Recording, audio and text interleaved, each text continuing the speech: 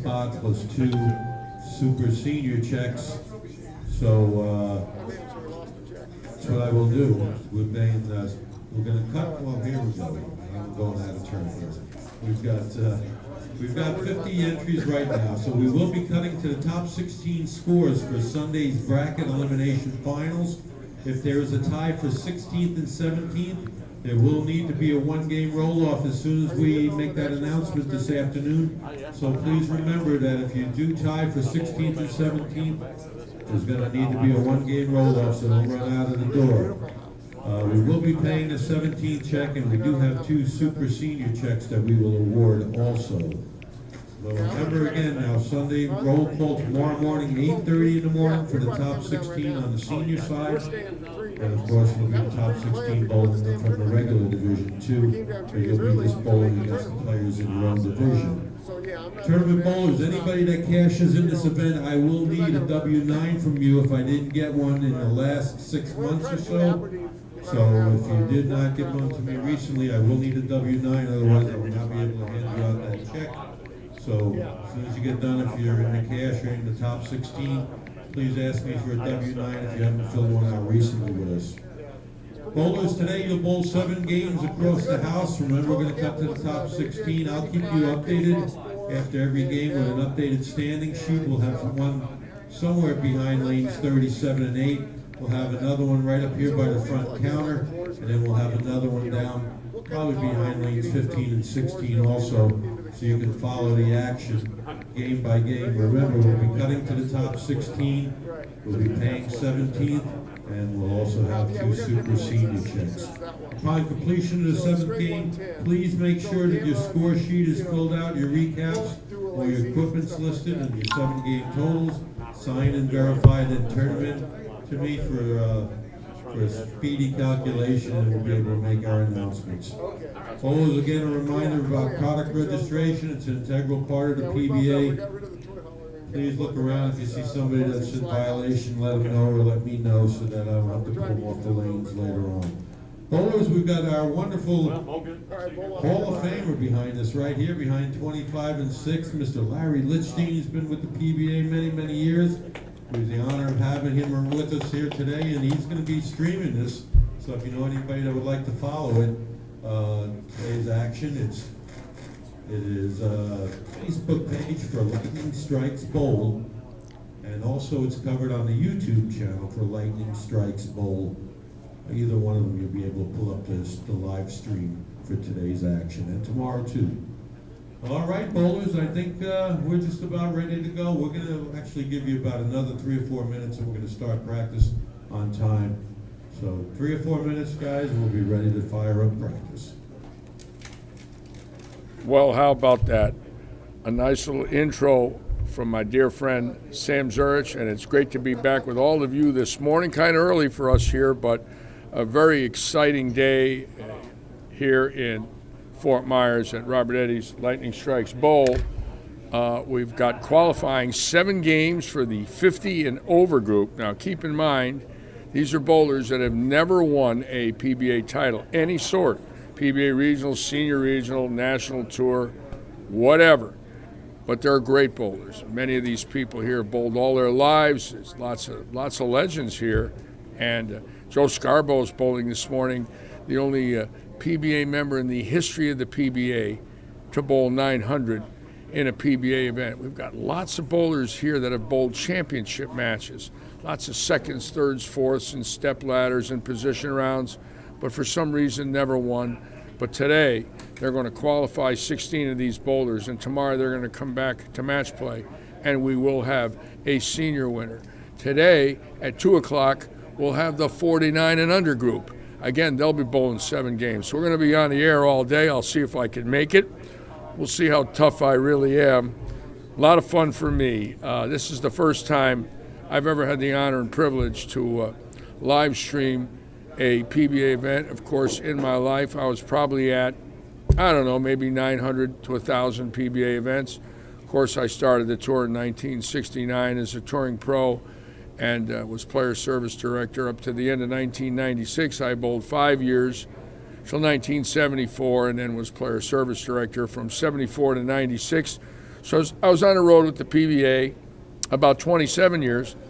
And then in 2000, I bowled for a year right after I turned 50. I wanted to go one more time in my life and travel the United States, which I did. I bowled 54 tournaments in 52 weeks in the year 2000. Had an unbelievable time, and bowled a tournament here in 2000 in Fort Myers called the Hooters Open.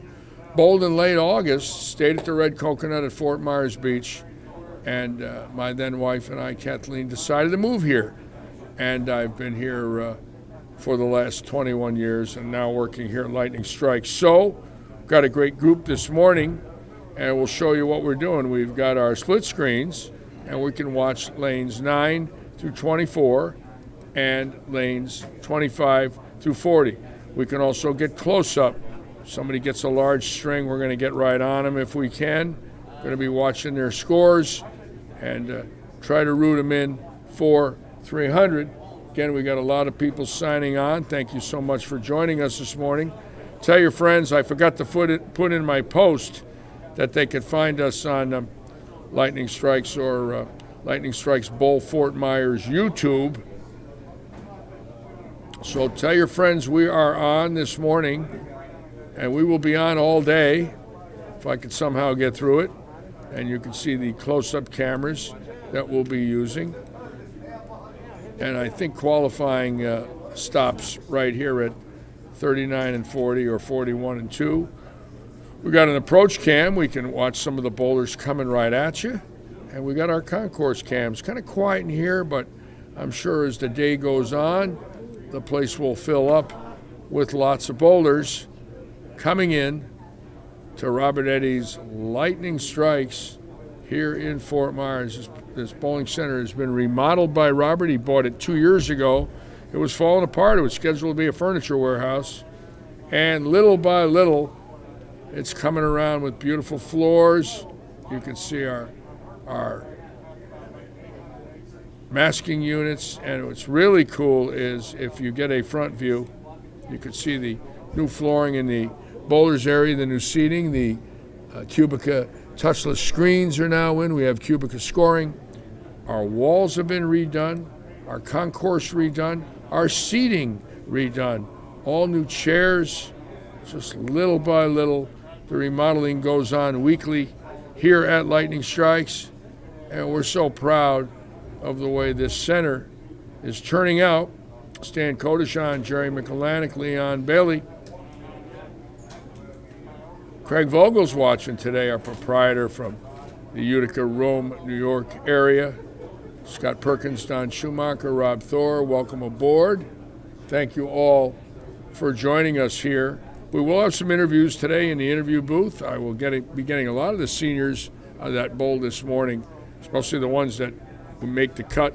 We'll have them in. We'll talk to them about their 7-game block.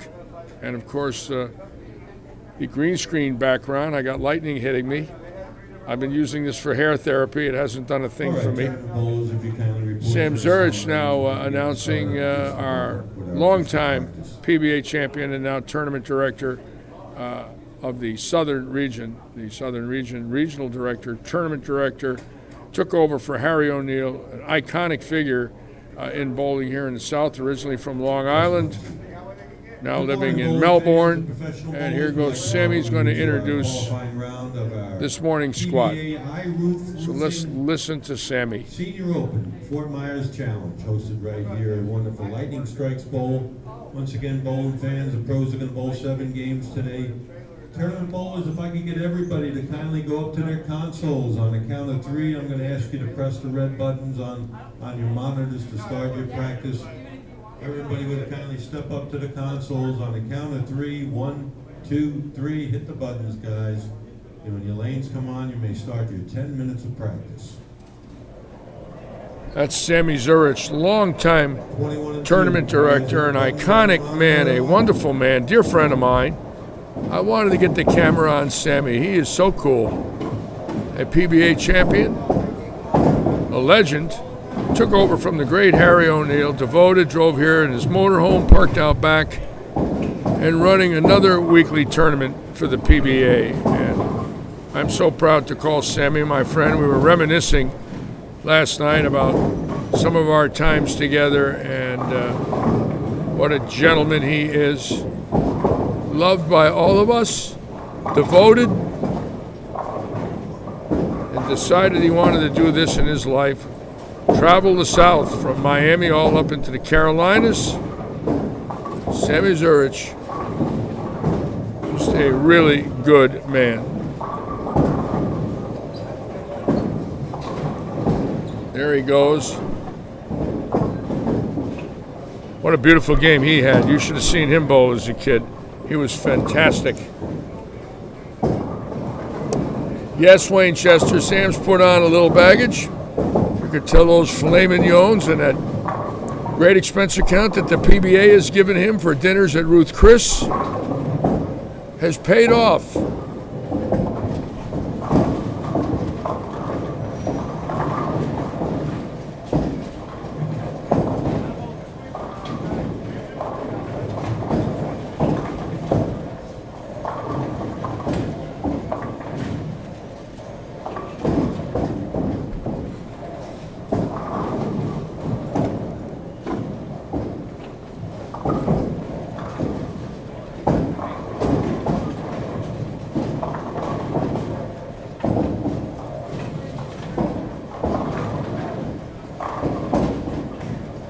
Of course, this morning, interestingly enough, there are some really great non-champions. And I find it hard to believe, quite frankly, that there are several people in here that have not won at least senior regionals or kids regionals in their lives. I was talking to Joe Scarborough yesterday, 6 second place finishes in regionals in his career. Chris Keene with 4. Got there, had a shot. But I know what it's like. That happened to me. In PBA senior regionals, I had 3 seconds. And on the national tour, I got close several times. But the highest I ever had on the senior tour, I bowled in 2000. I bowled 2 tournaments in 99. 8 tournaments in 2000. Of the 54 that I bowled, there was 8 national tour stops, senior stops. And 2001, 2 more, so that's about 12. And then 2 more in 2012, my last one. I only bowled 14 national tour stops, senior stops. The highest finish was 6th in Las Vegas, which was a televised event. I lost a position round game to Steve Neff. Had a 9th, lost that position round where they took 8 bowlers for TV, and I had a 9th. I was very disappointed in Brentwood, California with that choke job in the position round game. And a 12th where I missed by 50 pins at top 8. So 1 hit, 1 bad delivery, cost you TV, cost you a chance to win. That's how tough it is to win a PBA event. Now let's watch Joe Scarborough, this legend, the only man in 60 years to bowl 900 in a PBA event. One man. Look at that beautiful stroke on Scarborough. He's going to have to move in a little bit. Pretty dry out there on the gutter. My friend Steve Stein from New York, Steve Stein and I go back 40 years. Avid bowler in his life, and now living in Florida, Port St. Lucie. Many of these men have bowled since junior leagues in the 60s and 70s, and my hat's off to them. We're talking a lot of lifers here. We're talking people that have devoted their lives to the sport. Many of these men have owned pro shops, managed bowling centers, worked in bowling centers, been league bowlers, tournament bowlers. They might not be the biggest names, you know. This is not the national tour. This is a non-champions event. But many of these bowlers have bowled national tour events before they were 50 and after they were 50.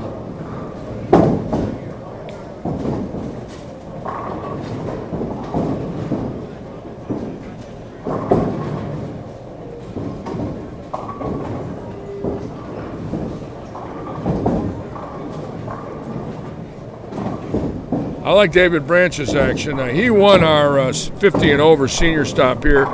He's from Oklahoma. Was an oil field worker. He throws the ball really well. I believe David Branch would have a good chance today to make the top 16 once he gets lined up. Dickie Grant out of Akron, somebody to watch, and Ralph Brunt right here. His dad was a touring player in the 60s. Ralph Brunt from Port St. Lucie right here, a fantastic bowler. And he's somebody today that will be a factor in my opinion. Ralph Brunt, son of a touring player who roomed with Billy Hardwick in the 60s. Ralph Sr. traveled Carmen Salvino and Dick Weber and Don Carter and Billy Hardwick and Wayne Zahn and Dick Ritker and the legends of the 60s. And my friend Jim Porter, who I had in the booth last night, just finishing his chemotherapy right there. Iconic figure, having coached in 20 countries. So when we see these men here, these are lifers. These are men that have devoted their lives to the sport of bowling. And it's an honor for me to be calling the action. Brendan Birch from Grafton, Massachusetts right there. My home area.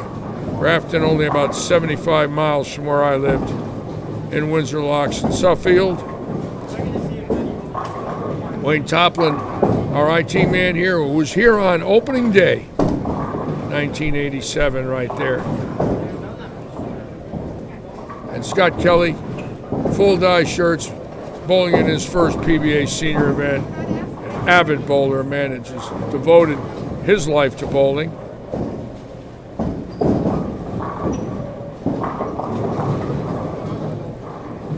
They might not be the biggest names, but take my word for it. Every one of them have the fire to win. And 16 of them are going to make match play. And tomorrow we will crown a champion.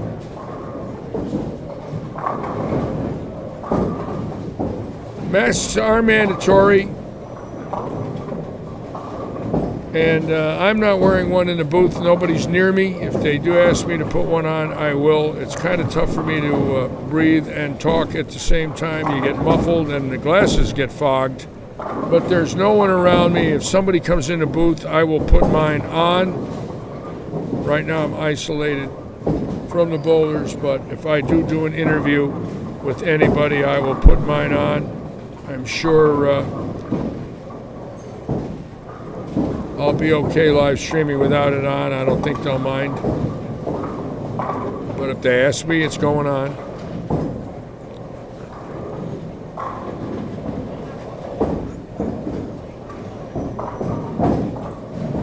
I'm trying to see if there's anybody I bowled here in a PBA regional match play. I did bowl regionals in 2000, 2001 in Florida, and 2012 I bowled two. I don't see anybody in this field that I believe I bowled. Again, I'm probably older than most of these guys. I'm 71. But I do know that I weighed many of these guys in on the national tour when I was player service director. There's several here. Julian Harridan right there. Julian Harridan that just threw a shot. That gentleman right there coming back at you. I know I weighed him in the Miami events when he was getting ready to bowl. And I'm sure there are several more here that I might have drilled some balls for. They came out to my trucks in the old days when they were kids.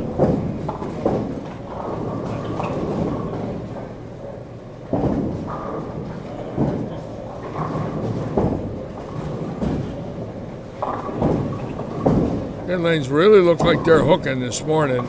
They're definitely got a little movement on them. It'll be interesting.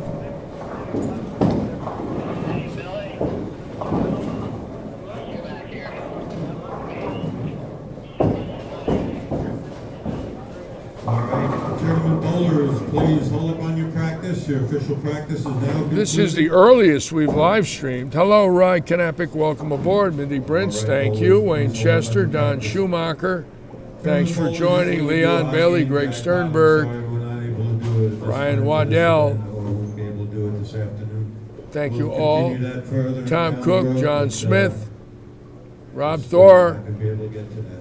Bowling fans, once again, we're going to cut to the top 16. We'll pay a 17th place plus 2 super senior checks. Tournament bowlers, once you're completed, please make sure your recap sheets are filled out and brought to me in a timely manner, and we'll get your scores updated. So after the 7th game. So bowling fans, how about sending off our pros with a great round of applause for these guys.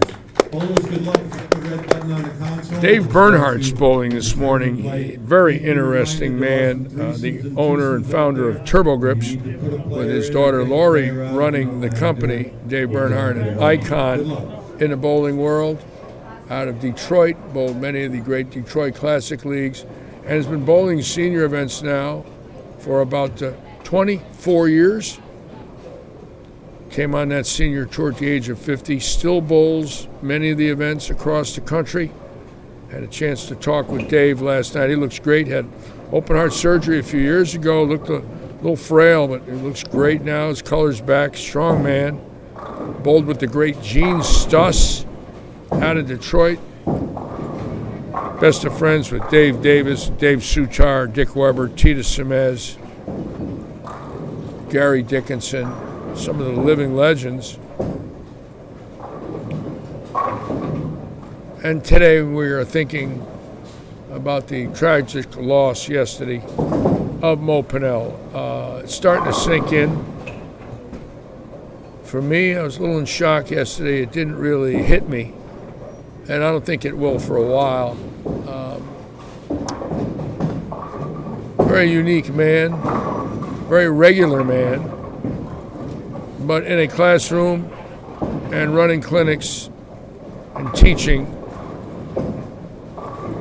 he was an iconic professor and a genius. But to look at him, just a normal guy, you know, long hair, never wore fancy clothes, looked like a regular dude.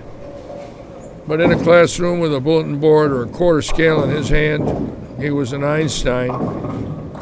He touched the lives of hundreds of thousands of bowlers worldwide. And I want all of you to know that I was honored and privileged to call him a friend. And I pray for his soul and his family today. Another tragic loss of an iconic figure and a dear friend of mine.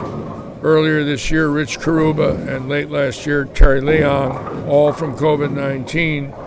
Terry Leong, a great bowler who moved to Las Vegas, was a proprietor in California, and Rich Karuba, a touring player who managed 2 hotel casino bowling centers in Las Vegas and became the national and worldwide sales manager for Storm and Bill Crispin, then retired, went to Mississippi. Hurricane Katrina destroyed his home, was homeless, lived with Randy Peterson for a while and Fred Borden, and a Vietnam veteran. So it's been tough. This rotten, miserable virus has touched us in the bowling community again yesterday. Mo was here in Southwest Florida 1 month ago working in Chris Keene's center. Chris Keene will be coming into the picture shortly. He's on 7 and 8 Lehigh Lanes. Mo was over there teaching, coaching, and a lot of our local bowlers put pictures of them and Mo on Facebook after he worked with them. I didn't go over there to see him. I was busy live streaming those days, and I missed him. Hadn't seen him in about 3 years, and wanted to see him. Figured I'd run into him. Did not think for 1 minute that would have been my last chance to see him a month ago. Bothered me today, too, that I didn't see him. and have the memory of a month old instead of February of 2018 in Morgantown. That was the last time I saw him and Monica. My prayers go out to Monica and their son. Mo was 78, Tom.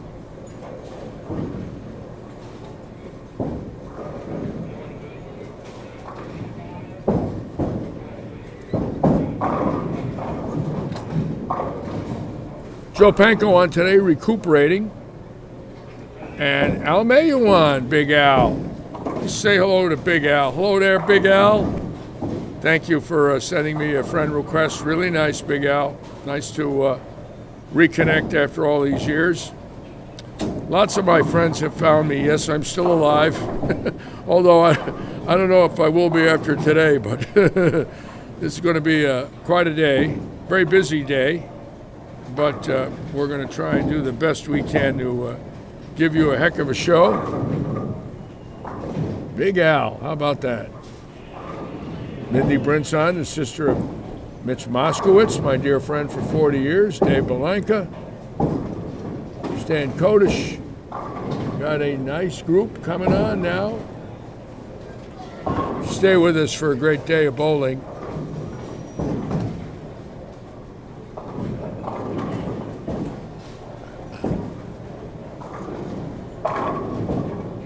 Mark, if you get a chance and walk down to the high end, will you ask them to have somebody bring me down a cup of coffee, 1 cream, 1 sugar? If I don't have coffee, I'm not going to make it. If you get a chance. I have to get the old coffee in me to, 1 cup is not enough for me at 9 in the morning, folks. Although this does bring me back to my Pro Tour days, where I was in that locker room at 7 a.m. weighing in balls and then running out to the trucks drilling them. Well, thank you, Chris Monroy. So nice to have you aboard, my dear friend. Frank Giannino on the Detroit Stroke. How about that? Got boulders on past PBA members and champions. Wayne Chester, a champion, on today from Australia. And Chris Monroy from the Worcester area of Massachusetts. Larry Hall from Iowa. Big Al, where you at, Big Al? Where you living now? I'm pretty sure it's the West Coast. And Harry Wright on from Sarasota. Friends from around the country, and thank you for joining us today here at Robert Eddy's Lightning Strikes. Normally I put the concourse cameras on. You see, kind of quiet in here right now. I'm going to move that one a little bit. Hold on.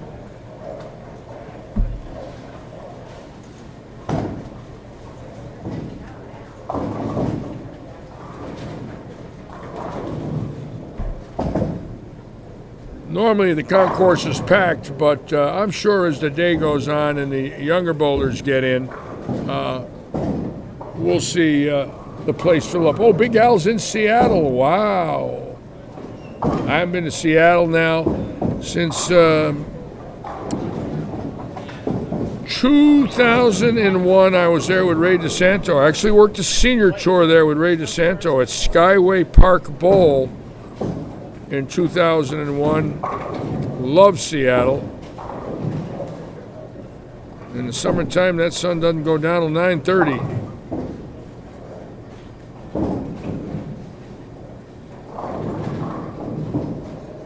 Debbie, the Detroit Stroke is pouting?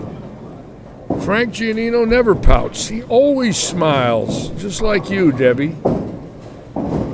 Two of my dear friends, the Gianninos. Thank you, sir. Mark Pulaski helping me out with a cup of coffee. Recovering from a foot operation. Nice to see him walking around this morning. Joe Panko on from North Carolina, who I've known 52 years, formerly out of San Jose. Joe Panko was there the day I won, the poor devil. had to listen to me talk about that now for the last year. And Al, you talked to the Pelican last night? About 3 weeks ago, Al, I posted a picture. It's hilarious. I'm sitting on my boat behind my RV. I have a small 16-footer.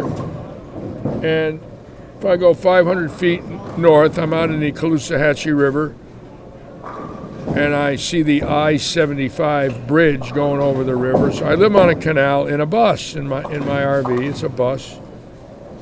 And I'm sitting in a canal, and a pelican comes up to the bus and gets in the boat and gets in the boat and sits right next to me. A pelican. And I took pictures and put it on Facebook. It was a beautiful, large pelican. And I talked to it a little bit, a little nervous. It started pecking at my sneaker. And Eric Forkel saw it in my post. And I told Eric the pelican and him had the same hairdo, of course. And Eric loved it. And I got about 400 comments on that picture. It was fascinating. And I showed the pelican outside the boat. Beautiful, beautiful bird. 6-foot wingspan on those things. I mean, they could fly coast to coast in first class. It doesn't cost them any money.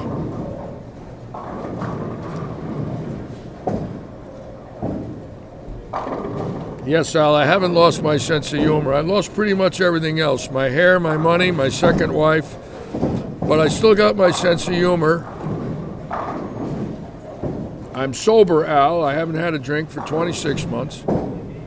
Most people that know me in here will tell you they have never seen Litchi with a glass of Merlot. I told the owner when he hired me, that's the one thing you won't see.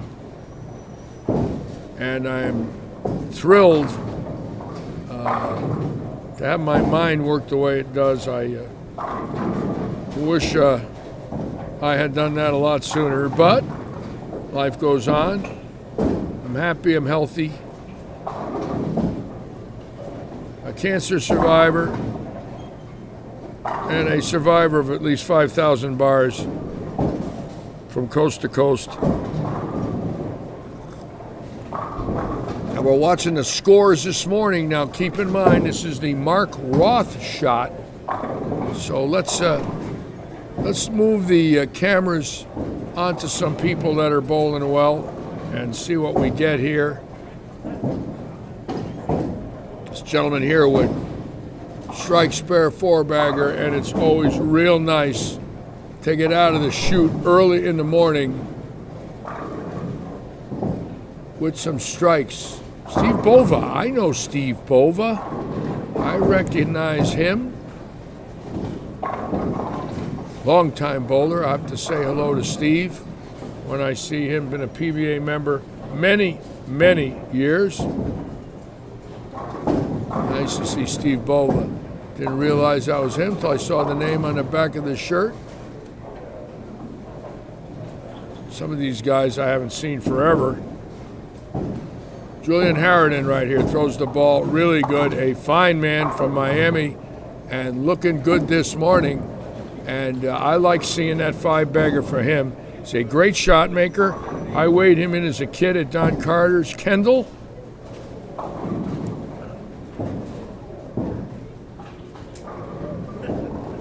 And we got 6 in a row here for somebody.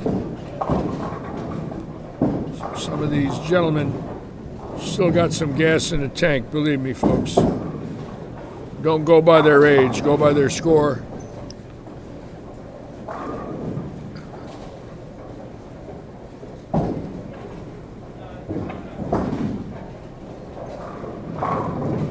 Oh, that's Ralph Brunt Jr., oh yeah.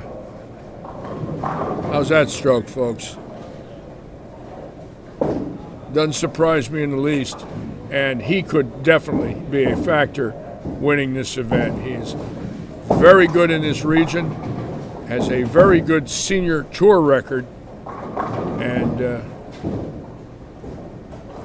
we're going to be keeping our eye on Ralph Brunt Jr., whose dad was a touring player in the 60s and early 70s, 55 years ago. It's a bowling family there. We're going to go back to Julian Harridan now. Going to watch some of these bowlers.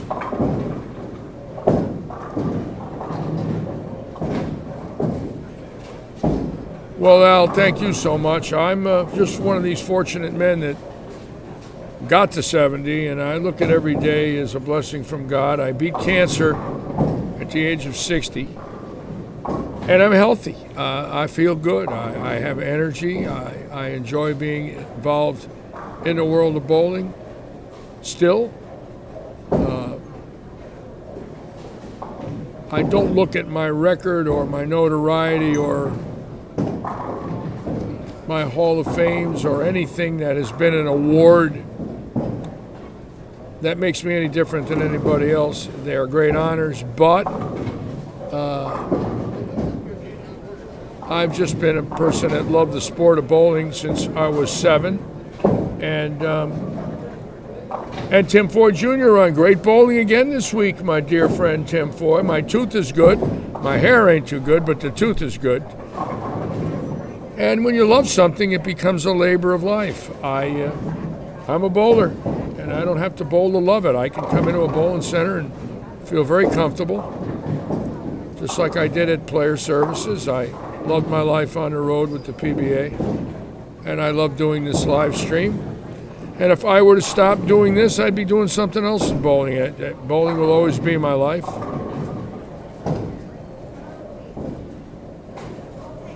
And Pedro Perez wants somebody from Miami to win. Well, that's certainly possible, Pedro. I was at Coral Gables yesterday, Pedro. I looked at a car yesterday on Northwest 23rd. I didn't like it. Yep, 21 and 2 with the front 8. And we got the front 8 here. Let's go here now. Let's watch Ralph Brunt Jr. Obviously a great player.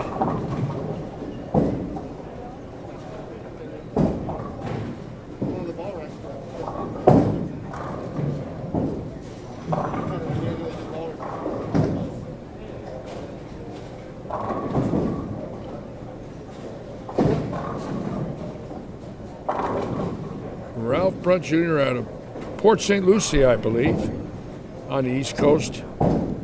He's got a nice game. Check him out. Oh, that got in a little. Yeah, we got that one left. Left off the hand. And we got the first 8 here also. So we've got some pheasant tracks.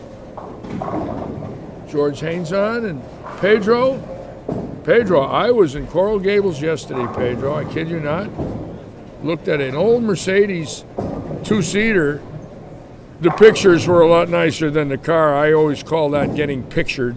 I think the guy showed the pictures of the car 10 years ago. What I saw yesterday looked like it was a sun-baked tomato. Hold it, hold it. Nope, got it in. All right. Mr. Varga with 8. Ralph Brunt with 8 in a row. So we've got some scores now. Obviously, some of these gentlemen getting lined up.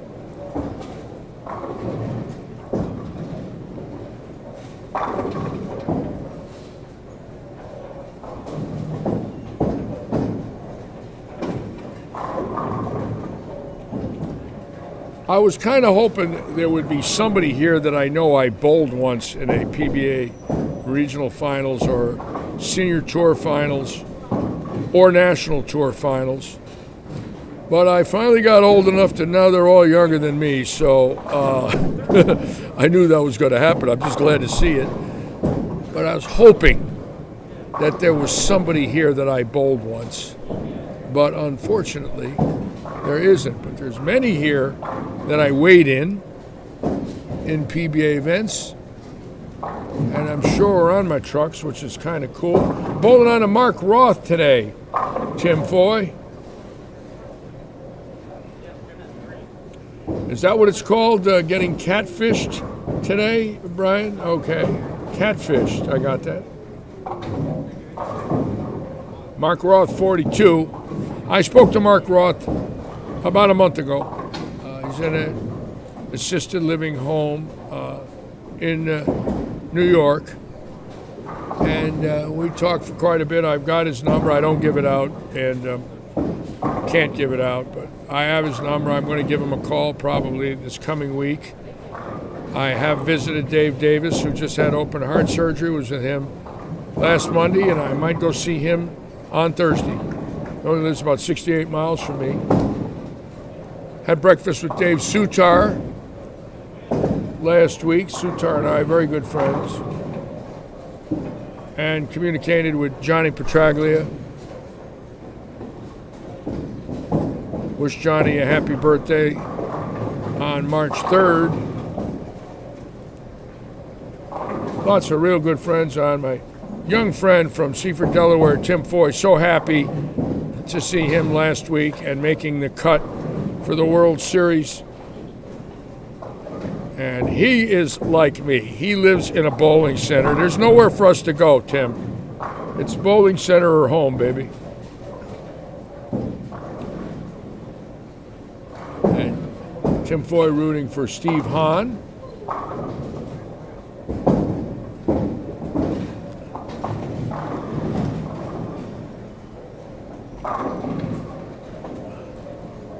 Let's watch Widmar Varga.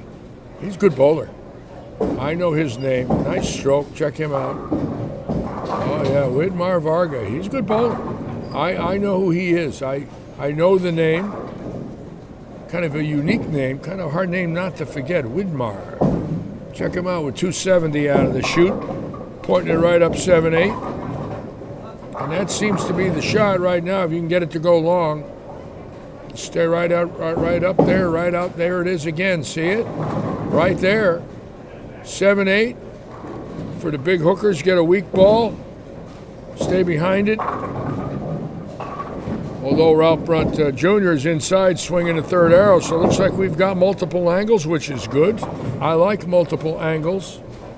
Now that we're getting an idea what's going on here this morning.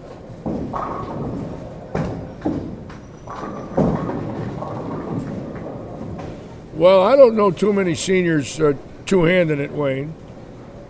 And as far as the lefties go, I'm kind of surprised. I thought there would be some more here, but one of those deals.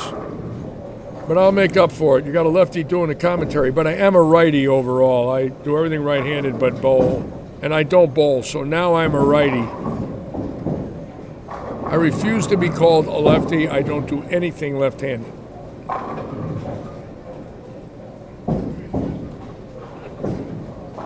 That one just faded there, so he's just yanking it up to dry, and it did not move. Very weak ball, doesn't have a lot on it. So obviously there is a shot out, a lot of friction, and I like that.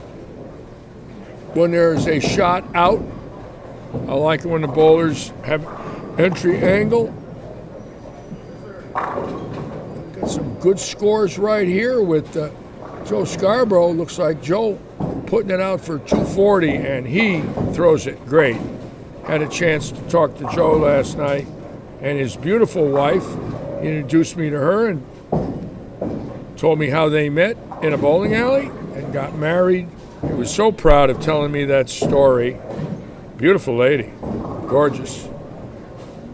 Good-looking guy, too. He's really good-looking couple. Look at him throw the ball at 59. He's still got it, folks. I'd love to see him win this event. You can imagine how proud he'd be.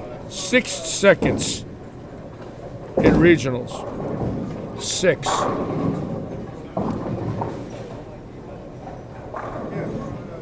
And look at his pair with Varga and the gentleman right behind him.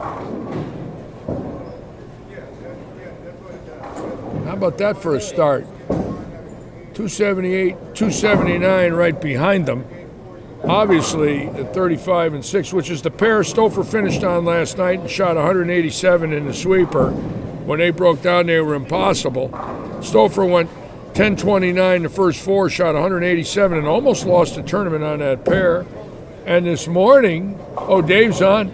And this morning, David, 35-6. Look at the scores on that pair tonight or this morning, bro. They're not broken down now. Great bowling last night, Dave. Good luck today over there in Tampa. Look at the shot now. Oh, my God. Look at these guys. Both with 278s on a pair that Stouffer struggled on last night. Yes, this is a non-winners event, Joe. Obviously, if you win, you get a PBA title. A regional title win, but it is a non-champions event. Yet there are some guys here that you wonder how, like when I see Chris Keene, Ralph Brunt Jr., Widmar Varga, and Joe Scarborough, just to name a few, I have a hard time believing that they've never won.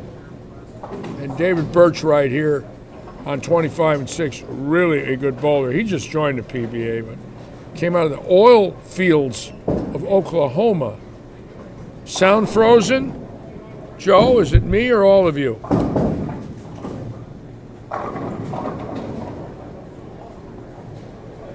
Have I lost sound, folks? Please tell me if I have. Okay, don't get me scared, Joe, please. Please don't do that to me, Joe. Joe, why do you give me nervous reactions? I was ready to jump up and down and start screaming.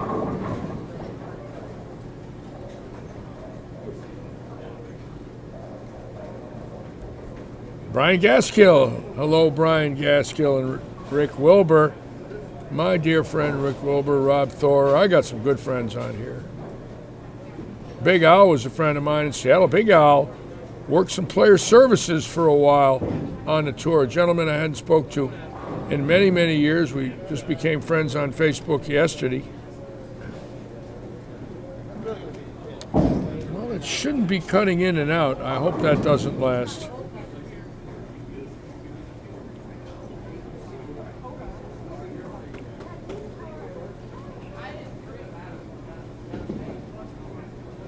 Winchester, 130 in Australia. My God, that's crazy. Different time zones. When I won in San Jose, I was in the lefty time zone. That was exciting.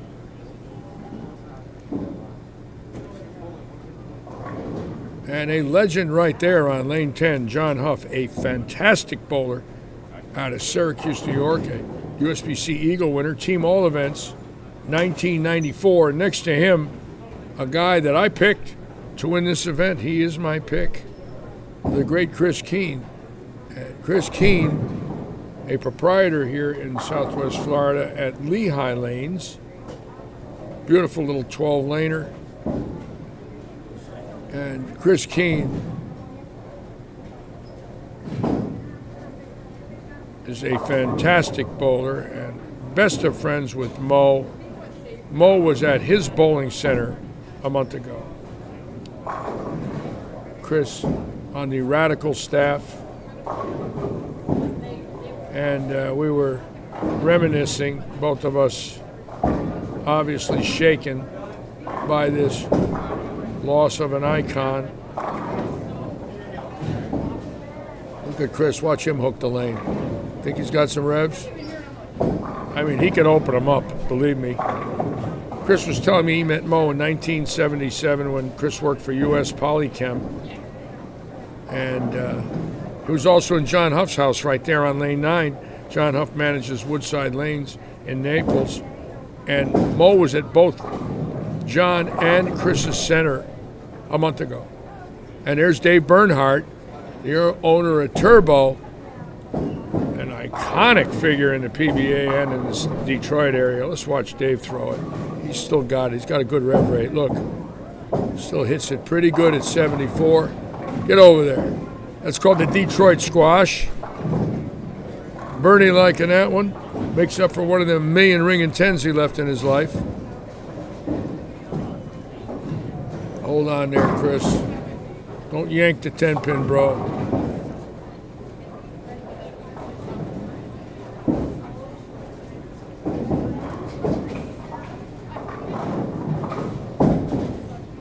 And again, we got a nice group on this morning. Thank you all so much for coming aboard. And as the day goes on, the kids will be here at 2. Bill Plunkett on. Hello, Bill Plunkett. Welcome.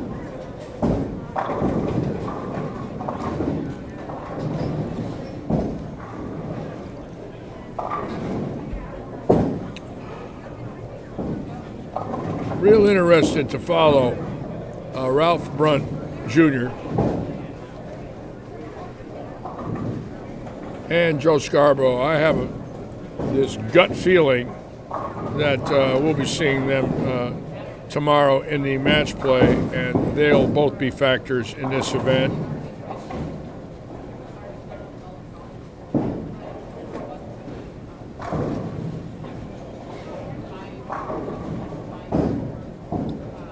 For those of you that are watching, Joe Panko, best of friends with Don Carter, Dick Weber, Johnny Gunther, Pete Tonis, Wayne Zahn, Dick Ritker, Nelson Burton, Dave Davis, Billy Hardwick, Harry Smith, Glenn Allison, Joe Panko, friends with the greatest names in the history of bowling. And Joe and I became friends on Facebook. I've not seen Joe in 35 years. But I plan on stopping in North Carolina to see Joe this summer. Hopefully by then he'll be walking. 7 games to qualifying today, Joe. We re-oil. I'm going to take a little break when we re-oil, close my eyes out in the car. I always take a snooze in the afternoon. I ain't getting through today without a snooze. Forget it. If I don't get my hour nap, I'm toast. Wow, look at the revs on that guy. Is he 50? I want to see his birth certificate. Boy, does he get on it. Did you see that? Look like a kid.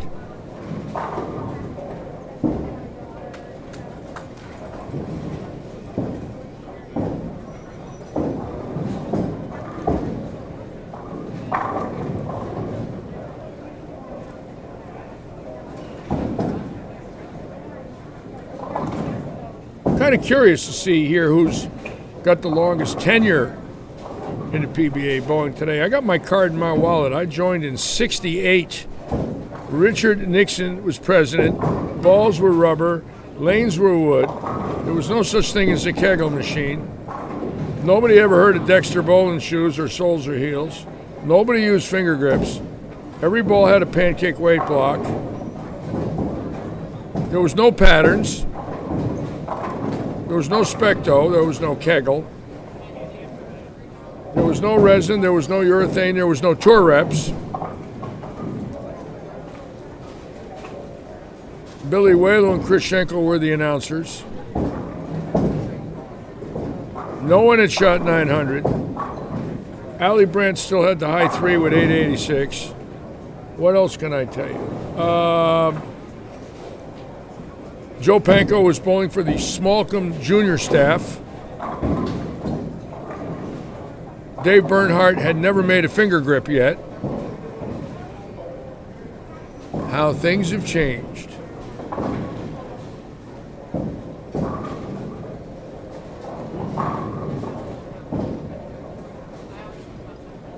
Get over there. That a boy, Bernie. Bernie throwing it good today. I love it. His game looks good. He hasn't bowled much in a year.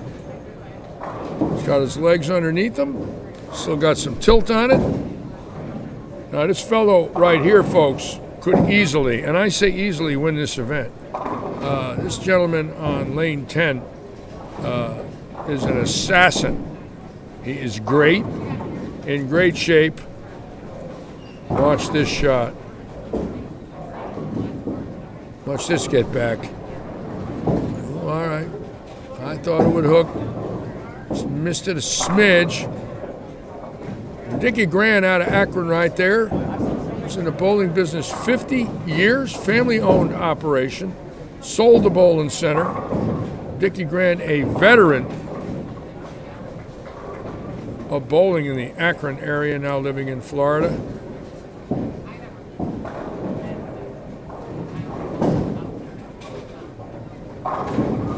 And we're just going to keep going up and down the ladder here.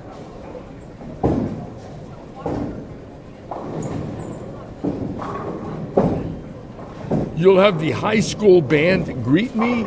Joe, are you all right this morning? A high school band greeting Litchi? Usually it's the state police and the IRS. God, a high school band.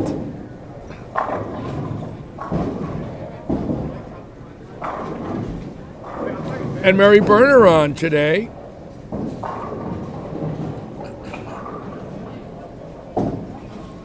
Mary Berner, our great tournament promoter and tournament director for 99% of our events here. The only ones she's not involved with are like a PBA event or the Florida State tournaments, but other than that, she runs them all.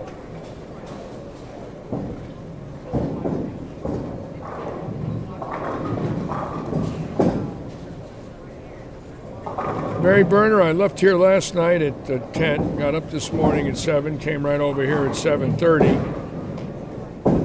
And between last weekend and this weekend, Mary, just for the record, Mary, I'm not working next Sunday. Unless you tell me I have to.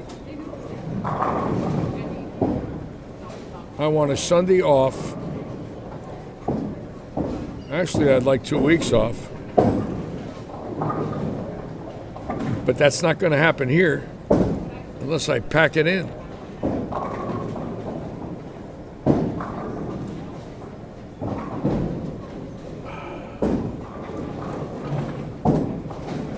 Joe Panko was very good friends with Arnold Palmer, Clint Eastwood. How's that?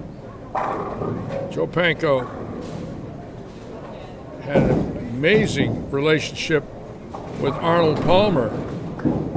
And can you imagine actually being a friend with Arnold? Seemed to be the nicest man in the world. I was sad when he died. I was never been a golfer, but he was such a part of my life and all of us. Played golf with every president, I believe, from Eisenhower well into this century, I believe, that played golf with the second George Bush. I don't know about Obama, but played a lot of golf with a lot of presidents. Eisenhower loved golf.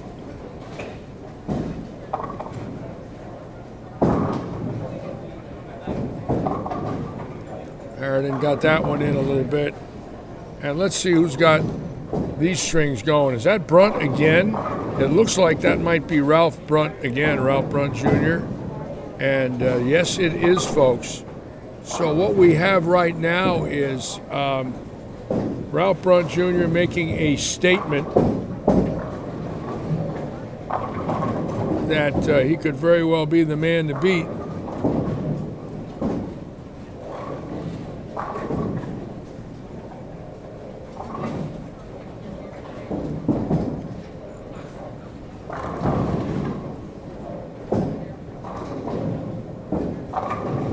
Ball coming right around the corner, and he is tough, folks. And he is going to be a factor here. There is no doubt about it. Ralph Brunt Jr.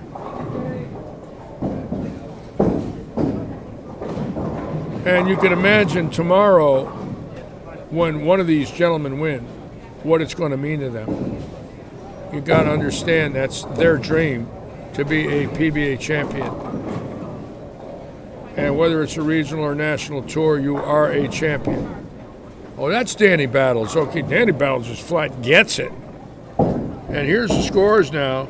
Danny Battles in game 1, 279. Widmar Varga, 278. Dwight Tucker, 278. Ralph Brunt, 276. Scott Thompson, 268. Brendan Birch, 256. Howie Crowder, 251. Dickie Grand, 248. Wow, look at Danny Battles. Does he catch it or what? Oh, boy. Good luck bowling him tomorrow. Is he 50? I want a driver's license on that rev rate. Anyways, big scores right now.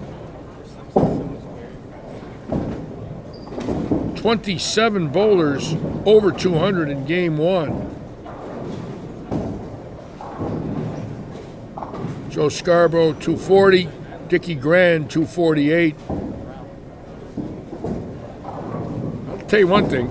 Don't want to bowl Howie Crowder and his daughter Ashley and see what little father and daughter action does right there. You guys have ever seen her bowl? Unbelievable. Her game is flawless. Howie's been her coach. And we've had her here many times. I've talked to her. She's great. Howie's great.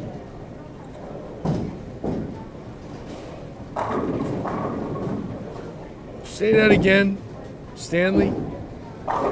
Danny Battles has 2 Super Bowl rings?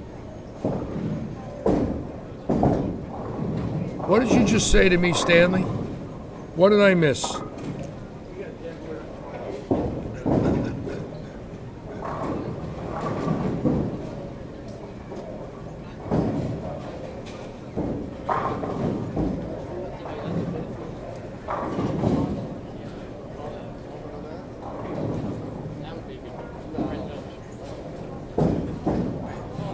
And again, very big scores. Danny Battles is a pro football player who played for Tampa Bay. Oh my God, I had no idea. I'll be a son of a gun.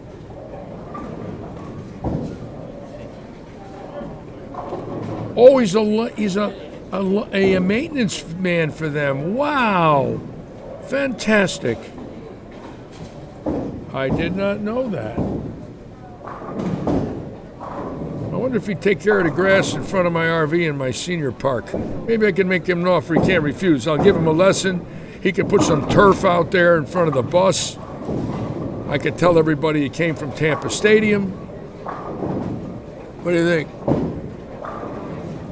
And Chris Keene, the strike machine, watch out for him.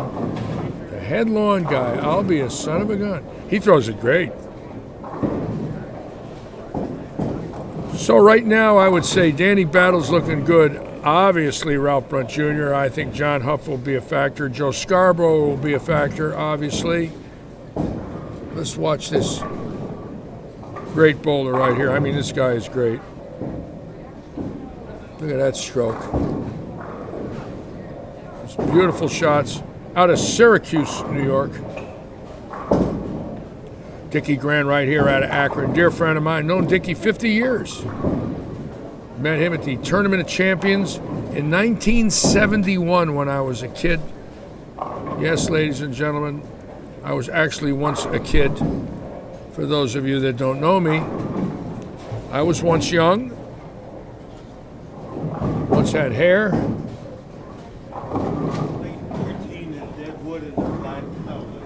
We're going to go right to 25 and 6 and watch this now. Check this out. Got some pheasant tracks. This is normally our finals pair, our stepladder pair. It is a tough carrying pair unless you are over the age of 50. Obviously, they have found the secret, and that's Ralph Brunt coming up right now, who out of the chute shot 276, and it looks like his average isn't going to drop. So Ralph Brunt now from Port St. Lucie taking charge of this event very early.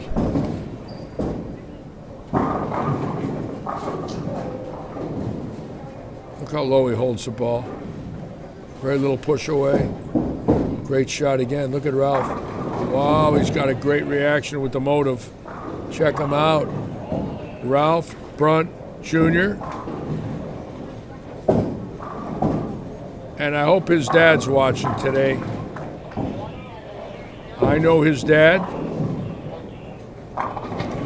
His dad was one of the very few bowlers that when smoking was legal in a PBA bowling center, he had one of those extensions. What do you call those things that you plugged a cigarette into? So when he smoked a cigarette, it looked like it was 6-7 inches long. And he looked kind of debonair doing that. He was the only bowler on tour that did that smoked with one of those, what do you call those things you plug a cigarette into? This is back 50, 55 years ago.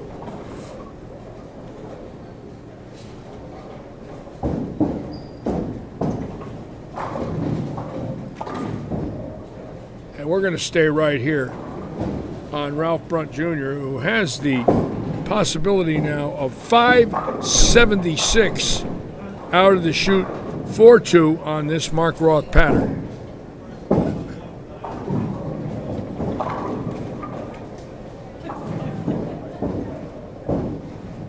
Yes, Bobby Sense.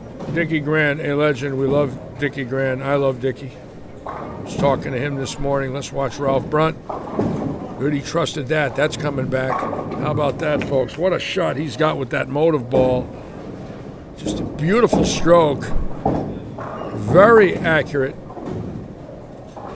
And again, hard to believe he's never won a PBA Senior Regional or a senior event. I've seen his name many times in the finals.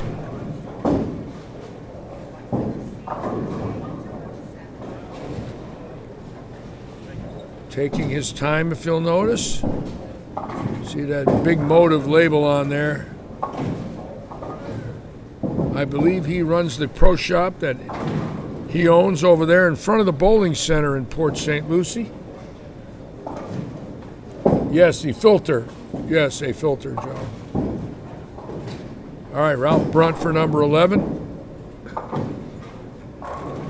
And the bowler he's bowling with can go out for 279 and finish second high on the pair right now.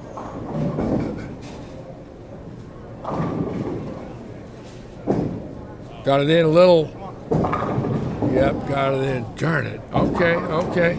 Great game, great start. 284 actually is a unique score. Now, 284 is the interstate loop around Hartford, just for the record, folks. If you're into the interstate highway system, 284 will take you from Windsor over to South Windsor, crossing the Connecticut River. And there it is, a sanctioned 284. What I love about 284 is there's no toll. You can get over it for free. Stanley Kodish laughing. Stanley, why are you laughing? The man just went 6-2, Stanley. Why are you laughing? It's not funny.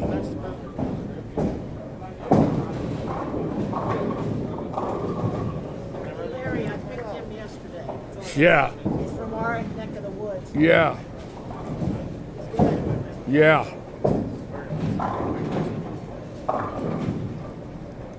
Let's start up the high end, see what we got here now, and we'll go down to the left. We'll just move them right down and watch the scores.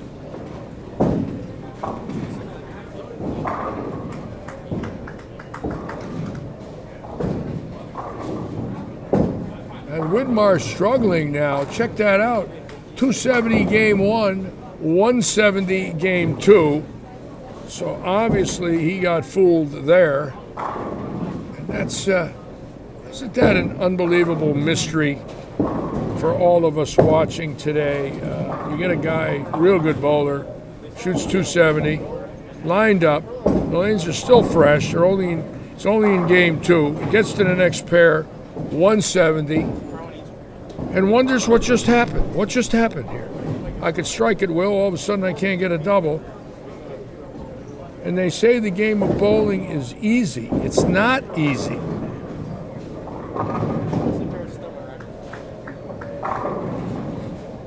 It's relative.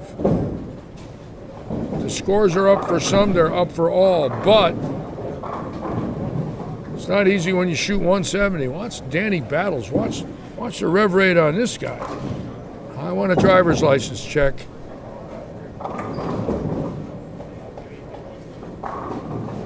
Wow, what a release. He throws a truck. Beautiful timing. Check him out. I would not fool with him even in my prime. He looks good. Danny Battles.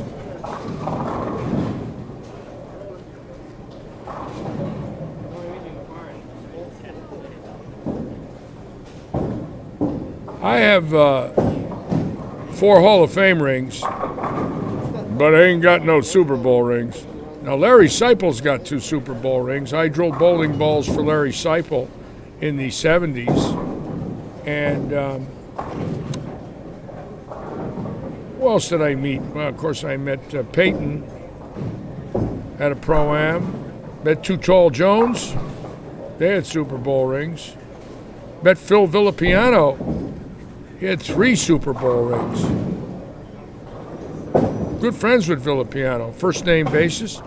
77, 80, and 84 Oakland Raiders. Middle linebacker for John Madden and Tom Flores. Stanley Kodish bowled with Larry Seipel in league. Now I know why Seipel retired from bowling, Stanley. Stanley, 36 weeks with you in league was enough to put Seipel into retirement, Stanley, just for the record.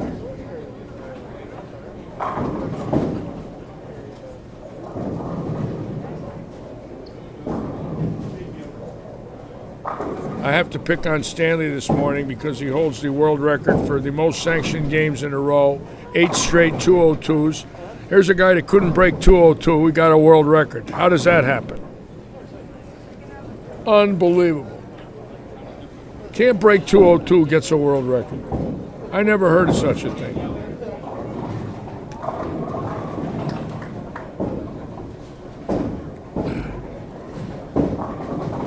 Imagine Chris Schenkel and Burton saying, oh, there's Stan Kodish, ladies and gentlemen. He's in Guinness's World Book of Records for 8 straight 202s. Oh, my God. Bova's, he got an orange motive too, Steve Bova? Don't tell me that orange motive is looking that good on these drier shots. Let's see if that's an orange one. And it is. Now, isn't that interesting? So the orange motive on this pattern between Brunt and Bova, both the last names starting with B, the B&B boys, are throwing telephone numbers with the orange pumpkin motive. Interesting, but true. Yes, Steve Bova from New York, I know that. Kevin, I know he's a New Yorker. He was on my trucks. I know Steve. I might have bowled some senior regionals with Steve. I'm going to say hello to Steve when we're done. I'm glad he's bowling well. Long-time bowler. Beautiful shots. Nice game for Bova. You can bet he'd love to win today. He's probably been a PBA member 40 years or more. And this man right here would love to win. Look at a beautiful, beautiful follow through and balance at the line for Dickie Grand. They're throwing Venom recoils. Those Venom recoils look great. Mike Anthony Maribel. The Venom recoil. I love the Venom shock. Great, great ball. Drilled a lot of them when I was in Morgantown. You know, I was still drilling actively until 2018. I built a shop there. They never had a shop in that place. It's a 24-lane house. Never had a shop in there. Year one, I only grossed 180. The West Virginians found out who I was, and then they gave me a little moonshine to boot, and I really liked it. I could sip that moonshine.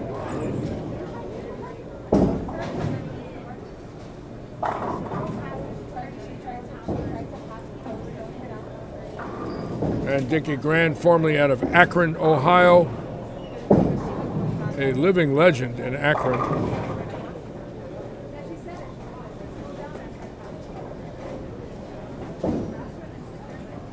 Again, we got a very nice group on this morning. Thank you.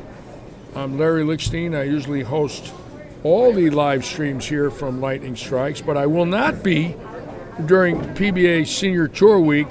Flow Bowling has the rights, and I'm glad. I want a week off. I want to walk the concourse and socialize with our locals.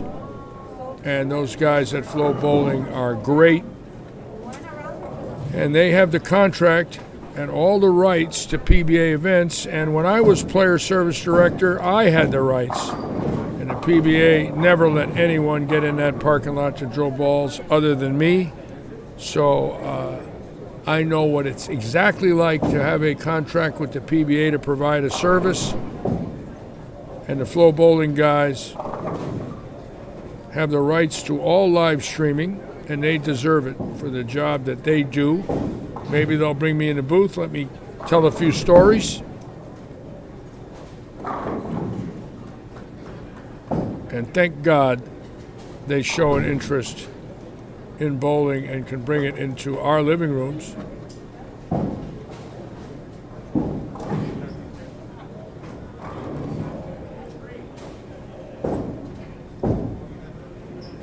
Yeah, when I heard, most people might think, well, Larry was upset. He didn't want to, I won't let him live stream. No. I thought about it for about 2 seconds. I said, that's great. I got a free weekend. Thank you. Let them do it. Let's watch this wonderful, wonderful man, Jim Porter, formerly of Seattle, now coaching in the Miami area, coached in 20 countries. Just a gem of a human being. Beautiful game. Look at a stroke on Jimmy Porter. Hold it. Attaboy. Coming off of chemotherapy for 2 years. An articulate, wonderful man. I could become best friends with him overnight, if I'm not already. Just an angel who's devoted his life to bowling.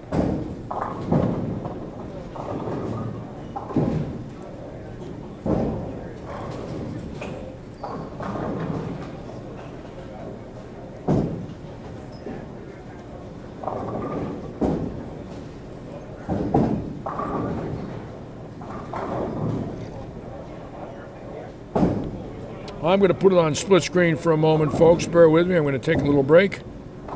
Be right back.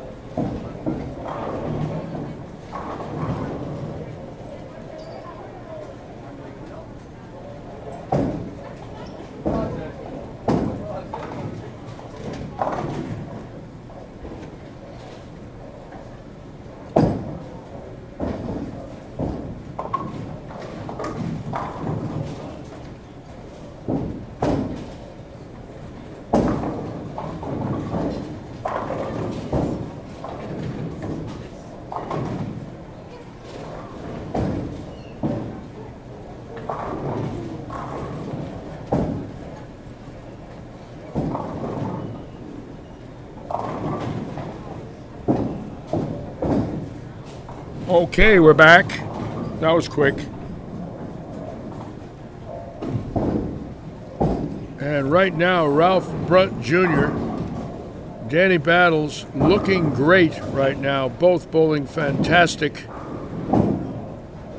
Whitmar Vargas with a bad second game after getting out of the box with 270. We'll have the scores for you shortly.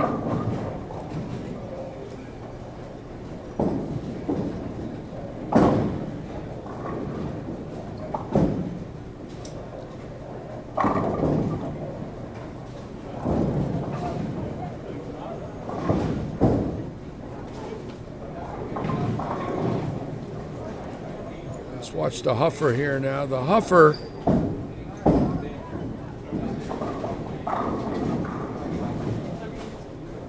now became a bowling center manager at Woodside in Naples. And the Huffer worked for Publix many years as a general manager of one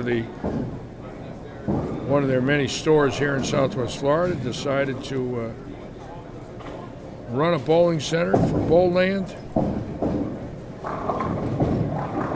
PBA Senior Tour was in that house in the 90s.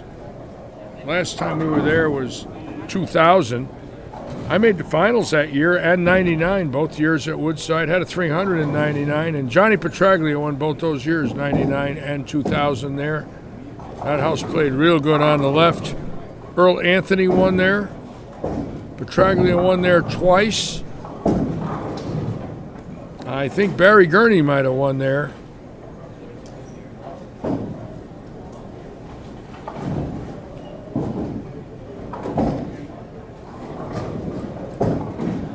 Howie throws it great. Long-time bowler from the Miami area. Great to see Howie still. I remember weighing in Howie at Don Carter's Kendall many years ago. Weighed in Steve Stein and Dave Bernhardt when I was player service director. Those guys were on my trucks. That I could tell you. Never bowled against them, but they were on the trucks. Getting balls drilled by Litchie. Chuck Jennings, hello, Chuck Jennings. Yes, Kelly Everett.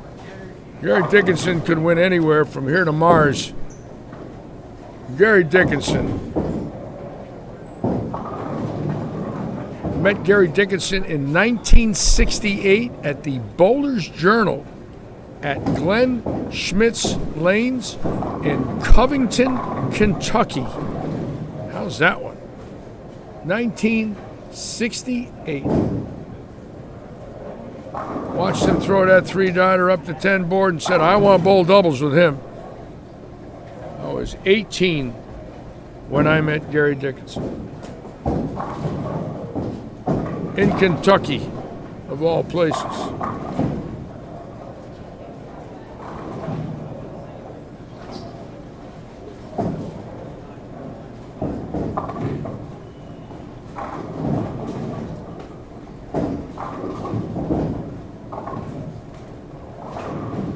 Also went to his house on Azle Lake, outside of Dallas, in the 70s. He had a beautiful home on a lake, and I went there and plugged my old bus in, and me and Ann and Michael spent 2 days at his home there.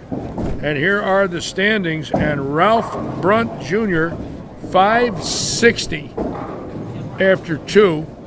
Danny Battles right behind him at 5 1/4. Scott Thompson from Sumter, South Carolina at 506. And Steve Bova out of Hillsborough Beach, Florida, 494. Luis Lamar, out of Miami, 494. Dwight Tucker, 492. And Dickie Grand, 482. Al Mountcastle, 482. Domingo Castro, 480. Mike Houts, 468. Mike Preston, 459. George Litwin, 456. Jerry Marcus, 451. Joe Scarbo's at 442. John Huff, 438. Dave Bernhardt bowling good today, 423 in the hunt. Big scores. Brunt Jr. killing him with that orange ball.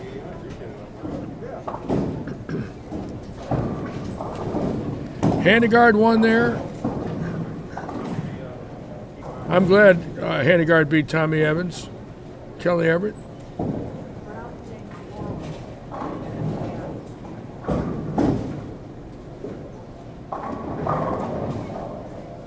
Tommy Evans left a legacy amongst his fellow PBA members and staff. Kelly Everett is the only pro bowler that never smiled.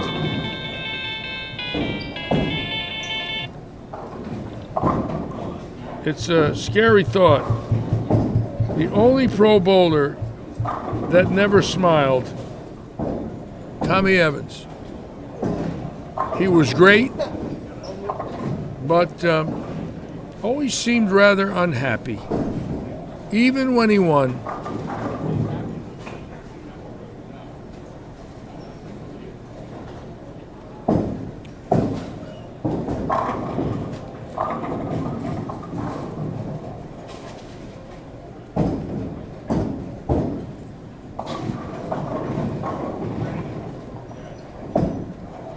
Porter still throws the ball great at 69, coming off of cancer. Unbelievable. Let's watch this. We switched balls, went to something a little more aggressive. See that? That came off the spot really hard, and that surprises me. And again, you know, I don't second guess these guys. They're still active. But he goes 270, 270 with the pumpkin, and all of a sudden went to the blue ball, and that thing boomeranged when it hit the dry. But then again, I'm sure he sees something there. We had to make a move, and I don't second guess that. But all of a sudden now, 61 in the fourth with 2 splits. So Ralph's got to rethink how he's lining up a little bit, obviously.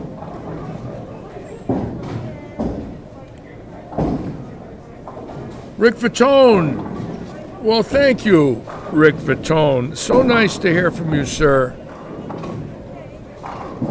And thank you for those kind words.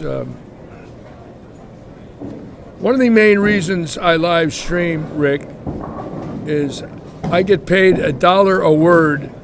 So my philosophy is not to shut up, not to breathe, and just talk.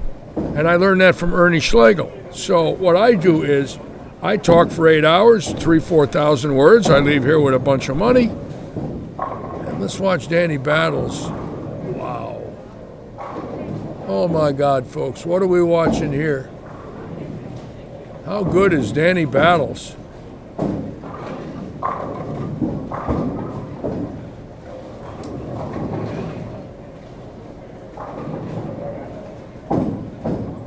Scott Perkins, you like that? Thank you, Scott. Yes, I try to keep it rather loose here. I guess I'm entitled to do that. But I always, and I mean this sincerely, I always try to be very supportive of, regardless of who the bowlers are. I mean, I live stream 9-pin no tap and a mixed league here, and my philosophy is we're all the same. And the reason I say that is when we step on the approach, every single person has the same thought. They want to strike. The only difference is some strike more than others. But we all love to bowl. And I got people here that when I live stream them, you know, they average 140 and they go home and they watch it, their kids watch it, their parents watch it, their grandparents watch it, their sisters, their friends, relatives. And for me, that's the best part of all is I got a lady up in Port Charlotte telling me that her whole family watches her son bowl on Wednesday night from Cincinnati. I said, yeah, okay, that's what I want.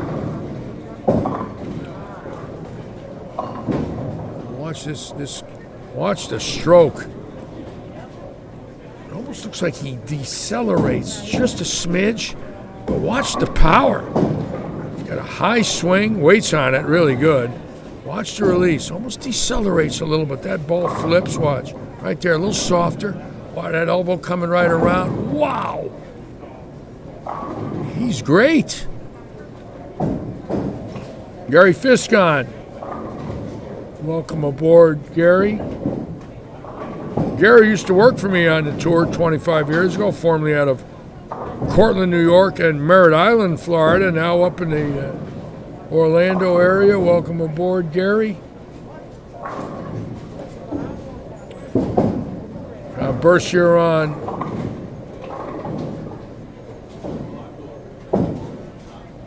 Russ Mashad out of New Hampshire. New Hampshire, Russ?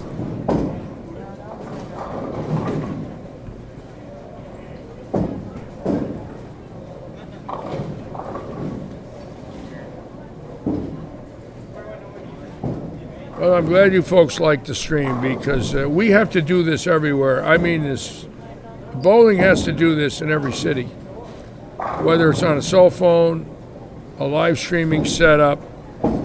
This is what we have to do, all of us that love the sport. We have to get it in people's living rooms on their cell phones and laptops. It's important. And the reason is bowling is in trouble. And anybody that tells you it isn't is not being truthful. It is in a lot of trouble, and the people that love it can change it just by simply letting people know it is still there, it is still healthy. It's not an arcade game, it's not a boutique, it's serious bowling. And those boutique owners and arcade owners don't really care too much for this game that we're watching today. So we can say that, and I don't really care what they think. I'm not here for them. They don't do anything for bowling. They don't do anything for league play or tournament play.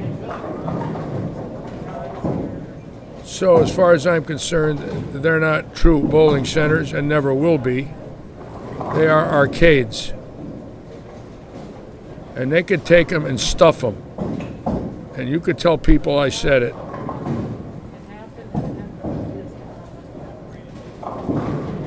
I like bowling centers, leagues, tournaments, places where there's pro shops, coaches,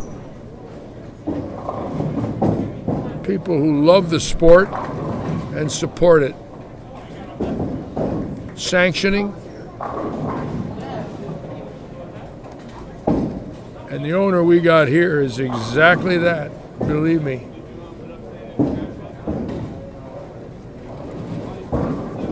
Jim Argion. Jim Argy loves the sport of bowling. Larry Stella loves the sport of bowling. I think all of us can take the attitude that we can promote. There are plenty of facilities. Now, don't get me wrong. I have no problem with a proprietor, having birthday parties and bumpers and ramps, because kids need to be involved in the world of bowling. What I have a problem with is these places that don't oil, don't have a pro shop, don't have leagues, don't want leagues, tell you to take your resin balls and leave, won't give you a good price, look at you like you're a foreigner from another world if you come in with 6 balls. I don't like those places.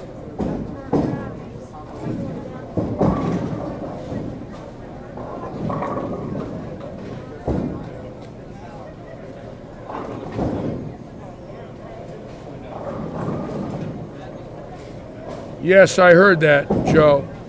I heard that. That's that fella from New York, Cox, doing that. He's going around New England selling those string games to people. And he's good at it. And I'm not in love with that game. They can have it.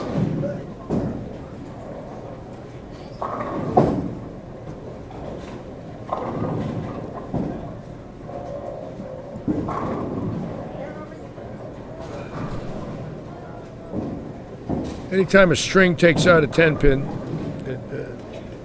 or a string helps you make the 2-8-10,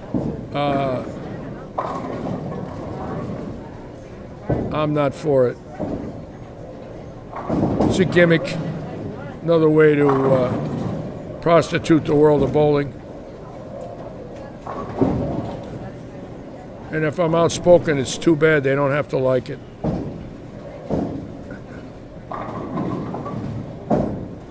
Freedom of speech. I guess you're allowed to do that still.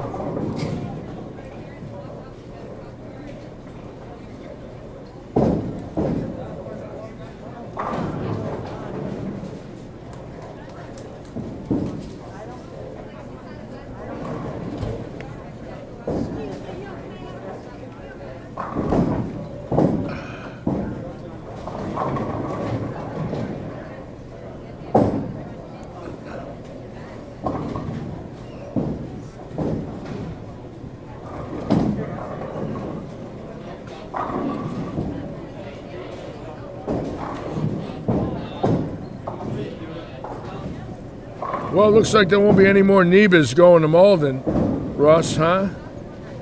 Those are over.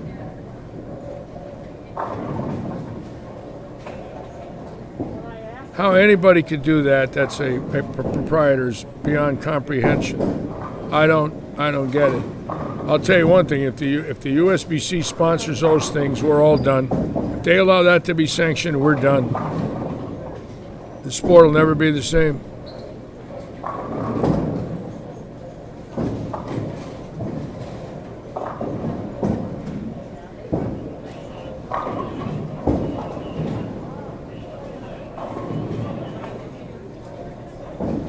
Okay, the scores right now. Let me find out if tournamentbowl.com is putting these scores in. Give me a moment.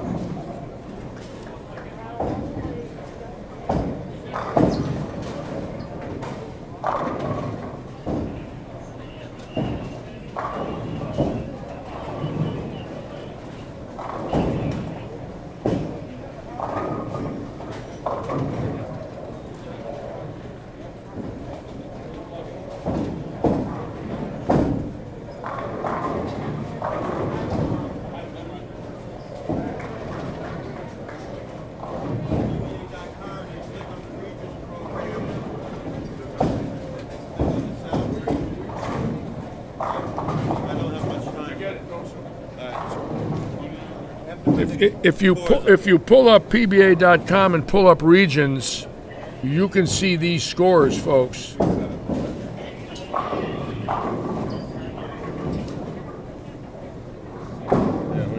Sammy Zurich, tell the public here how to get the scoring. All right, Larry, it's pretty simple. You just got to go to PBA.com. Once you get there, you'll see some tabs up at the top part of the page. You click on the regional program. It'll be right under the national tour. It'll say PBA Tour on Fox. You get in that area, then you click on it. It'll drop down it'll say regional program. Once you click on the regional program, you click on the South region. Then you'll find this tournament, the PBA 50 I Roof Fort Myers Challenge.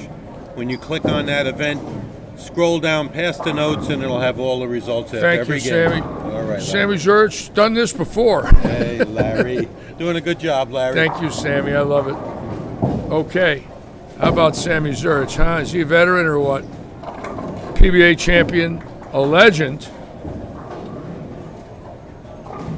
Scott Perkins, string bowling is pins that are attached to strings, and they're set up by hanging them down.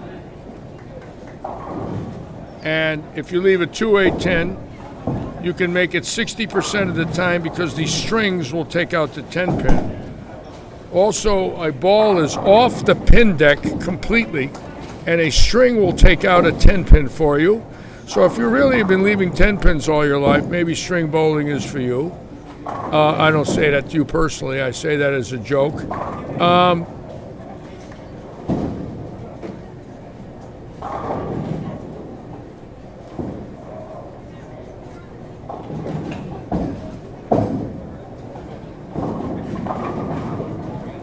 And for those of us that are loyalists, we have a right to our opinion, which is that game is a joke, an absolute joke. And if the owners of it don't like it and the promoters of it don't like it, I don't really care what they think. I got the microphone here, it's mine. And I didn't get in the Hall of Fame for string bowling. Take my word for it. And I don't think anybody else will either.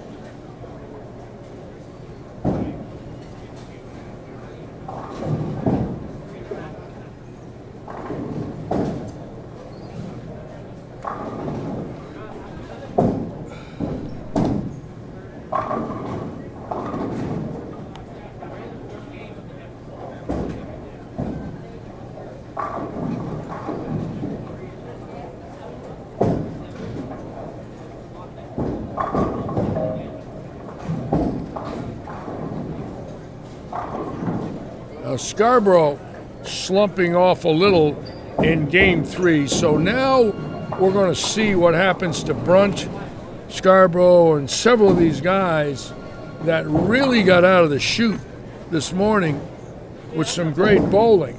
Now keep in mind, this house does transcend quickly. And I got to figure games 5, 6, and 7 could be, for these bowlers, a very tough endeavor, but not for Dickie Grand. I'll tell you what Dickie Grand's got. He's got end over end, a lot of ball speed, and he's extremely accurate.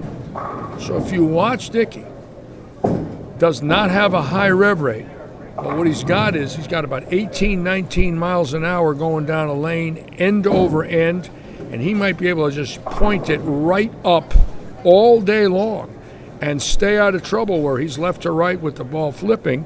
He doesn't have a lot of tilt. He might have a secret shot here. Watch this. Right there, right up and at him. And again, he's good. As you can see, this is a veteran. And he could very well be a factor, especially when this place toasts out. And when these heads go in this house, believe me, the big hitters have a problem. So we'll see. 7 games of qualifying today.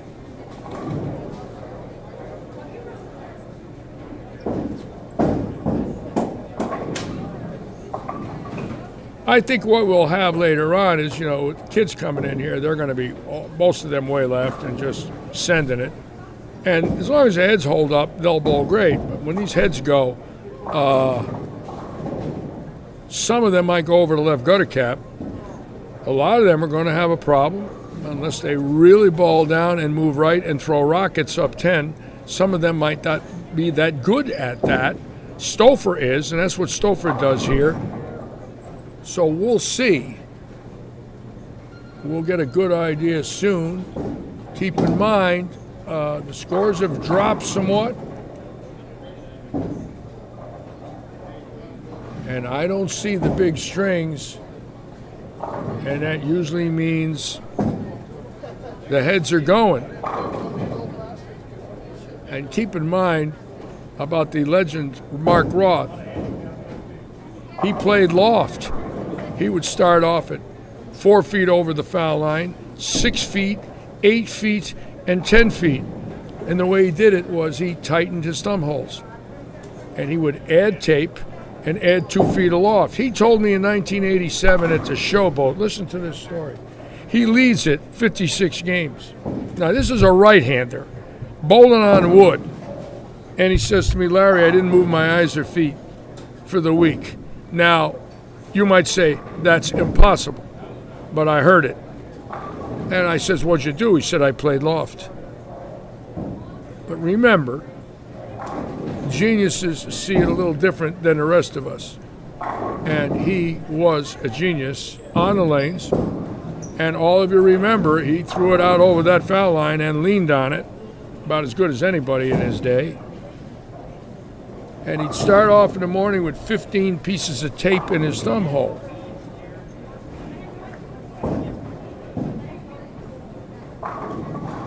'88. Sorry, Larry, I missed by a year.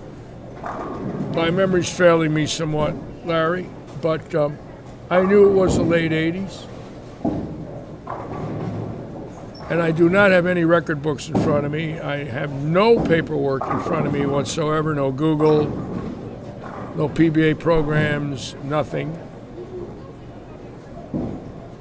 Everything I do is by sheer memory.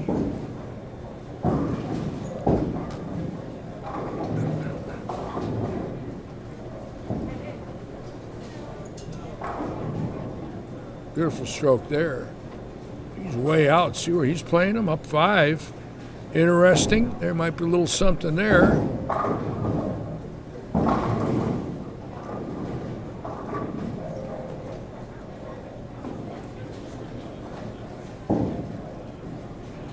Roth's secret was his loft, and of course his crank, his tilt.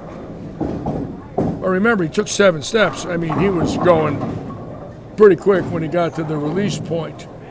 The other thing about Roth was, in that tournament, he led it by less than a mark over Monticelli, I believe.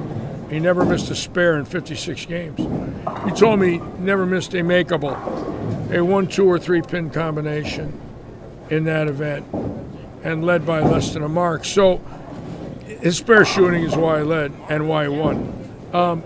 When we deal with the game today, it's a little different at the local level. A lot of people miss a lot of spares. I always preach spares on this telecast. It's very important, especially the 10 pin.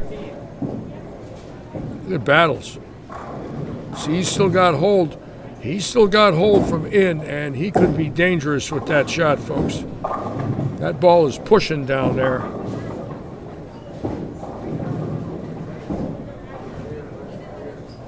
Larry Stella, Roth wore a blue Rhino shirt and gray pants. Are you doing that by memory? Oh my God. That's pretty cool.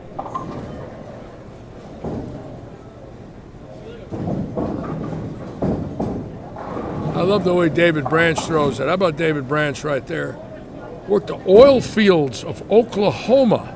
Now lives in Zephyr Hills, Florida. Very good bowler, strong. I'm going to put it on split screen for a minute.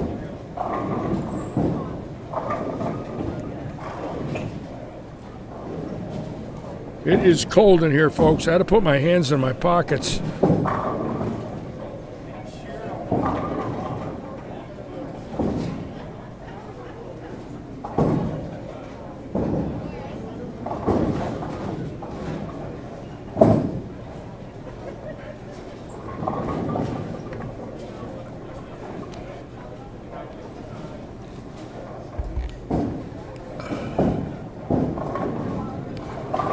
Dickie Grand right now making a statement, in my opinion,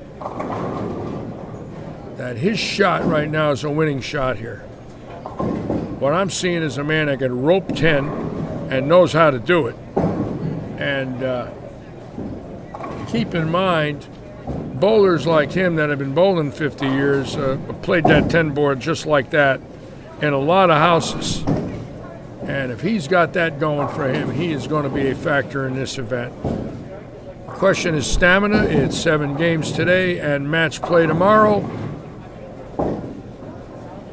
And that obviously could enter into shot-making ability, but if he stays like he is right now, he will be a factor to win.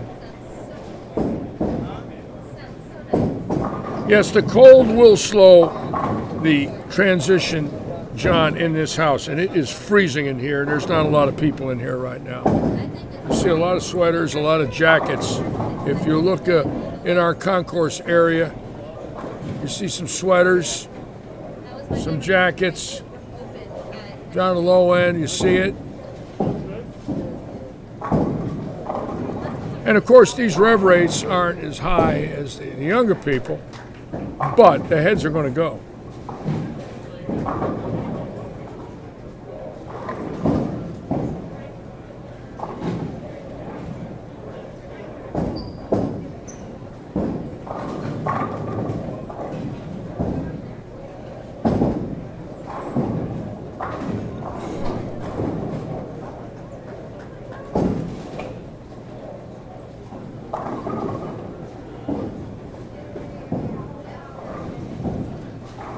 You're not kidding, Mike Jacobson. Everybody wanted to be a Mark Roth.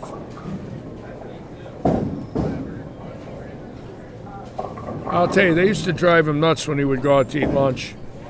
I can recall after a block, and of course when I was player service director and I owned the business, I had a crew, so I could leave when I wanted. And many times, Mark would say, "Hey, Chuck Burge, how are you, sir?"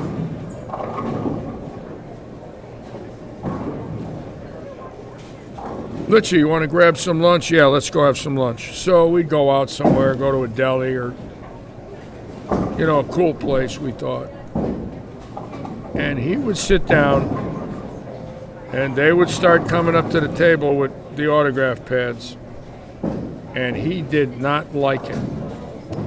And he would tell them to get away, and they wouldn't. And a few would leave, shaking their head. They wouldn't be too happy. And then another group would come over, and another group, and another group. And it seemed like he could never go anywhere to eat. And I felt bad because Mark many times did not handle it well, and the people were hurt. But they got to understand the man was there to eat. He just wanted to have a sandwich. And they would come up to him with pen and paper in that booth and stuff it in his face, and he would go crazy. And if you've never had it happen, you can imagine that after a while, 2, 3, 4, 5, 6, 10 years of it, you just want to go in and gather your thoughts, have a sandwich, cup of soup, and people are stuffing pencils and papers in your face. And he did not handle it well.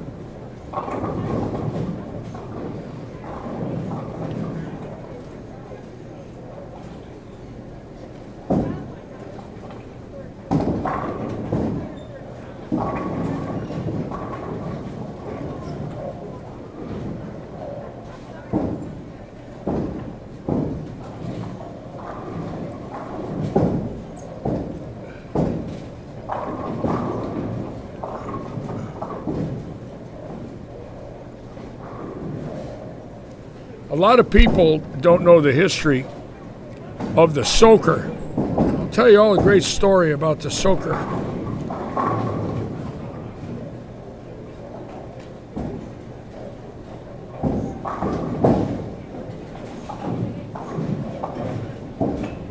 In '73 in Milwaukee,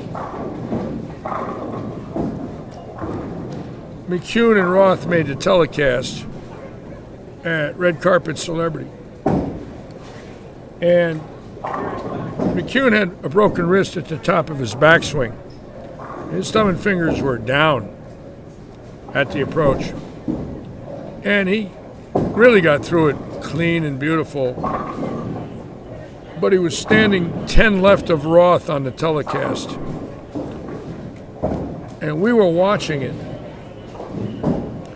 And Roth was throwing an 85-83 Brunswick rubber ball with that index finger out and that pinky tucked. And that thing, it was 500 off his hand. And McCune was to the left of him 10 boards with his feet, about 5 at the arrows. And McCune was throwing plastic. And I bowled that tournament, and I watched it. I didn't know what I was watching. Nobody did. And then, of course, that summer, the news came out that Don had been soaking bowling balls. But we saw it that winter, but we weren't smart enough to know what was actually going on. The game was so archaic, if you will. But that was the first time I saw something where I knew it wasn't right. I just didn't know what it was. I said, nobody could be inside a Roth on oil with STP in it. The oil the PBA used back then, they mixed it with STP with an egg beater. Sam Bach and Lenny Nicholson. STP in the oil. All right, we got the scores now. Danny Battles with 784. Ralph Brunt, 753. Luis Lamar, 742. Dickie Grand, 740. Albert Mountcastle, 729. Steve Bova, 714. Scott Dennis, 700. So the first 7 bowlers averaging 233 plus. Mike Houts, 694. Scott Thompson, 692. George Litwin, 692. Domingo Castro, 680. Mike Preston, 673. Dave Bernhardt holding his own at 644. Widmar Vargas dropping down to 641. Joe Scarborough, 631. Chris Keene at 616. John Huff at 612.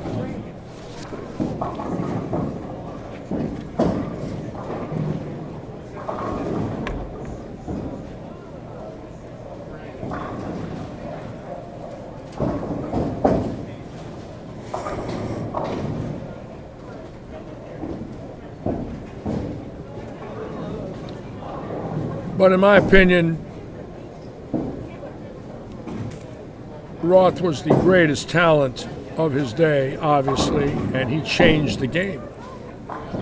Everybody wanted to throw a hook, so the ball companies figured out a way to do that for them based on Mark Roth's ball reaction. Mark Roth changed the sport of bowling, like Jason Belmonte has changed it with the two-hand release. And there have been people that have done that. Yes, Julian Harridan tripping a 4. We're going to stay right here and watch this pair. We're going to watch Jimmy Porter. I think the best part of Jimmy Porter's game is his footwork. Watch his beautiful timing and footwork. Watch the steps, especially steps 3 and 4. Watch them.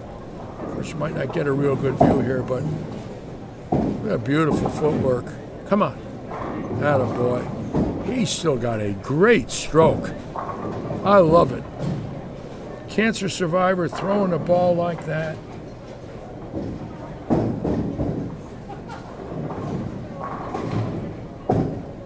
Looks like we got a left-hander here now with a string. This house plays very good on the left.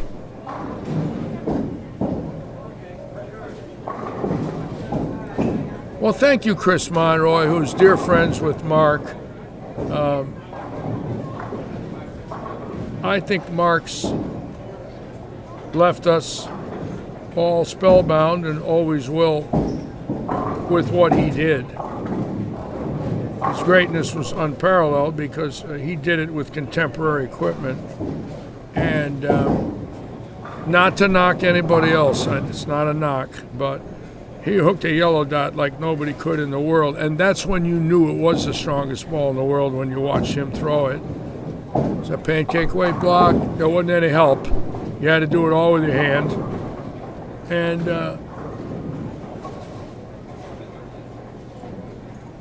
but that the kids today have adapted marvelously to the two-handed style, and they're great in their generation. And bowling's always been environmental. Let's remember that. There was a time when the lefties had their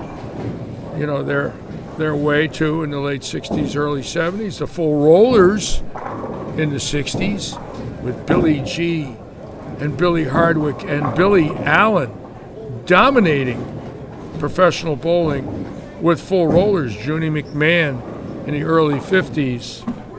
Buzz Fazio. Roy Lown, the first lefty to win through a full roller. Billy Allen, 14 titles with a full roller. Billy Hardwick. Then that ended. And the spinners came in, Roth and Johnson.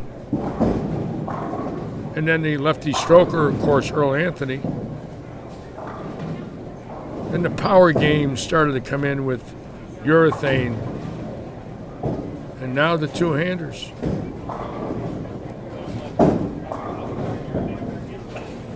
And that left-hander with 9. We're going to stay right here, see if we can see 300. And then we'll move the cameras again.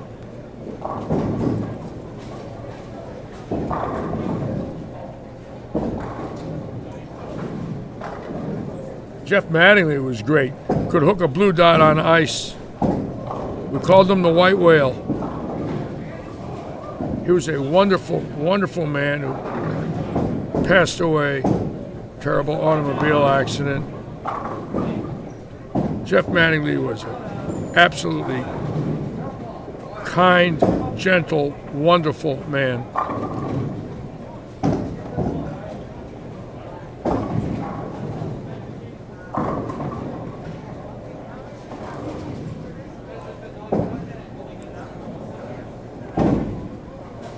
Come on, hard. Yeah, Bobby Porter getting it off the spot. Check him out. I love it. This pair is just whacking them. It's amazing how some of the pairs have held up, and the guys are lined up the minute they get there, and other pairs are a little spotty, right? Little transition starting. That's a good shot. Watch this. Ooh, solid 6. Great shot for the lefty. Julian Harridan throws the ball great. Would love to see Julian make a top 16 here.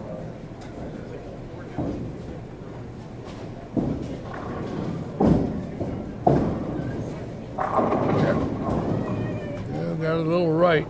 Well, thank you, Mike Jacobson. You know, my life has been bowling like all of you, and I have a great memory for history, but not everything. There's some things I forgot. I thank God for my memory because it's given me an opportunity to pass on the past. And a lot of people I know appreciate that. And I'm the link to the past. You know, I was friends with Vera Papa. I met Buddy Bomar. I saw Hank Marino. I saw Marion Ladewig. I met them. I met every single bowler of the year from 1952 to the present. I missed Junie McMahon and Joe Willman, but I also, and Ned Day, but I met Bomar, Schwegler, and Vera Papa. Okay, I missed Johnny Crimmins. So since 1942, I think Ned Day, Willman, McMahon, and Crimmins, I think are the only bowler of the years I did not meet since the start of World War II. So I cherish that. You have no idea what that means to me. It has carried me. I talked about it in my Hall of Fame speech, that I had this blessed life. I also met every bowling announcer except for Whispering Joe Wilson. I met Fred Wolf, Johnny Johnson, who hosted Make That Spare, Jack Buck, who hosted Top Star Bowling, of course, Whaley and Schenkel. I did not meet Milton Berle, so I take that back. I did not meet Uncle Milty.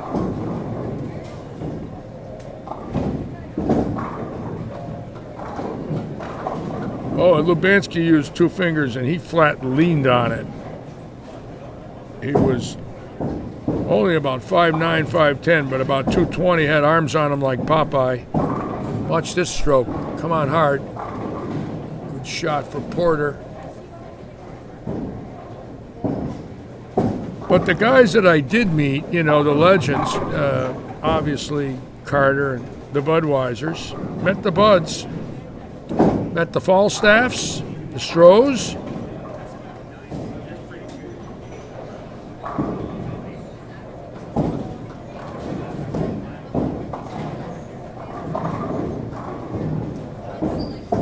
Met the first great left-hander, the great Roy Lown.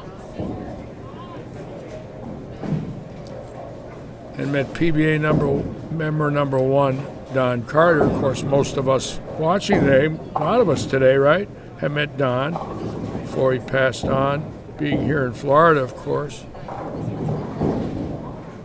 Thrilling for me to meet Hank Marino and Marion Ladewig. Hank was very old when I met him in Milwaukee in his 80s. And I miss Ned Day, and I'm sick about it. I wish I met Ned Day. Out of West Allis, Wisconsin.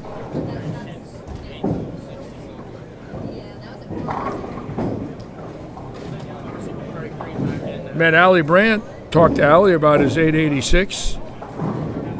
Was very good friends with Ray Orff. Talked to him about his 890. And held and put a mill hole in Allison's yellow dot that he shot 900 with. Can you imagine at that time in my life meeting the three men with the three highest scores ever bowled, two of the three non-sanctioned? Orff, Allison, but met Allie. Talked to him about the 886. Wanted to know what he left. I told me, I forgot, but I know I asked him that question. What'd you leave? He told me immediately. Big smile on his face.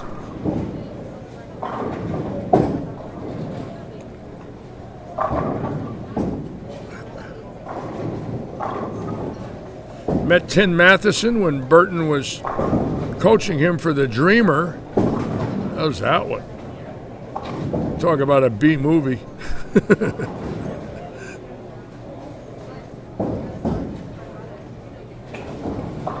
And Scarborough are now struggling. See, some of the guys, you can see scores dropping a little, but look at Dickie Grant. They're not dropping for him, folks. And like I said, he could be deadly on this. Look, he can just yank 10. See it?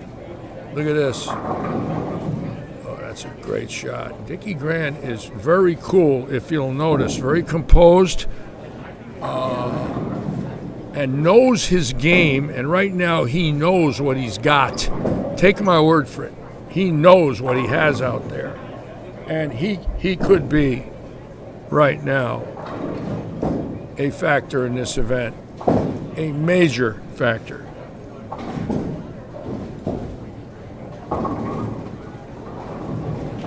Ex-proprietor, knows lane conditions, was best of friends with Lenny Nicholson, Sam Baca, Lon Marshall when they worked for the PBA.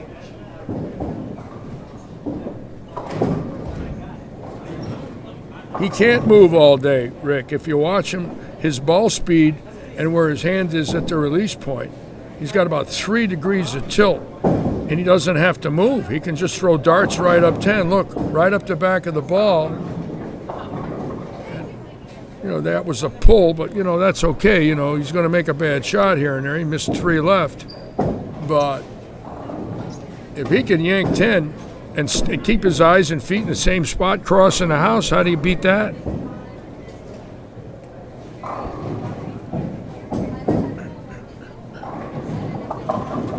A lot of people in the 70s and 80s wanted me to get in a booth with Burton a few times. They did let me do tip of the weeks with him. I did about 8 of those. I have them on a DVD. My first tip with Burton was in '79. It was a Rolaids tip of the week, and it's really cool. I disqualify him during the tip of the week because his ball doesn't pass the PBA metal detector, and I tell him I'm disqualifying him, and that's how the tip ends. One of these days I'm going to play it. It'll make YouTube. It's fantastic. It's never hit YouTube. Nobody knows about it. And I had a real good one with Jay Randolph and Earl Anthony in '84 on NBC.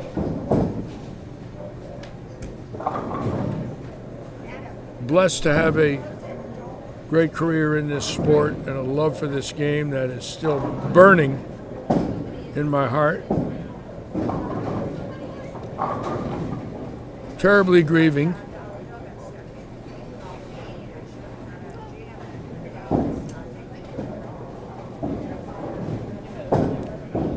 Today, for my friend Mo.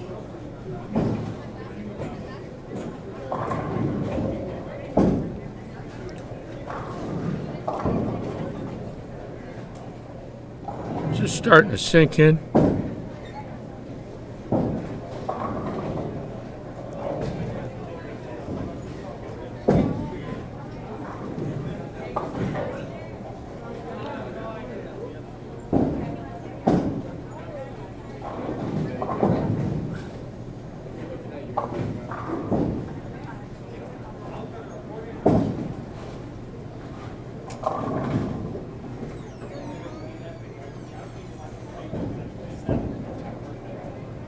Brendan Birch from Grafton, Massachusetts.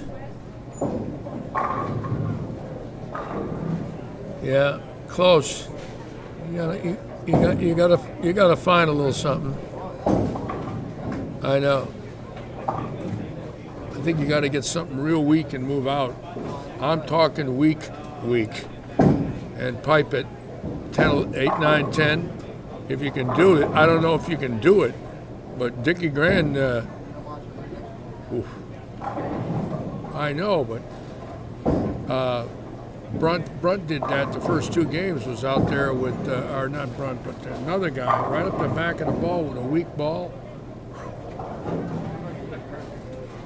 I don't know. You might have to stand right and look left, but if you see one set, you'll use it. I was talking to John Huff a little bit. He's so good, and he knows now he's got to start pulling a rabbit out of his hat. They're starting to run away from him. And the guys that have got the right ball reaction that are seeing the lane like Dickie Grand are bowling very well.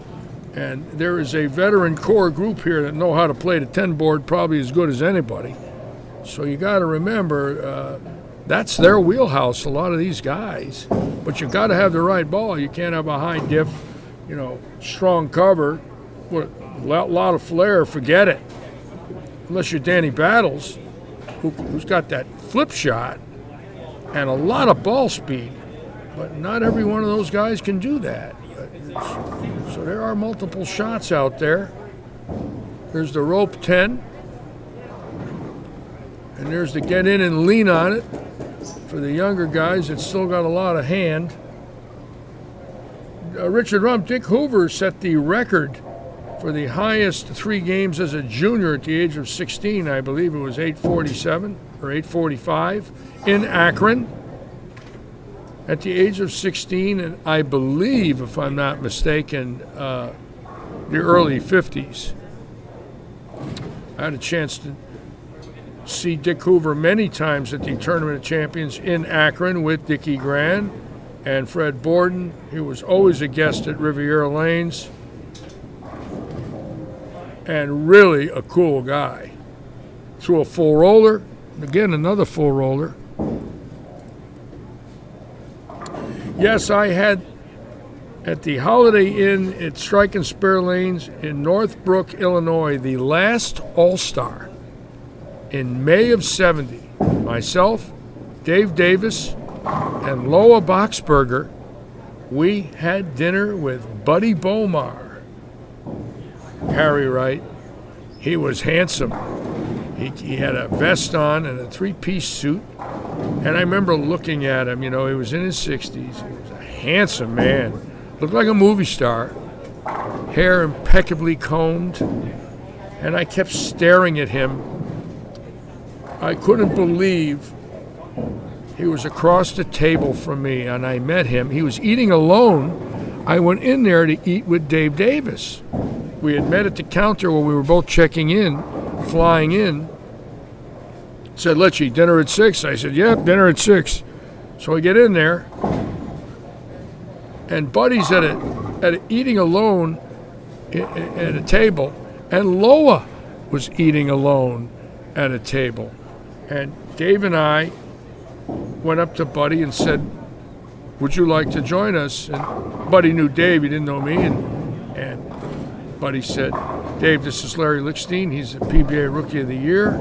And Buddy said, sure. And we waved Loa over. And the 4 of us had dinner together. And it was a week before my 21st birthday.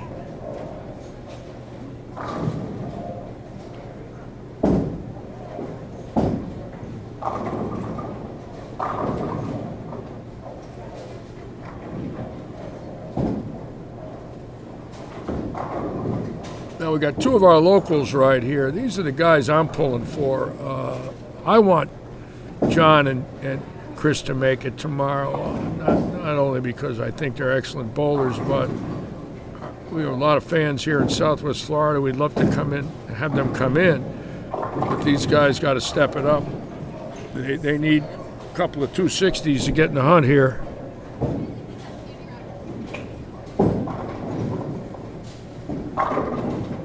That's not fair. See that? That is a great shot for Keene right there.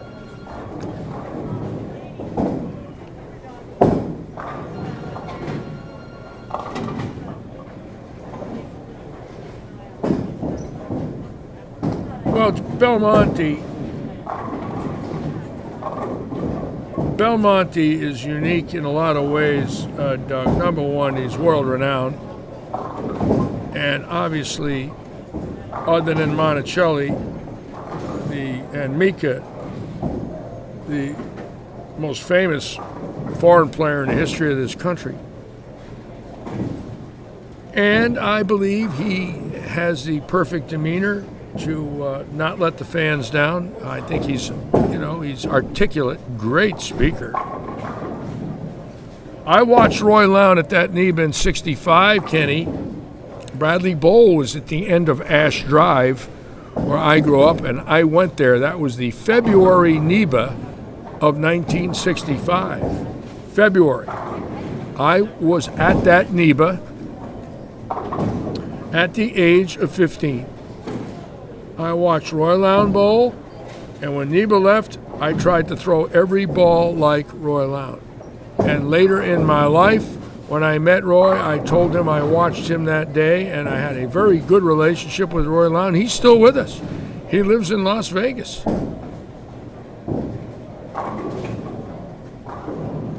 And a bad break for Grand, but if you'll notice, in the pocket, and that's the key.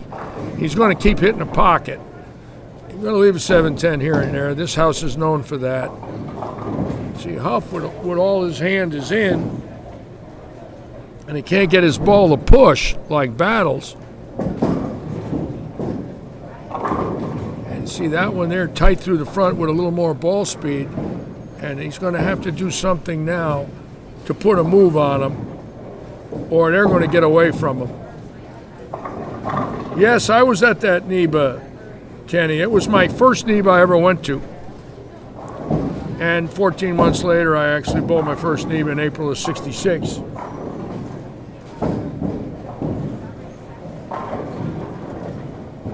Oh, Chris King's got the highest rev rate out there, maybe other than Battles. I never saw Battles bowl Tom Irwin, but Battles is, he won me over real quick in about 2 shots.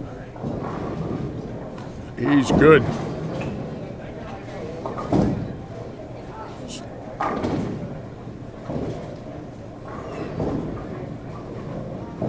Again, we want to thank all of you for being with us here at Lightning Strikes today. I'm Larry Lichtenstein. I do all the live streaming here, and it's an honor for me to be with all of you.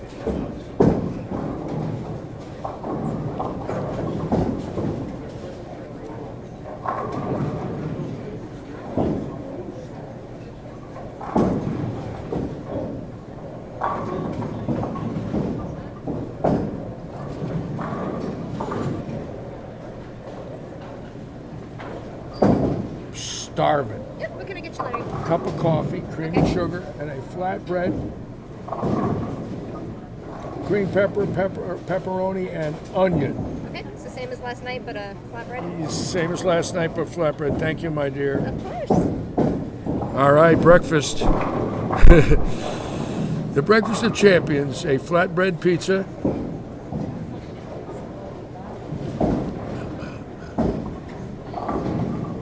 See, the only thing that might stop Grand, here and there is carry, but if he gets in, again, main concern is get to the top 16.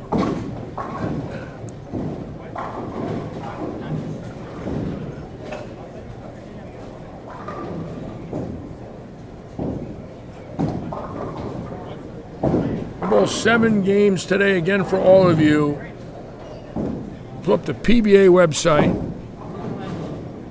Here's the scores. Southern Regional. Here's the scores. Now, Dickie Grand leading with 993. Danny Battles right behind him. 986. Scott Thompson. 971. Ralph Brunt Jr. 968. Luis Lamarche. 968. Domingo Castro. 939. Albert Mountcastle. 936. 16th place right now, Howie Crowder at 854. Dave Taylor, 854. George Litwin, 867. Steve Putnam from Warner Robins, George, 877. Steve Bova, 881. Mike Houts, 892. Jerry Marcus, 892. Mike Preston, 918. Scott Dennis from Williamsport, 927. Just out, Julian Harridan, 3 out at 851. Brendan Birch, 849. Dave Pancoast, 845. Ken Sheely, 844. Chris Keene, 842. John Younger, 834. All in the hunt, Dave Oliver, Dave Branch. Right now, David Bowers at 811. Keep in mind with the number at 854, Gary Howard Harris is 36th at 804. Rob Crane, 806. Joe Scarborough, 809. Mike Keogh, 810. Dave Bernhardt, 811. Widmar Vargas, 811. A lot of bowlers still in the hunt. One big game, 1-270, and they're right on the number. So with 3 games to go, plenty of people with a chance.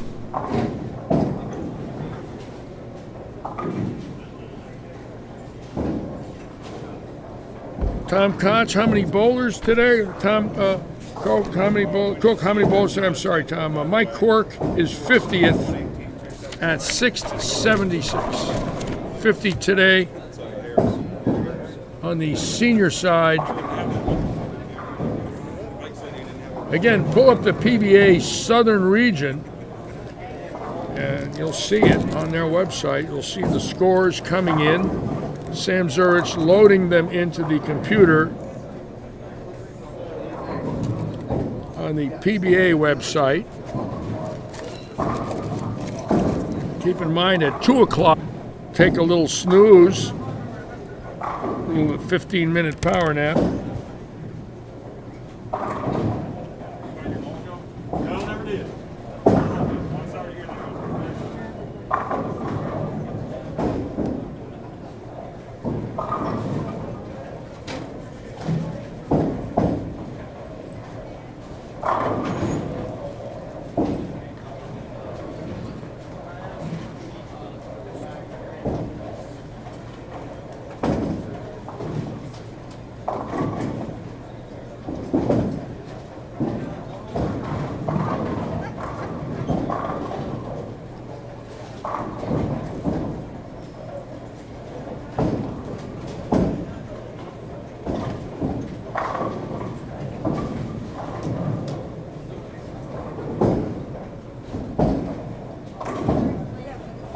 Again, on behalf of our owner, Robert Eddy, and our staff, we want to thank all of you for taking time out of your lives to be with us here in Southwest Florida. Again, this is a big event, not only for us with the PBA Senior Tour coming in here in April, but when we got the call from Sam Zurich, we jumped on this. Our owner, Robert Eddy, is a tournament-minded proprietor, a league bowl proprietor, a tournament-sponsored proprietor. We run tournaments every weekend here. We do not miss a weekend. And when we had a chance to get Sam here, we jumped, and we will continue to jump. We want the PBA to know we are here for them. And we'd hold 3 or 4 of these a year if we had to. I know we would. Our staff would love it. Duncan Katanich on from Scotland.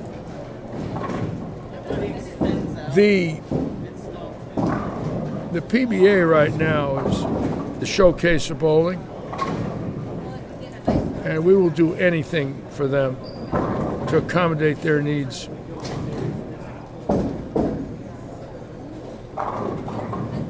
Honored and privileged to have these guys here with us here, and wait till April. What a week we're going to have. Sponsored by Hammer. Flow Bowling doing a live streaming of that event. The Audi Pro-Am on Saturday. We're already up to 100 people bowling in the Audi Pro-Am, and Dave Forbes, the general manager of Audi of Fort Myers, is going to be presenting Johnny Petraglia a check for $5,000 for Johnny's BVL Vietnam Veteran Charity, and that's not counting our auction. And Dave Forbes put $5,000 into the Audi Pro-Am, which is on Saturday. Hammer then taking over as the sponsor of the PBA event Sunday, Monday, and Tuesday. We want to thank Tyler Armour, all the people at Hammer and Brunswick. And we're thrilled with I Roof, Adam Zulke and Paul Zulke for what they've done for this event, the $1,000 sweeper last night. And they paid the fee for this tournament to come here today. I Roof, Naples-based company that roofs and gutters, repairs. Adam Zulke, a great bowler, went to Wichita State, trained there with Gordon Vatican, best of friends with Sean Rash. Paul Zulke won the 1997 USBC doubles out of Oshkosh, Wisconsin, an Eagle winner. So our sponsors stepping up to the plate: Audio Fort Myers, I Roof, Jerry Michalanic, Royal Palm Realty, Ray Stevens, Paramount Residential Mortgage Group, Brian Copeland, Paradise Vintage Market, and now Budweiser taking the rap on our new live stream booth, and of course Oaks Farms on Wednesday evenings. What a group of sponsors we have. And we're not done. There'll be more next year, believe me.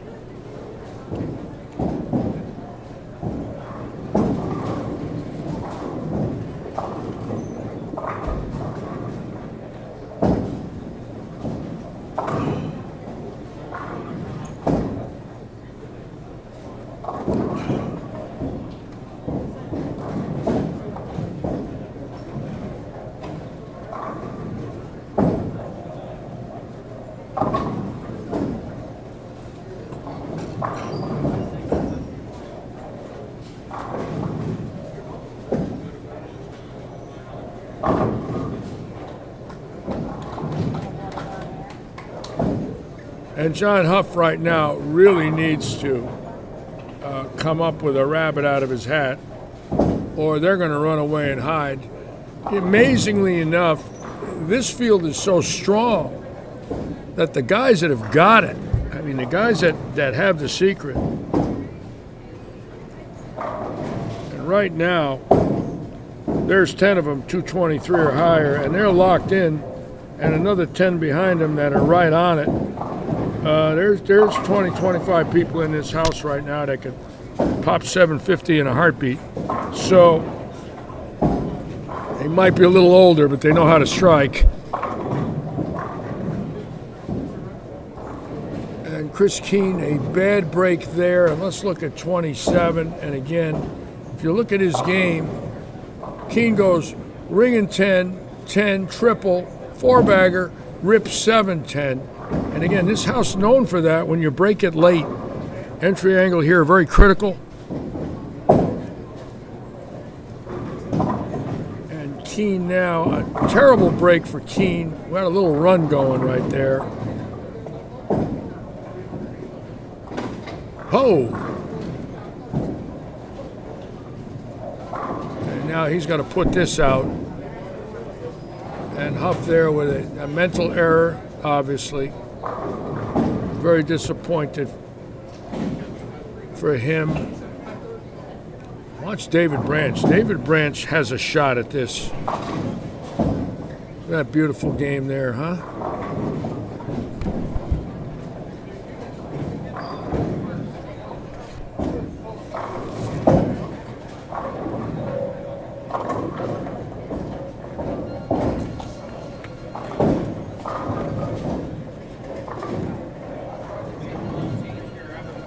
David Branch plus 27, and now's the time. Games 5, 6, and 7, where you got to get the pedal to the metal. And Branch right now making a move, and he won R50 and over here and shot about 1260 the day he won it. I mean, dead locked in. Very, very impressive.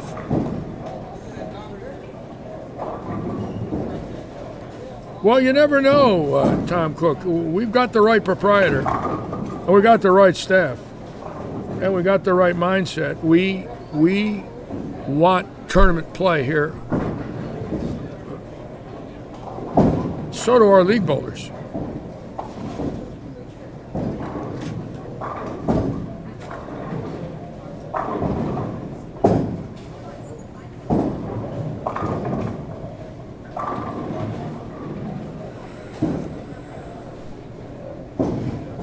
See, scores dropping down. Now, a lot of 2-teens, no 270s like we had in games 1 and 2. Here's a pretty good string on 29. But obviously now the transition in games 5, 6, and 7 is there. I mean, the heads had to go sooner or later. So at that point,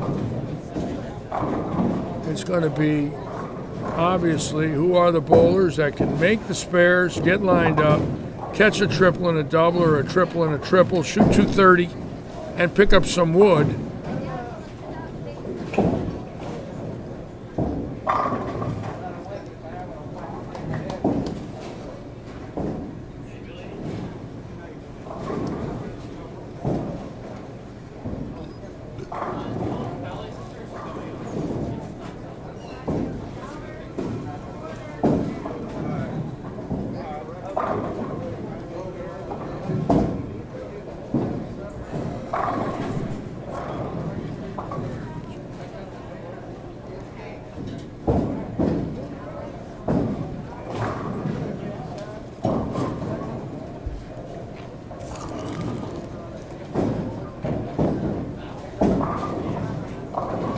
Again, interesting hometowns with Grand from Akron now in Bradenton, and Danny Battles out of Tampa, but Scott Thompson, Sumter, South Carolina.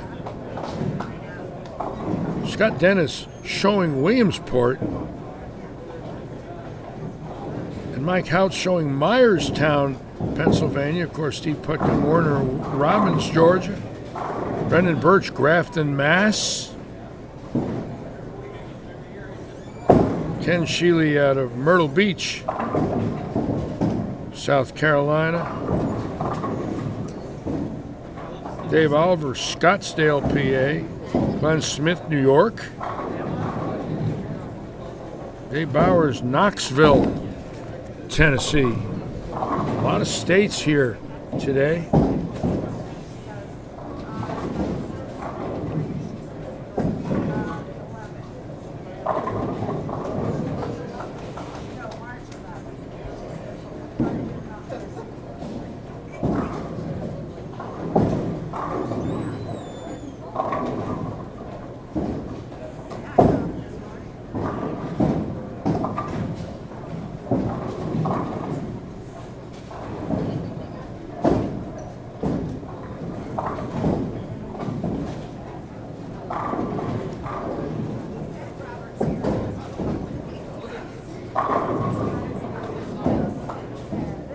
Battles on 9 and 10. Oh, what a swing, huh? He's still throwing well. Let's see. Let's check out his scores here now. Battles shooting a .190, so he's all right. He's not going to get hurt. Obviously, he's in second place, 186 over, and he is 130 ahead of the number. So, you know, I think if he shot 3 190s, he'd definitely make the finals. But bowlers are never happy with 190s.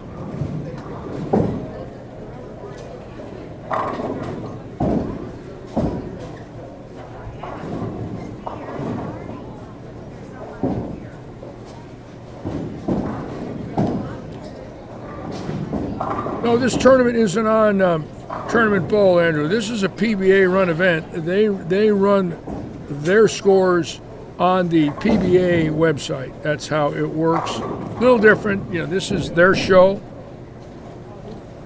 And they naturally, the PBA's website is fantastic, and they show their regional scores on that from across the country every weekend because they have their viewers, which is, I guess, only right.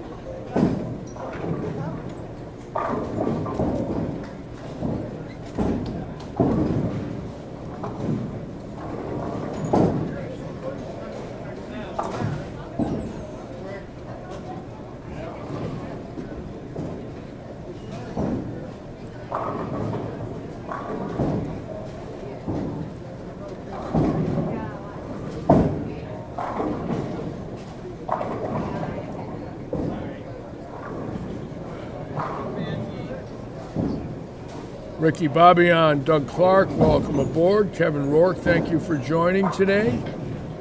Andrew Kraft on. A lot of our regulars, some new names. Thank you so much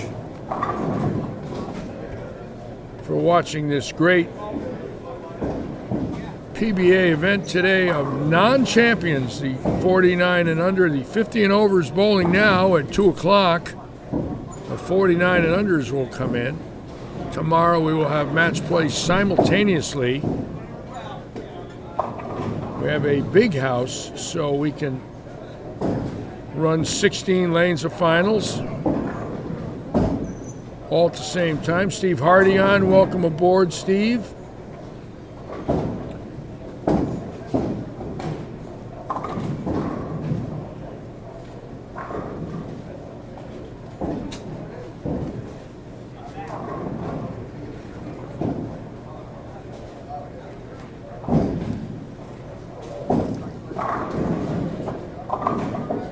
Interesting about Danny Battles, I did not know he was the groundskeeper at Tampa Stadium. So in other words, he's there for the Super Bowl. He knows Tom Brady.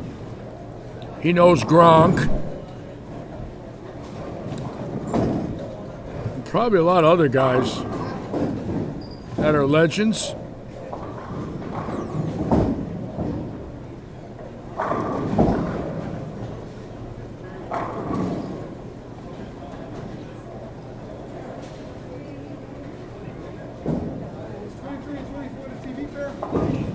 I don't know. I don't know. It's not been a good day. I don't. On the 10th for 2:15, it's like, woohoo. I don't know if it's the TV pair. Good question. I'll find out.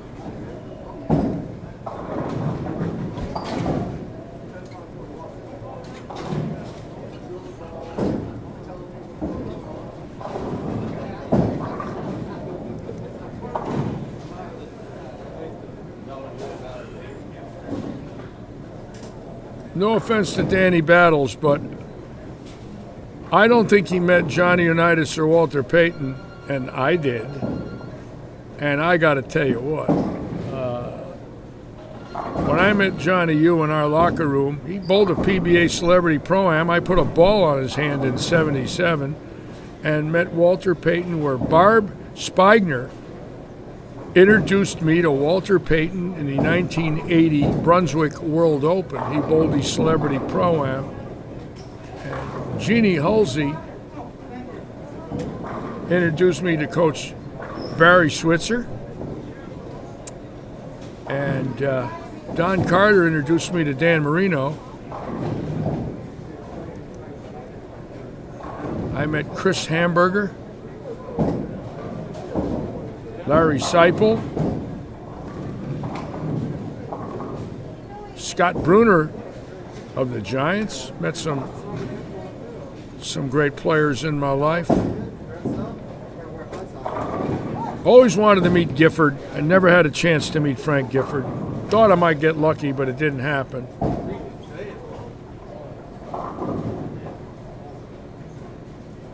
Well, thank you, Butch Smith. We all say it.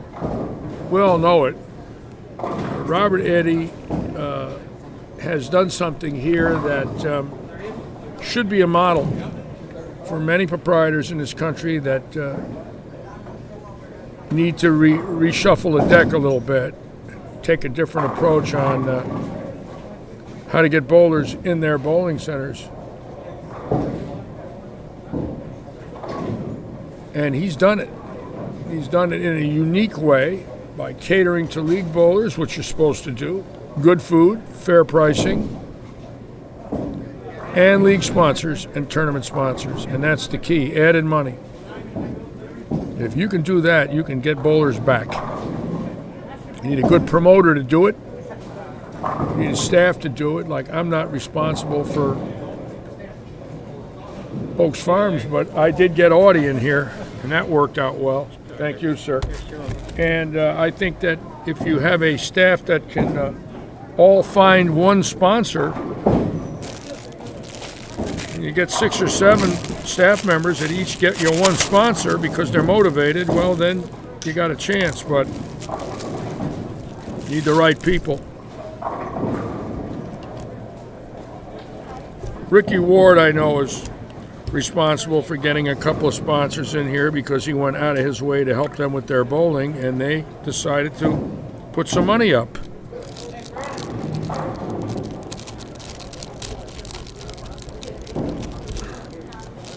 But Robert Eddy is the main reason, no doubt in my mind.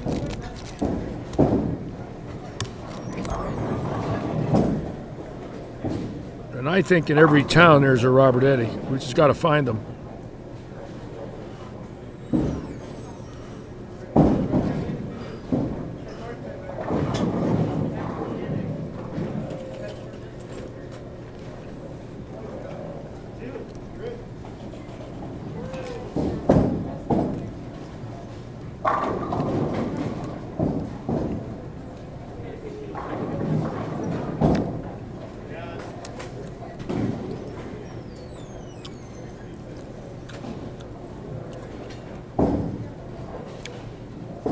Watched a nice game of Howard Crowder. Compact, accurate, beautiful swing. Look at the balance.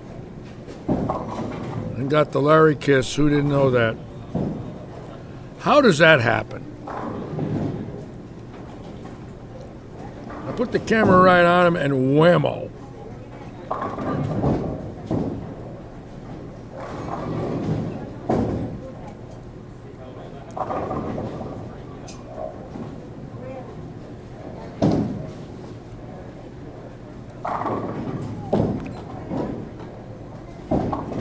See, there it is there. I like that shot. See that? Right up and at him. No head belly. Strong ball up the back. See, that ball just lay right there. If you can do that, it looks like that gentleman's using a purple hammer. See, that ball will lay. There it is again. Very interesting.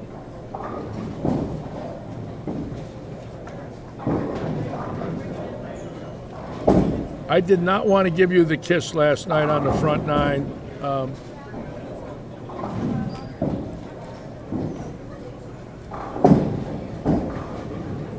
No, I didn't throw the ball, Doug, but I gave him the kiss anyways.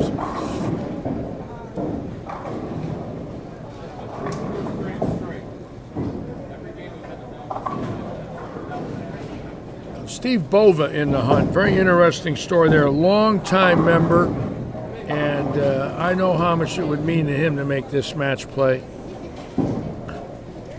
Keep in mind, many of these guys, their dream is still there. They haven't won. They believe they can. That's why they're here.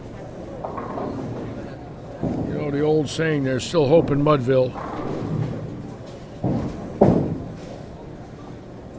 Attaboy, Steve. Didn't seem too happy, but he'll take it.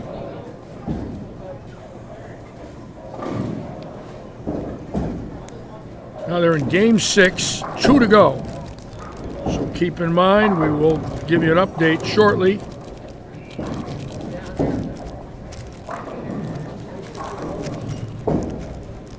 With 850 for 4 being the number, which is about 213 average, figure if it stays the same, it's going to be somewhere around 90 over, around 1490, 1480, right in there to make it.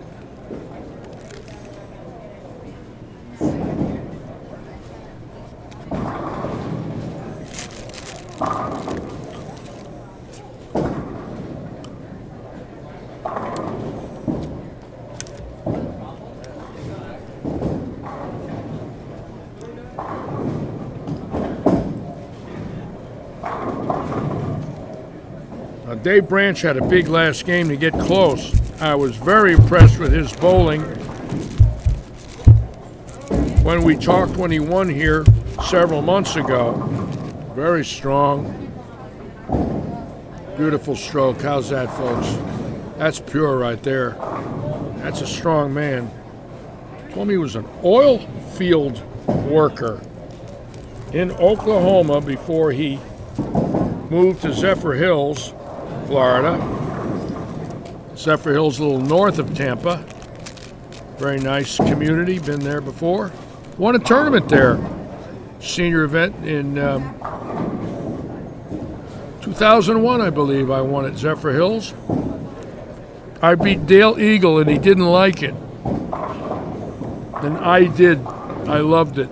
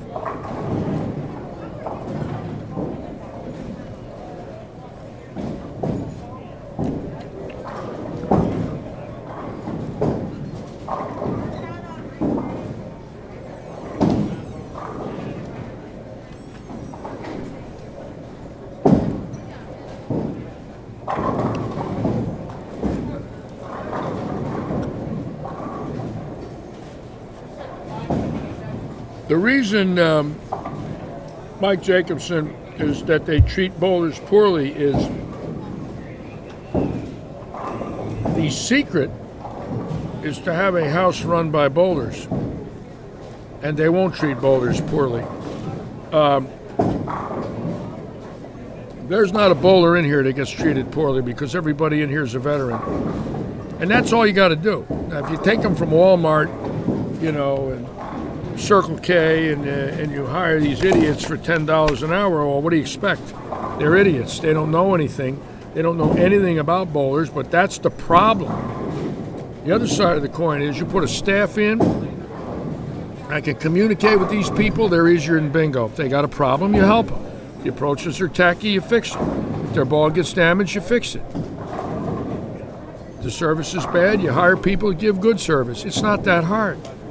But some of these owners that have decided that everybody should be a $10 an hour idiot is why bowlers are upset. Bowlers are the ones wheeling in $2,000 worth of equipment. They deserve some type of service. And it's not that hard to figure out. But you need a proprietor that understands that. And once you do, they get all the bowlers, and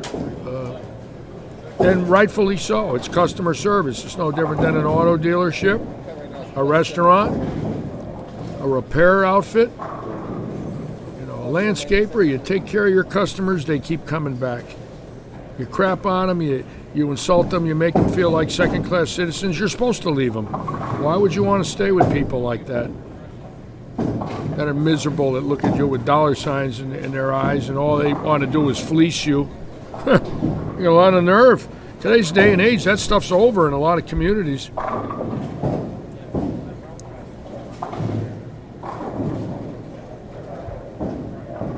Here's the scores now. Ralph Brunt Jr. back in the lead with 1196. Mike Preston right behind him, 1176. Dickie Grand, 1174. Excuse me. Danny Battles, 1166. Albert Mountcastle, 1161. Lou LaMarche, 1159. Scott Thompson, 1145. Scott Dennis, 1139. Jerry Marcus, 1137. Steve Bova, 1107. Right now, the number 16th place, 1074. A 215 average will get you in. Chris Keene making a little move now in 15th. They'll be howling in here tomorrow if he gets in, believe me.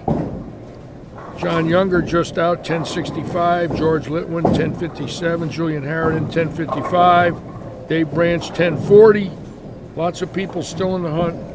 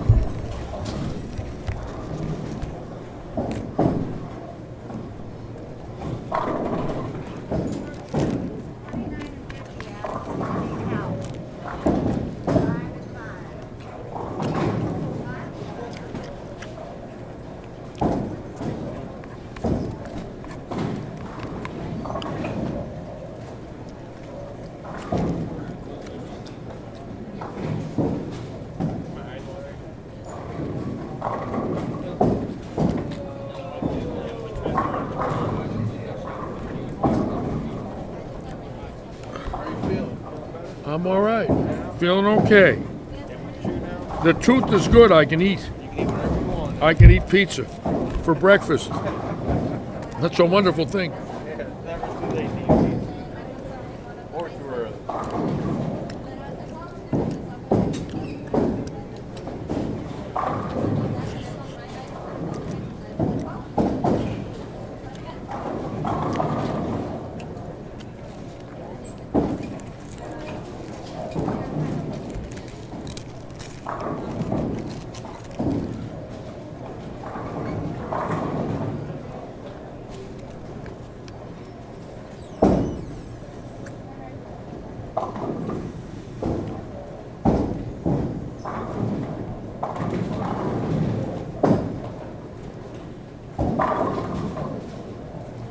You know, when I do these live streams and I offer my opinion, I'm sure that not everybody agrees, but I think we all agree on one thing, that regardless of what business you're in, customer service and a relationship with the people that are spending their money with you makes good sense. It's plain and simple. You didn't have to go to Harvard to understand if you're nice to somebody and you treat them with some respect, you're going to get it back. If you bark at somebody and you talk to them like they're a dog, they just might bite. And bowlers are no different than anyone else. And any proprietor that says they're crybabies or they're high maintenance doesn't understand something. They're not crybabies if things are right. It's pretty simple. We had a bowling center here where you couldn't slide. No one would come in here. So the previous proprietor lost everybody because he refused to hire the right people to maintain the approaches. He deserved to lose his business. He didn't clean the place. He didn't clean the men's room. He deserved to lose his business. He had bad food. He deserved to lose his business. A new owner came in and did basically what he wanted as a bowler. He wanted good food. He wanted clean bathrooms. He wanted rungs you could walk on where you weren't stepping on food. He wanted approaches where you could slide. And he did basically what he wanted. And all of a sudden, look what happens. You really didn't have to go to Harvard to figure it out. It's pretty simple. And we feel here that if somebody comes up to us with a problem, we answer them. We don't say to them, leave me alone, you're a pain, go bowl somewhere else. We don't want leagues, we don't want resin balls, we don't want crybabies, get out of here. And those people that do that in this industry are paying the price now, and they're going to, simply because now that COVID's here, they're going to be begging for league bowlers that they threw away and cast off to try and make big money. But the league bowlers have always been the base of the world of bowling, and they are in our facility and tournament players. Now, we don't care if we got to give them a discount. We want them to come here.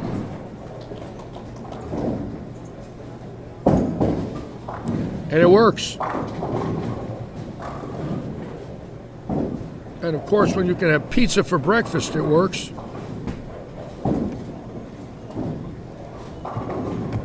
And I have to say this too. My hat's off to Bolero. They've changed their way of appraising the bowling world. And they bought the PBA, and what they have done for the PBA on television is remarkable. And I think they are setting the example for the industry that maybe we need leagues and maybe we need tournaments. So look what they did for the PBA in the last few months. And I'm behind them, and I wasn't. But this newer group that has decided to put the PBA on television and help bring bowling back into the living rooms has got my vote. And when I saw what they put up for those kids in these last two events, my God, with no audience allowed in there, and they put up that $580,000 for that TV show in Jupiter. They got my vote. I am behind them. I think they're going to try and rebound and get league bowling back. I think they're going to try and do that knowing it's a guarantee. Yeah, it might be a little more maintenance than what you want because you might have to deal with some more people personally, but it's guaranteed money. Somebody wheels 8 bowling balls into your house, you know they're serious. I don't care if they average 180. If they got $2,000 worth of bowling balls and they're walking in your door, take care of them. It's pretty simple.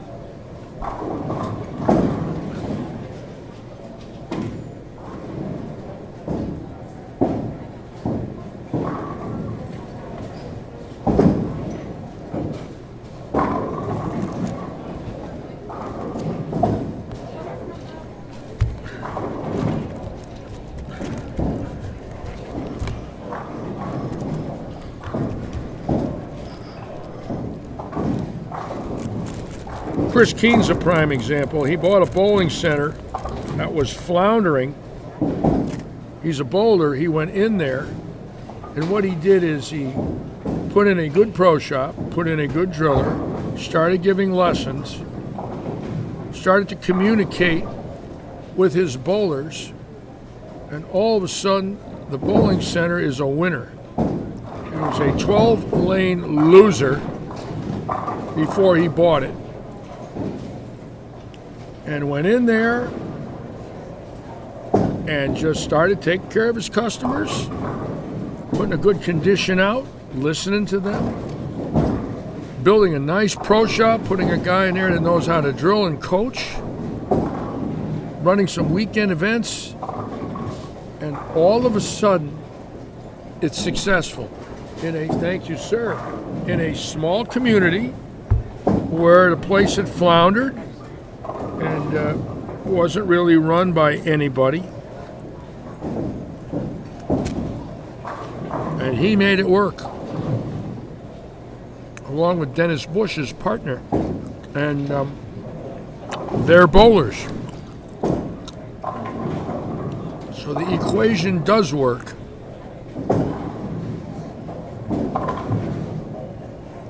And I back those guys up on my live stream, even though they're only about 10 miles from us. They're keeping bowling alive rather than losing their business and chasing them away.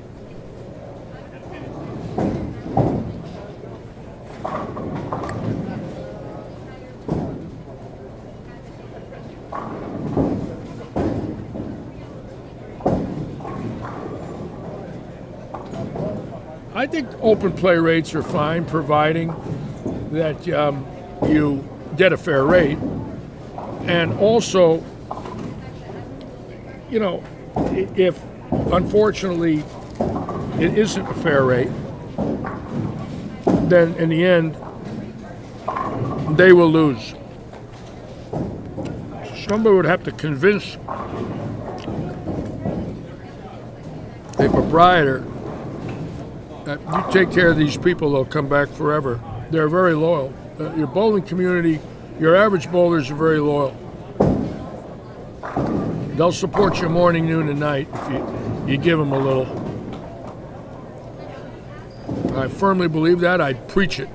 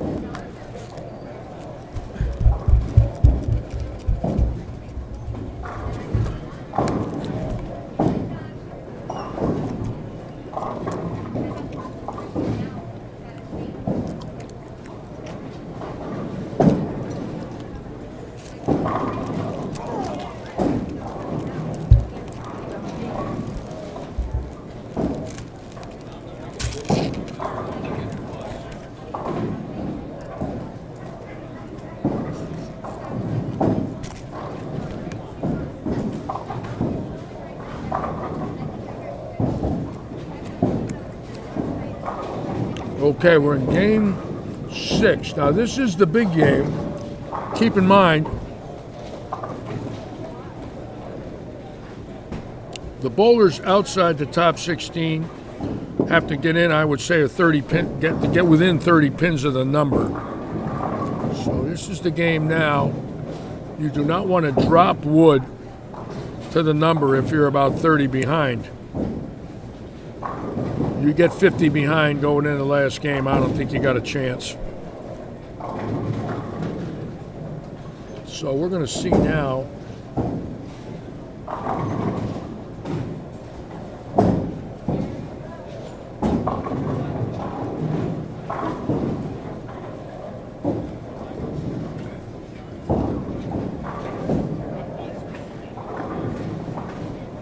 Well, I'm with you, Josh Novak.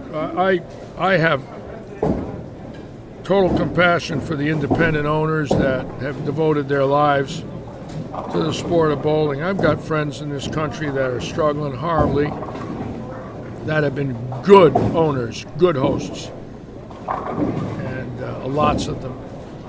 And the pandemic has devastated them, there's no doubt about it. But there's hope, and I think their local bowlers and their local communities have to step up as well and get in there and support them.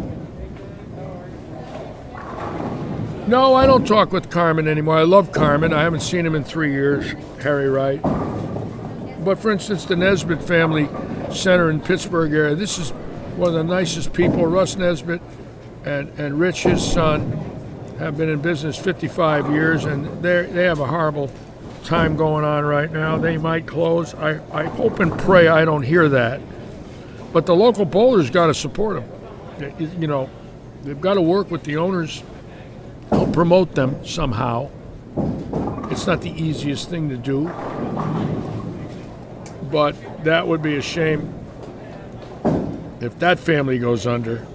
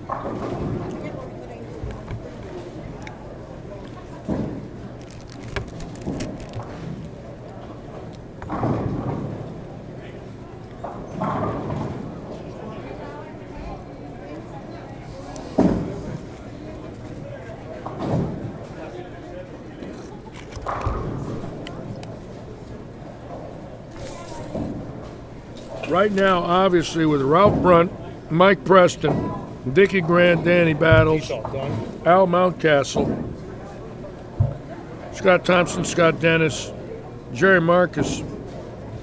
The bowlers up to 12th that have all averaged over 220 today are obviously going to be a factor tomorrow, and they are locked in. Chris Keene now in the hunt at 15th. He needs to bowl good 2 games to stay in it. He's right on the border. So we're going to be watching Keene.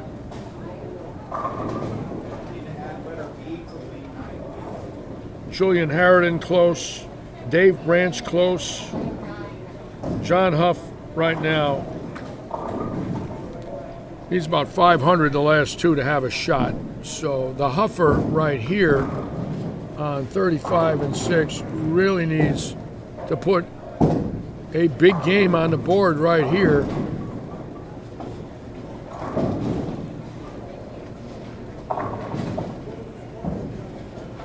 He's certainly capable of it, but he needs a monster. And again, this is game 7. I don't know what he bowled in game 6, but Huff was 21 over.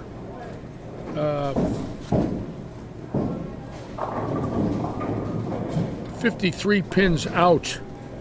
I don't know what he bowled in 6. He's got an open here triple. I figure he's got to run the sheet.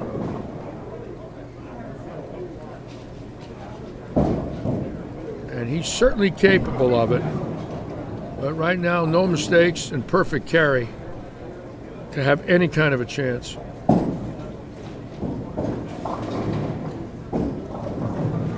Just got that one wide. A little late with the timing.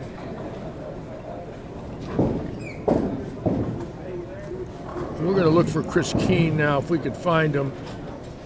Real curious to see what he's got going on.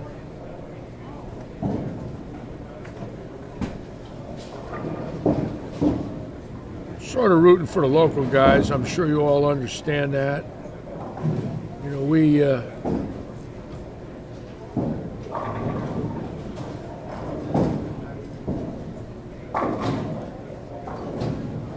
very impressed with Ralph Brunt Jr. I'm going to say hello to Ralph. I saw him a few years ago when I was in Port Charlotte. Pro shop operator. You're welcome, Gary Faulkner. Thank you so much for watching today, Gary.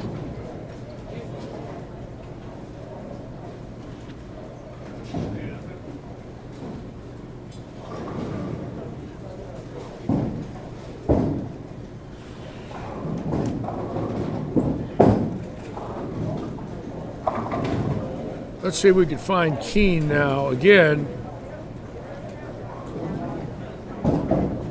he is explosive. He's got an extremely high rev rate, extremely experienced, having bowled the senior tour for 10 years, and I can't find him. I know he's here somewhere.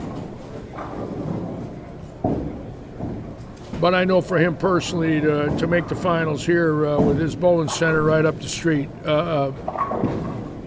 there he is, would be real big for him and his friends and customers. And of course, in a month, he'll have a chance again. Plus, he's running a PBA Senior Regional in 2 weeks, so he stepped up to the plate for the PBA as well. Let's see what he's got here.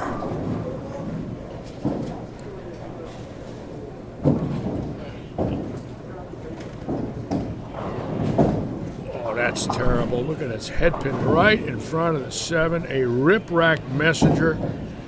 God, threw that ball great.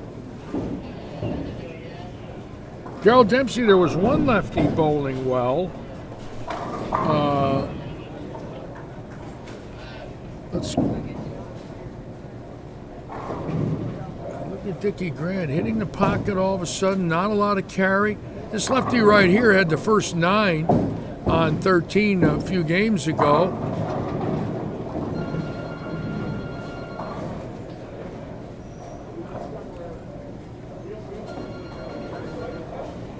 This is the Mark Roth pattern, Ray Sansavoy, and yes, we lost an icon yesterday. It's starting to... Don't mind me if I quiver a little in my voice, but it's starting to sink in. I honestly believe it's starting to sink in that Mo's gone, and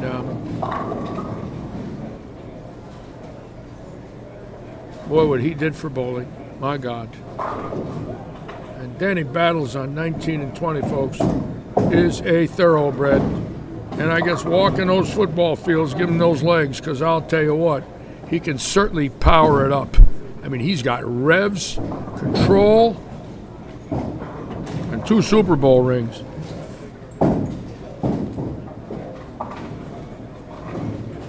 Now, I didn't have control. I had a few revs, but I certainly got any Super Bowl rings.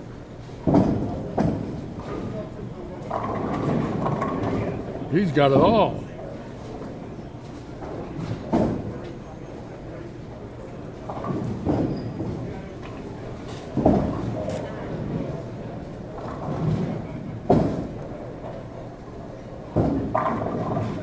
Sort of amazing. 3 PBA senior events here in Southwest Florida in a little over a month. Again, Chris Keene having a senior regional, and then we have the National Senior Tour here in April, and of course this event today, and we're very proud of that.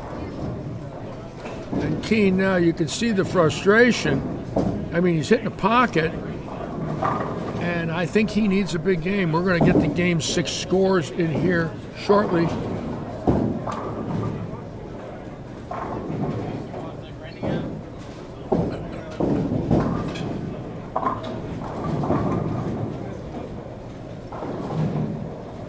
I looked at Dickie Grand's week 10, solid 4, so he's fishing.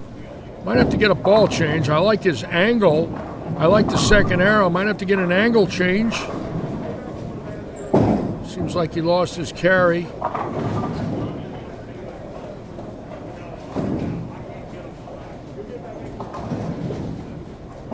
But this is Game 7, the cut game for the top 16.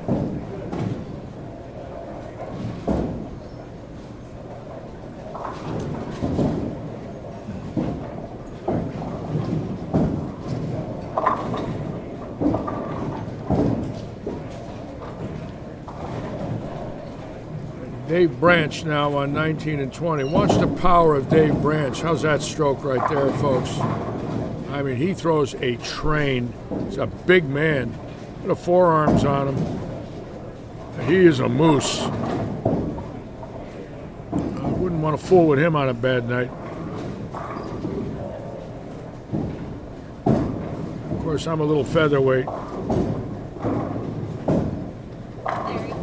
Yes. Another coffee. Yeah. Who's that guy right there? Who's that? Do you know him? Yeah, Does he look familiar? yeah. It's kind of familiar. Thank you, my dear. Robert Eddy coming in now. The boss is here today to watch everybody.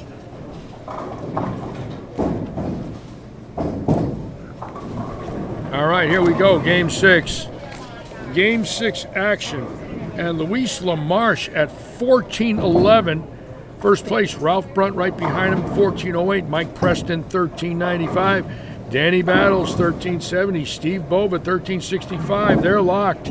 Dickie Grand, 13.64. Al Mountcastle, 13.54. Scott Thompson, 13.40. 16th place is Dave Oliver, 12.75. John Huff right there at 12.78 has a shot. Chris Keene, 13.02 has a shot. So we do have a chance to get Huff and Keene in. Just out, Domingo Castro, 1 out. John Younger, 12.67. Brandon Birch close. George Whitland close. Julian Harridan close.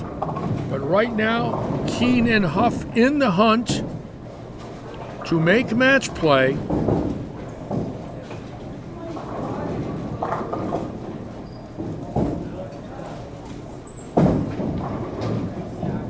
Keene did not want that. Keene right now in 13th at 13.02 with an open. Keep in mind, 16th is 12.75, so he's 27 pins ahead of the numbers, shooting 186. So we got to keep our eye on that.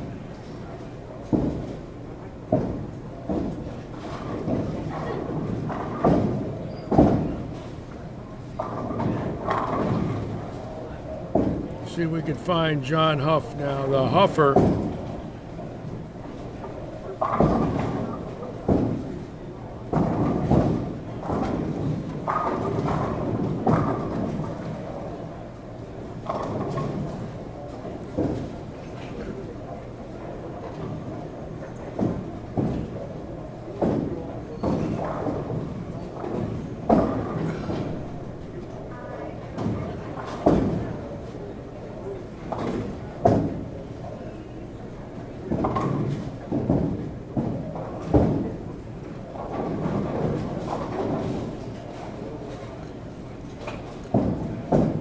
see if we can find John Huff. I don't see him yet.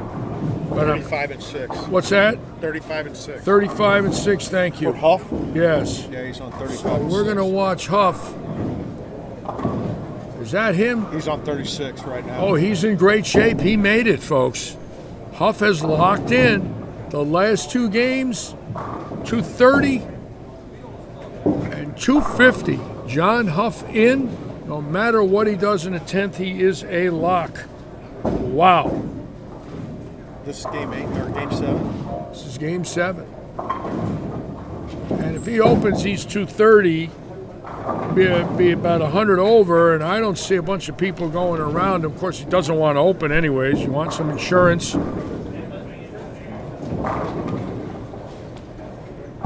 And there it is, the Huffer splitting the rack and Yeah, put the puring junk on his him. shots in a situation where 2 games ago he was 30 pins out. And it looks like the last 2 games he shot close to 500 to get in. So right now, John Huff definitely a factor and still has a chance to win. And we like that. And Howie Crowder with 7. Let me see where Howie Crowder is here now. Does he have a chance if he goes 300? Let's see.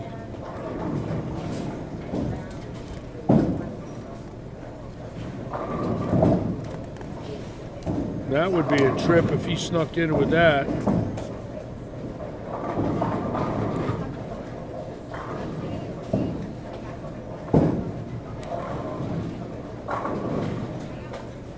Howie Crowder is 31 over. If he strikes out, he can make it. Now, that's going to be scary watching this because he needs 270. So we're going to stay right here and watch Crowder, again from the Miami area, and this is a big game for him. He's got a shot. Keep in mind, the number is 75 over right now after 6 games. Crowder is 31 over, so he's 44 out on the first 7. And I wonder if he's a little nervous. What do you think? Think that heartbeat might be up a little bit? Oh, I know that's Ashley's dad, and he's great, and she's great. And Carrie, we're hoping Howie can make it. Ashley Crowder is fantastic. She's a state champion. Ladies state this past year, held here at Lightning Strikes. Saw her and Howie at the awards dinner. And now, let's see if Howie Crowder can throw a double. He knows what he needs. He's been around. He's no rookie. Beautiful game. Beautiful touch. Soft hand, but excellent shot maker. Got a lot of loft. Got to get it over the line. Get it to the target. Don't decelerate. Don't ease up.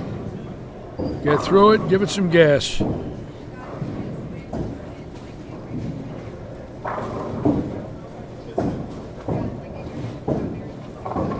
Hold it. No. Good shot for Crowder. Hit the pocket.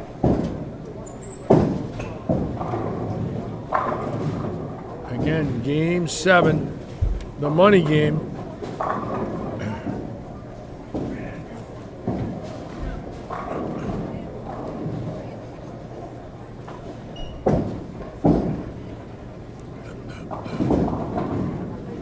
Doesn't want to miss this. This is the key. Spare shooting. Attaboy, took the hand right out of it. Threw a Norm Duke knuckler. That's how you do it.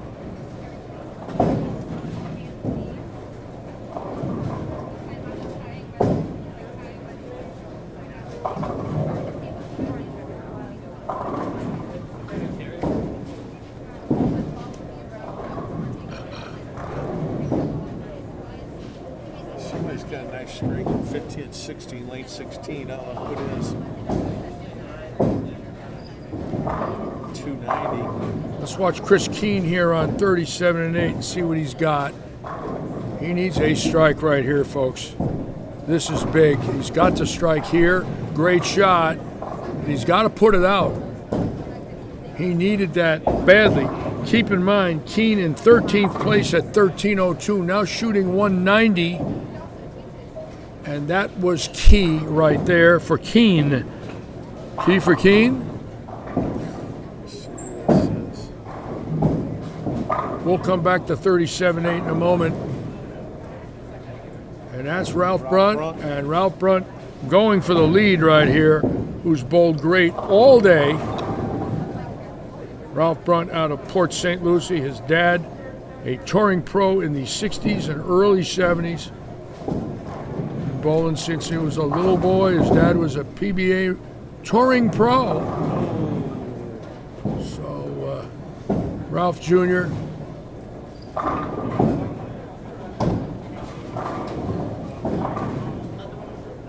And we're going to go right back to Chris Keene because this is big.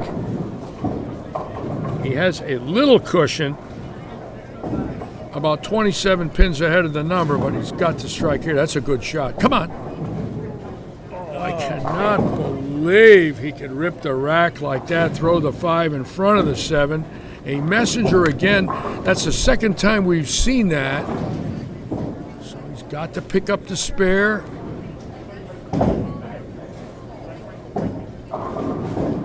Now Keene's got a 27-pin cushion on a 195 pace if he makes this. So obviously, in his case, the 10th is critical. He cannot open. I can tell you that right now. I don't know if he'll need a double, but he cannot open. He's got to make this. Mark the 10th.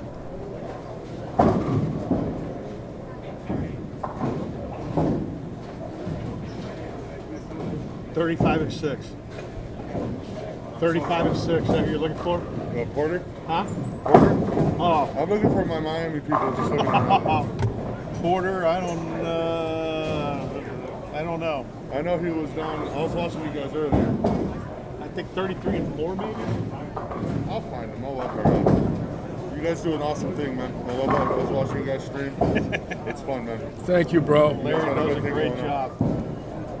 I like doing this. This has given me a life. You can tell, man. If I wasn't doing this, I would be feeding pelicans in my senior park. And I got to be honest with you, I've thought about it.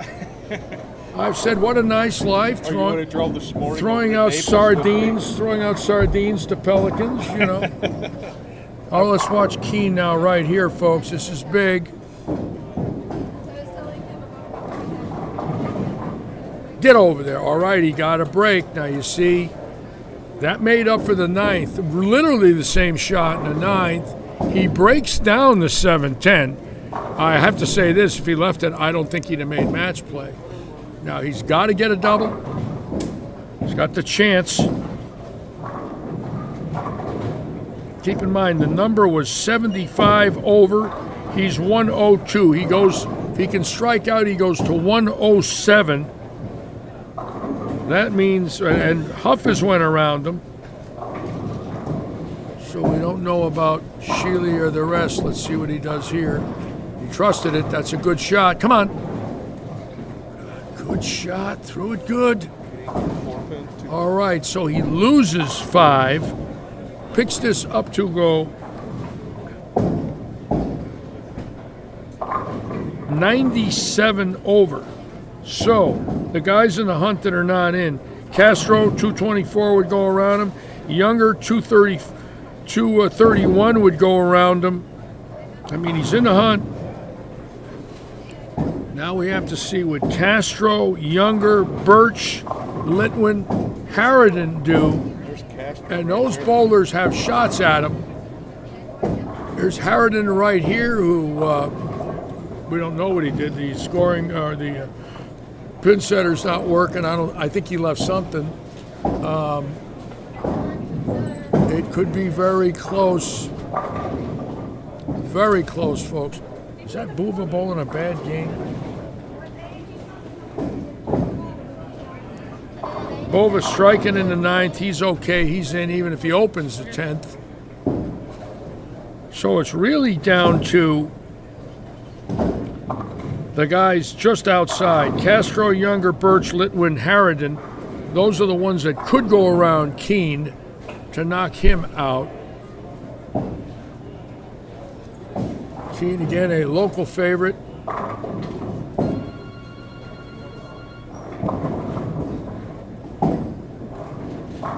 And Ralph Brunt just locked in, folks, and looking great. And we'll have averaged today about 237 for his 7 games. Hey, Huffer. The Huffer sneaking in. Let me get him. Sit in. Come over here, Huffer. Come talk to Uncle Litchy. All right. Nice. Last 2 games, the veteran came out of you. Seabiscuit in the 3rd. Now, what was the move? Here he comes. Tell me about the move. What'd you do? Squared up a little bit in game 5. A little more speed? No, I try to keep it a little softer. I don't like to throw it through the break point. So, yeah. The one pair 25 and 26 is my nemesis, and everybody tells me that that's the worst pair in the house. But I'm going to put this on when I interview you. Bear with me. And then the next pair, I just caught a couple of good breaks and strung them, and then the last pair was I went 4-4 in the first frame, moved about an arrow left, and basically sheeted. Well, you were about 40 out with 2 to go and ended up about 30 in. Yeah, it's a hell of a comeback, bro. 113 over the last 2 to get to 130. 113 over the last 2. To get to 133 or 132. I always say the veterans save the best for last, bro. Yeah, I'm a slow learner, I guess. Well, you learned enough. Now we got to hope for Keene. Keene's close. Yeah, he's at 190. He's 97 over. I mean, the guys behind him have to bowl well. There's no gimmies. The cut actually only went up 1 pin in the last game. Really? Yes. Game 6, it only went up 1 pin, so you never know. So you're going to come back tomorrow? You're bringing some fans? I'll bring the wife with me, and I'm sure there'll be some hometown. You're going to bring people up some Naples people to root you on? Possibly, yeah. Maybe I'll bring the bus up. I got, I know Bob Hofer is watching me from Oswego, New York again. He was texting me. Very nice. Saw some shots. You got some friends from the Syracuse area watching you today? Absolutely, yeah. Very nice. We're reaching far and wide on the live stream. Well, we want our viewers to enjoy their friends, especially the ones that have moved. You know. Anyways, great bowling today. Look forward to watching you tomorrow. I look forward to being here. And nice to see you bowl well when it counted, brother. All right, thanks, sir. All righty. John Huff.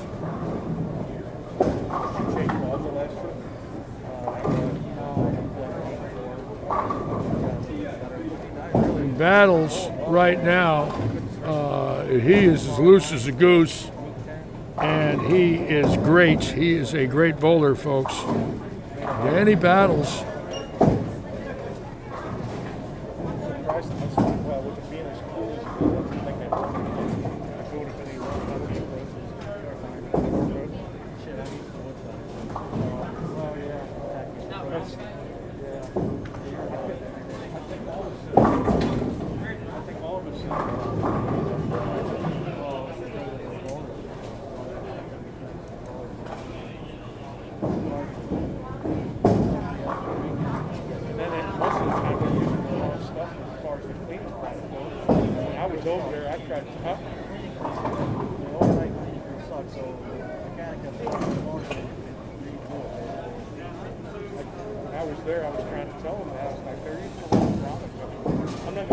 Well, we will have our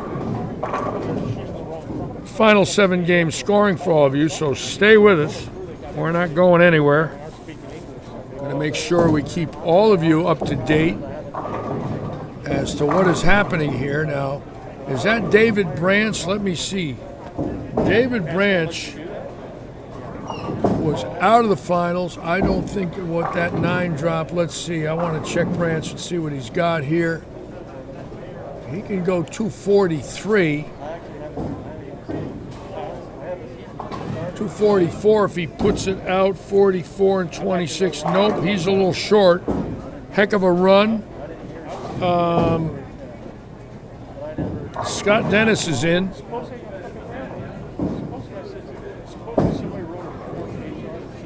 But I am very impressed with Danny Battles. He's a horse.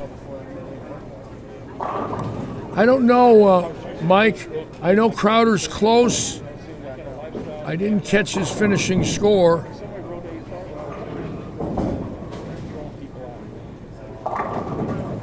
We were watching Keenan Huff finish out.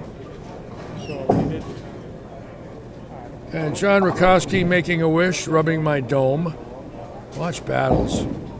Wow, what a release. Oh my God. What a train he throws. How's that release, folks? I guess when you got a Super Bowl ring from Tampa Bay, you got to have a loose arm swing.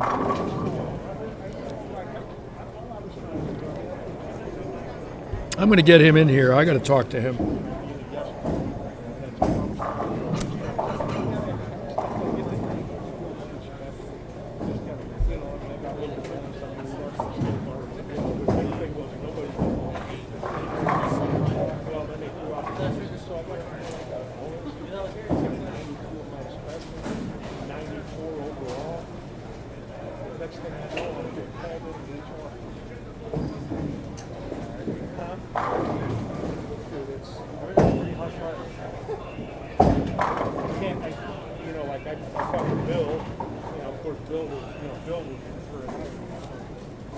Howie Crowder ended up plus 95. Definitely has a chance. We will wait and see. So Crowder with a big last game, 265 to go 95 over.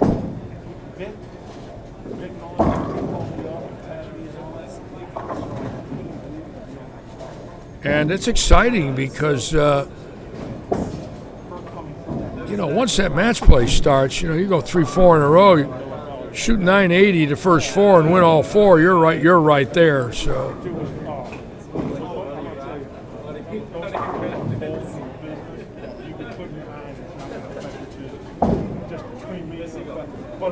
And Danny Battles just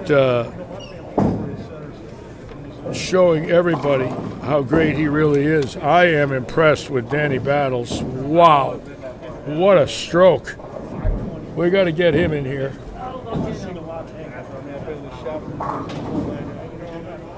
John, do you know Danny Battles? Would you ask him to come sit with me? He's on 19 and 20. We're going to get Danny in here, folks. He is unbelievable. You don't want to bowl, Danny. He'll send you packing. I found out 2 Super Bowl rings. Yeah, I want to get him in here. Why don't you go bowl Danny Battles so we can all bet on Battles and break you? I'm talking to Mark Pulaski Jr. I want him to bowl Danny Battles so we can all laugh online as he gets his rear end kicked. Okay. Wow. Oh, Luis LaMarche bowled well. He's right there, JC. Let's get him in here. No, you don't want to come in? No? All right. All right, no internet. No live stream for Danny. Don't want to do it. Well, that's all right. Some people don't want to do it. It's understandable.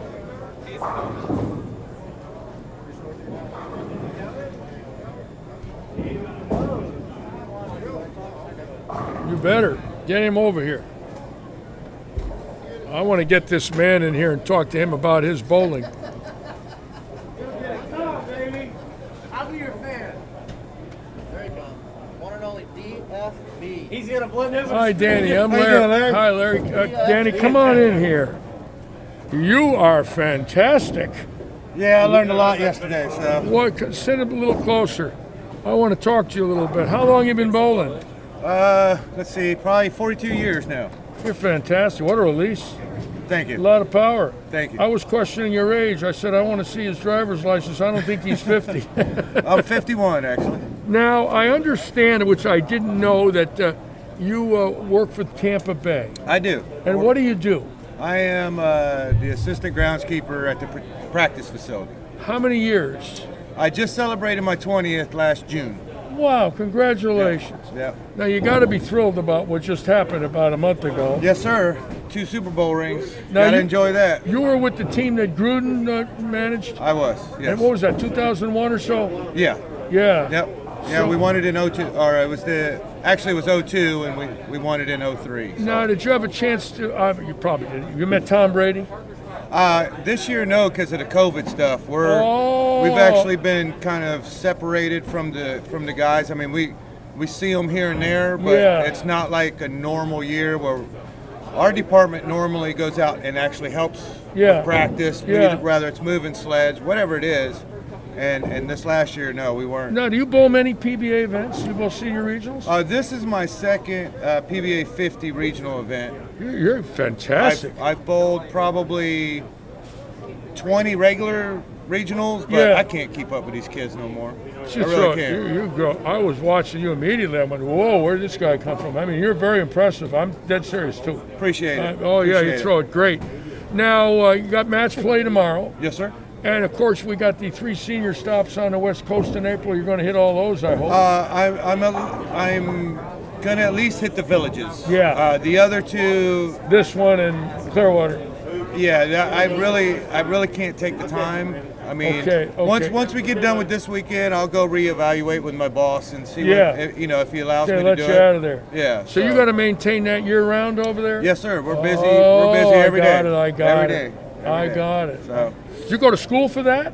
I did not. I mean, I was just like any other kid growing up. We used to go mow yards after school or whatever. Really? And Really? I tried some other things. I've worked in buildings. I've worked at an auto. Everything that I've done, I graduated back to mowing grass, and I was actually bowling a league and met my boss that I work for now. He was actually bowling. They kind of teamed us up. After a couple years, he said, "Hey, we got an opening over there if you want to apply." Unbelievable. And it's, What a career. Yes, sir. It's been Unbelievable. It's been a heck of a ride. To work for an NFL team. Yeah, it's been fun. It's actually been a lot of Well, fun. congratulations. You're a hell of a bowler. We're going to be watching you tomorrow. Yeah. You're pretty cool out there. You look pretty relaxed out there. Looks like you're having a good time. Well, bowling yesterday, I applied some things that I learned yesterday to today. It Yeah, worked. So yeah. hopefully what I learned today I can apply tomorrow and it'll work. So Right now, you're right on line, man. yeah. Well, Right. I mean, the first PBA 50 regional I bowled, I was second. Really? I finished second. Yeah, I was in Tampa. So Really? So you've been there before, I've been right? there before. You so knocked at the door. Maybe you'll knock again. hopefully. I mean, that's Anyways, the goal. Congratulations. Thank you for coming in with Yes, me. sir. Thank you. Appreciate it. And look forward Nice to to meet watching you. you tomorrow, brother. Thank you. All right. Danny Battles, cool. Tampa Bay Bucks. How about that? He was talking about growing grass. I wonder if he knows anything about hair. For all you hair lovers. Anyways, how about him, huh, Judy? Lundeen, beautiful. Nice man. And Dave Belanca on watching, of course. And how about Rick? Well, how good does he throw it, boys, huh? Got a stroke on Danny Battles. Woof. Strong. Okay, now we're going to see what's going on here. Gonna check out the area.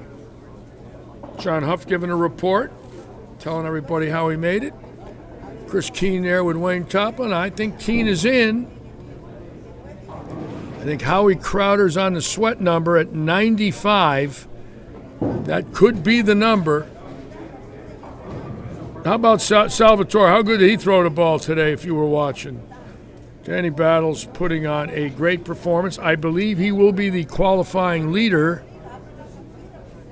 with Ralph Brunt right behind him. Did you get your coffee? Yes, I did. Thank you. She was taking it from me too. Thank you. And I want to see if I can get Ralph Brunt in here. Ralph Brunt. Would you get me Ralph Brunt? I want to talk to the great Ralph Brunt out of Port St. Lucie, whose dad was a touring professional, and I want to talk to Ralph about growing up as a young boy, knowing his dad toured with the legends, Don Carter and Dick Weber and Billy Hardwick. Let's get Ralph in here. He's coming over. Hey, Ralph. How are you, Ralph? Come. I'm well, and you? Come sit with me. Come sit with me, Ralph. Yeah, I'm coming. Great to see you again. Yeah, The great to last see time you. I saw you was in your pro shop. Yeah? And I didn't recognize you this morning until the score sheets went up. These masks on. It's Yeah, we got to keep the masks on. Great bowling today. Thank you very much. And I was telling a lot of our viewers about your dad touring in the 60s and bowling with Don Carter and Dick Weber and Billy Hardwick and the greats. So obviously, your father was a touring pro. When did you start to bowl?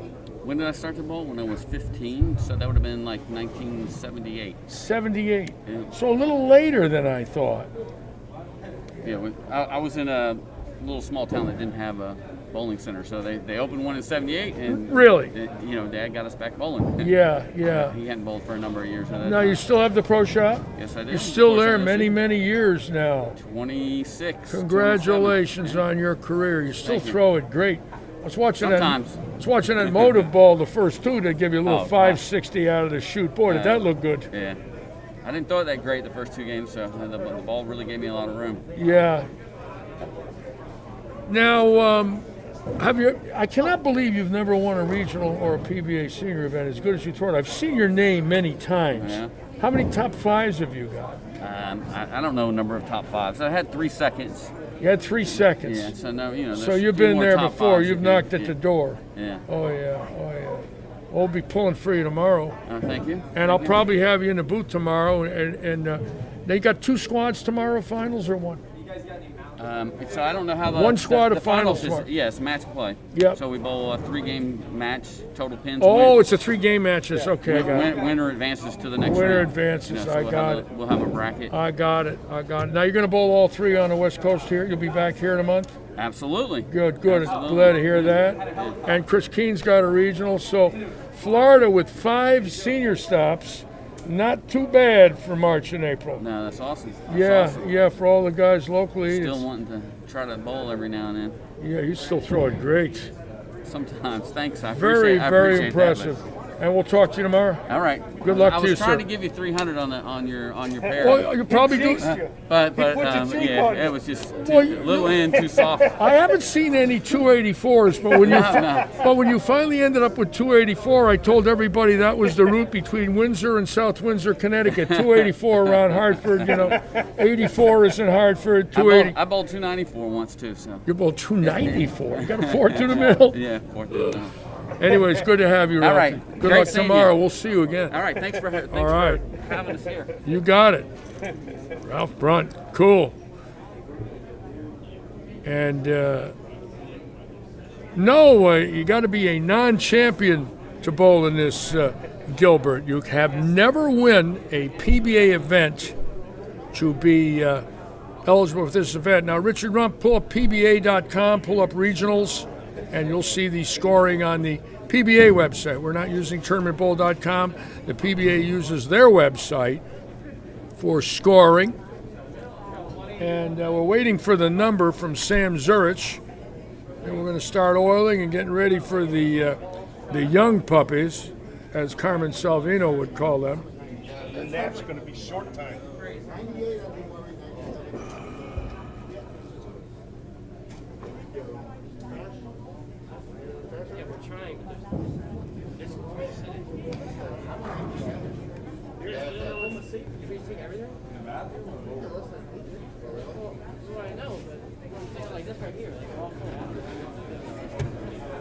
Okay.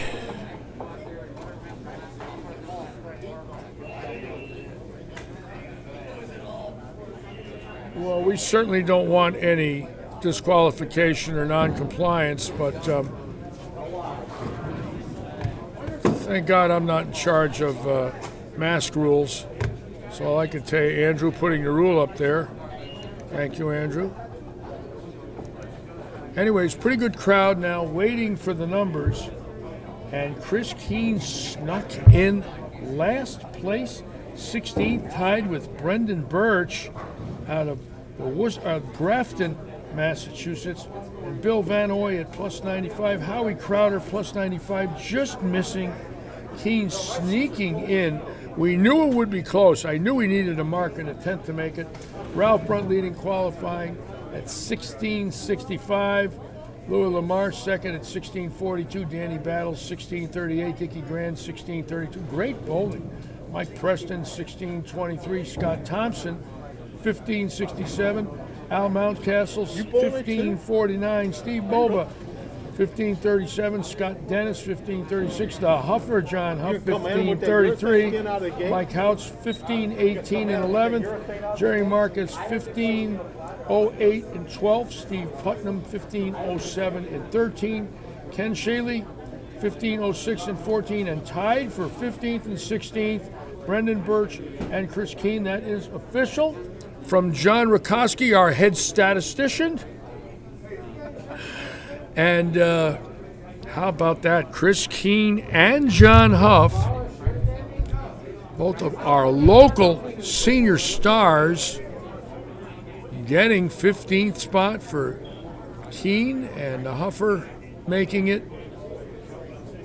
And they are thrilled to sneak in.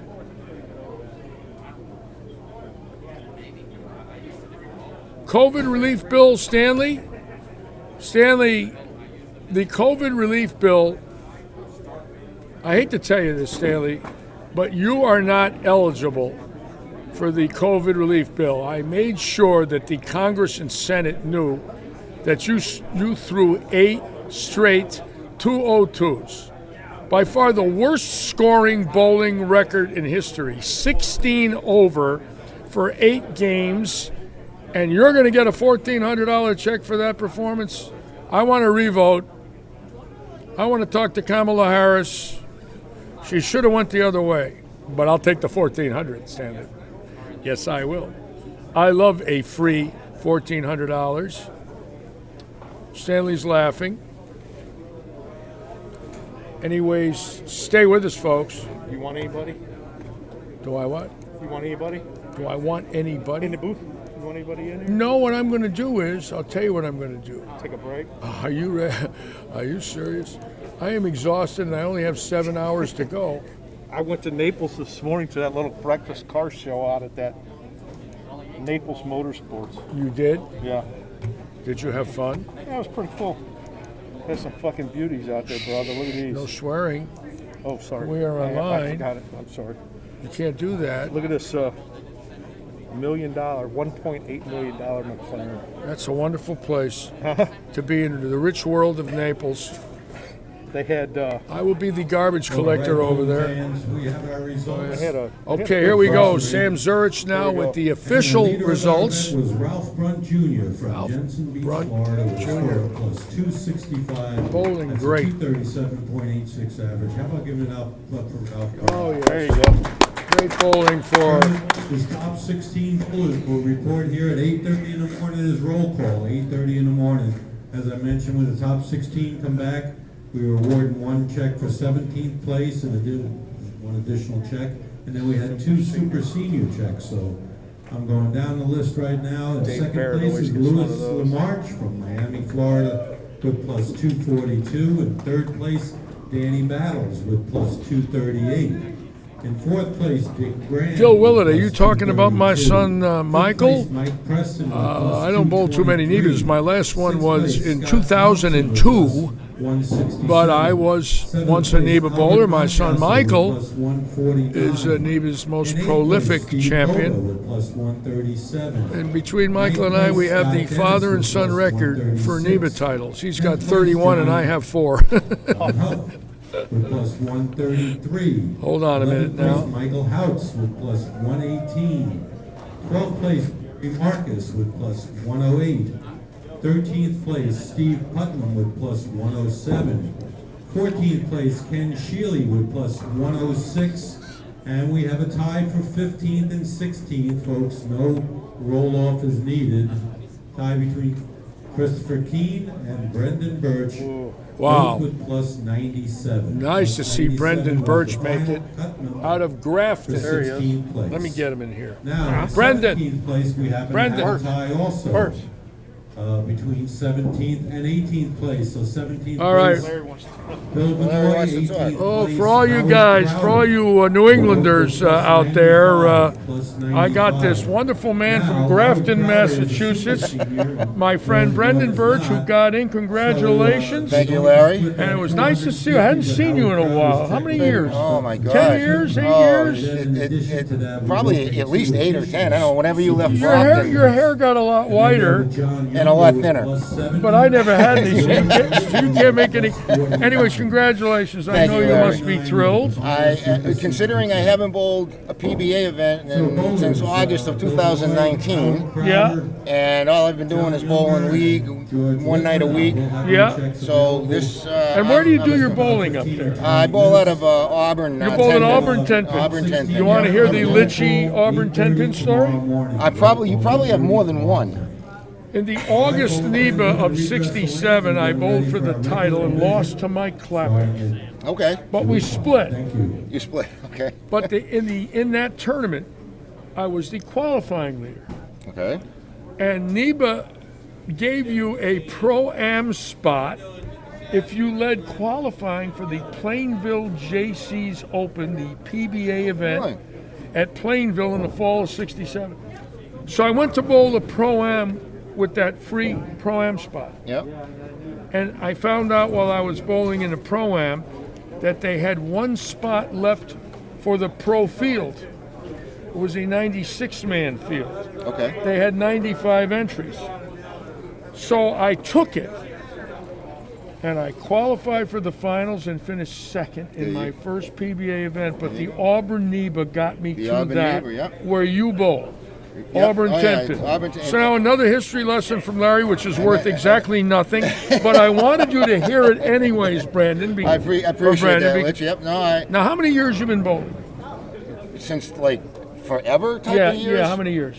Oh man, I started when I think I threw my first 10-pin bowling ball. I was 8 years old, so that was about 63 years ago. So you've been bowling 63 years. Yep. I joined the PBA in 1998, Yes.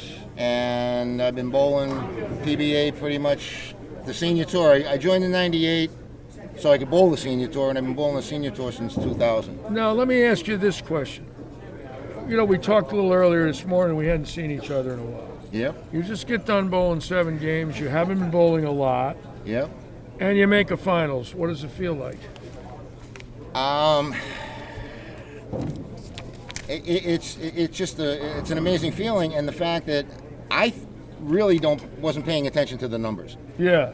And my last game, I shot 234, which is exactly I needed a big game You because knew I you was like needed hanging something. around 60, but I didn't Yeah. know what the numbers. I don't Yeah. really pay that much attention to them. Yeah. So, I shot the 234, and I was like, oh, I'm 97, that should be all right. And I'm talking to one of the guys I'm bowling with, and he's like, I don't know, you may, it's going to be. And it turned out that it was a lot closer than I thought. Yeah. But just to make a finals after not bowling PBA for so long, I bowl a sports shot league on Tuesdays anyway, so it keeps me kind of sharp. Yeah. I've had some medical issues back in the beginning of the year, so to make finals, I'm thrilled. Russ I'm just Mashad's thrilled. on. He wants me to say hi to you. Russ. Hey, Russ, how you doing, Rusty? And, well, I think that's great. And I kind of felt it meant a lot. That's why It I did. asked It you that really did, question. It was yes. a planted question. Oh, I But figured I it would, knew, no, it did. It really, I knew it meant a lot to you. Anytime I cash in a PBA tournament Well, at my age now means a lot. Obviously, at the age of 71, it's got to mean a lot. It does. No, it really And does. your spot, number one, you're spotting 21 years. Yep. And number two, it's not that easy regardless of who they are. No, I mean, you're all veterans here. These 50-year-old kids are pretty damn good. Oh, there's some horses out there. Big horses And Russ says you two look great. Oh, thanks, Rusty. Russ, are you talking about our faces or our hair? We don't go to the same stylist, Rusty. No.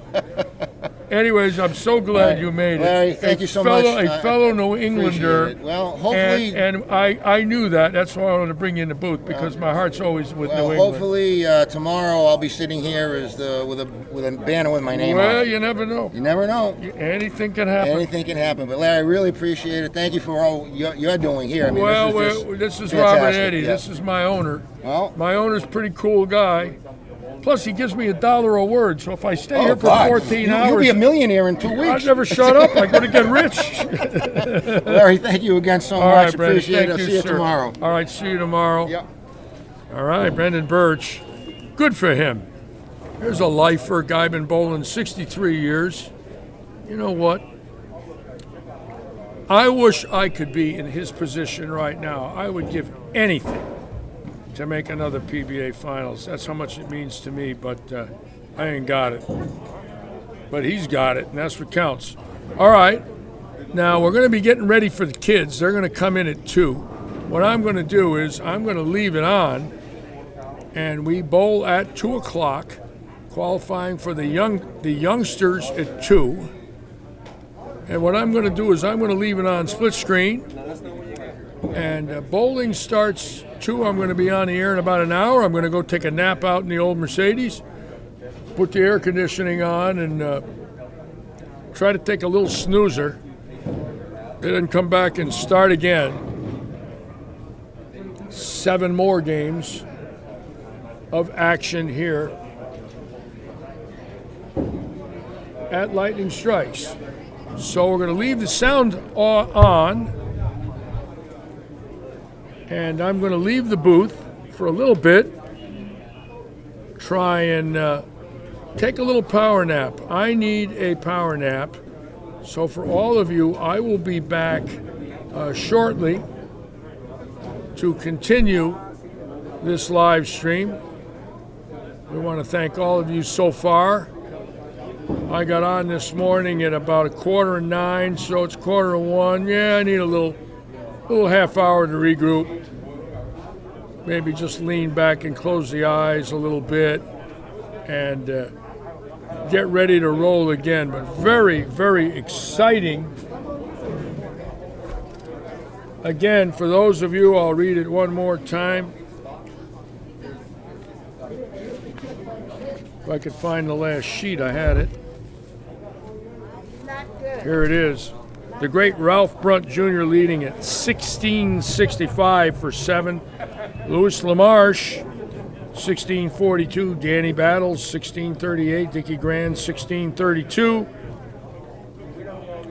Mike Preston, 1623. Scott Thomason, 1567. Al Mountcastle from Margate, 1549. Steve Bova, 1537. Scott Dennis, 1536. John Huff, 1533. Great last 2 games for Huff.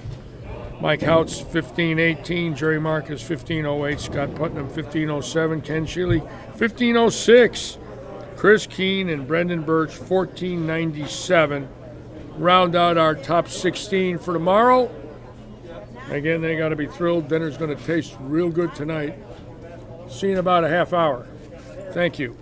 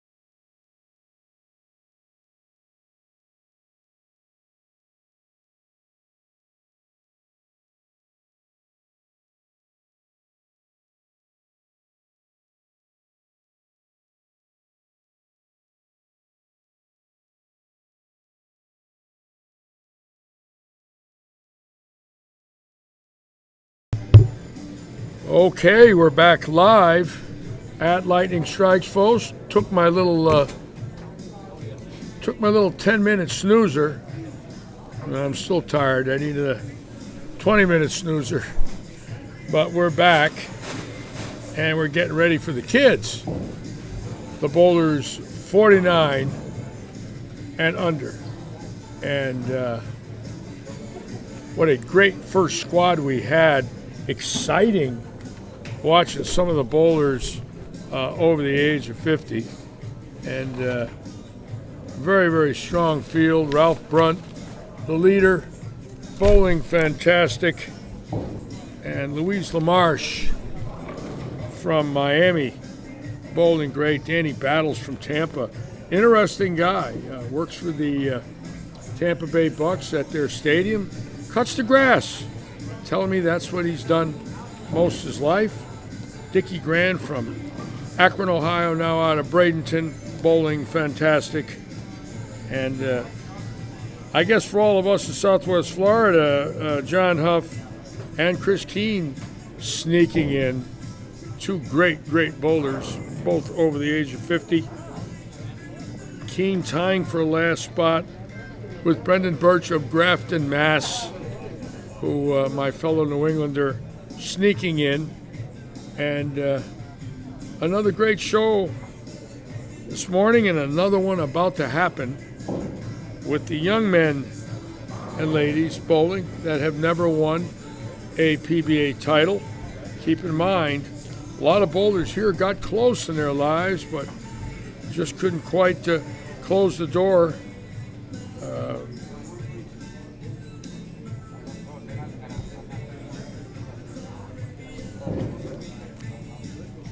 Trying to get some of the stats here. I know of between Joe Scarborough, Dave Bernhardt, there's about 10 or 15 seconds on this squad that just got done bowling with Scarborough with 6, Dave Bernhardt with 1. I watched him bowl that title match. That's in national play, not regional play. A lot of bowlers had chances and didn't win, and it's not easy. I had a lot of seconds in my life. I had 4 regional wins and 1 national tour win, but I had a lot of seconds. I had, 5 seconds in regionals and 5 seconds in the PBA. So not as easy as people might think. Again, we're filling up. We got a good crowd here getting ready. From USBC, please. I think there's at least 2 or 3 of you out there. And we will, once again, anybody going for smart funds, kindly come on get up the here show on the road at 2 o'clock. Thank you.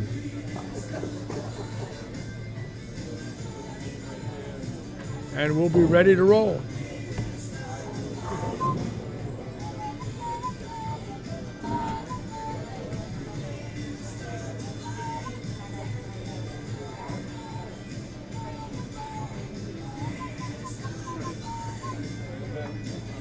And we want to thank all of you for hanging around for about this hour and a half break. It's going to be fun watching this second shift.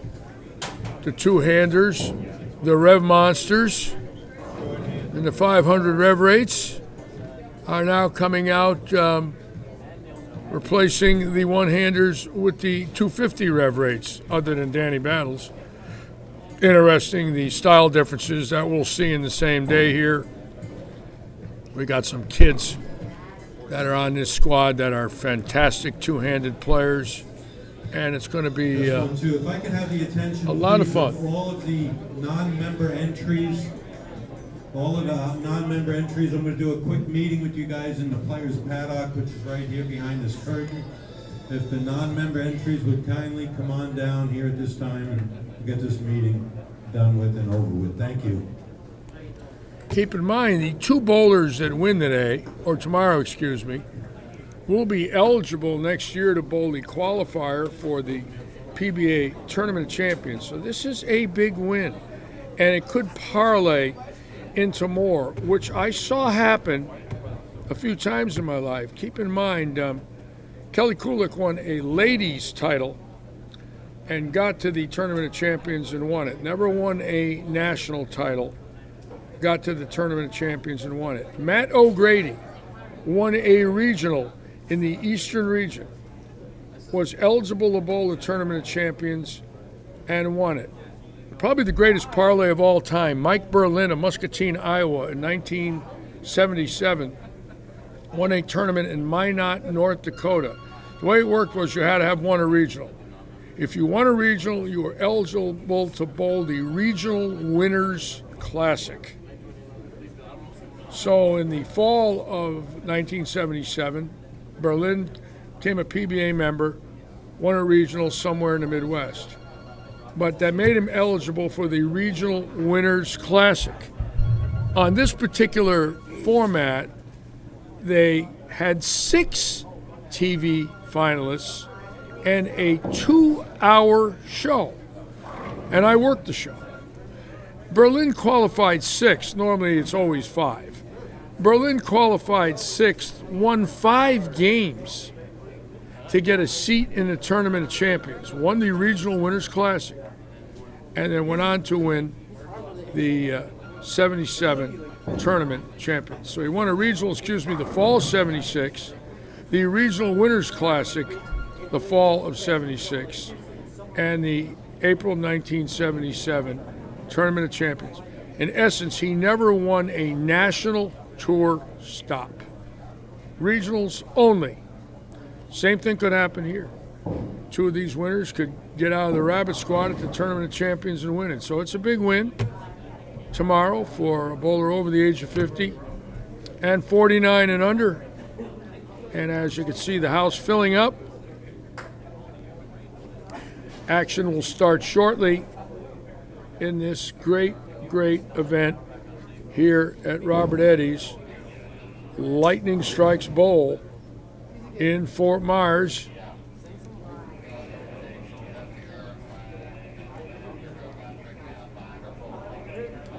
Very cold in here today. I think it stopped the lanes from breaking down as much on the first squad, but then again, much lower rev rates. You know, anytime you're dealing with 2s, 250s versus 450s to 500, major difference in the laydown in the heads, and that's critical in all bowling centers. So we'll see what happens shortly. No, you do not have to be a PBA member to bowl. You just have not to have won a PBA regional or national tour event. Joe Panko. What other questions do you have for me, Joe Panko? Go ahead, fire away. What do you got for Uncle Litchy today, Joe?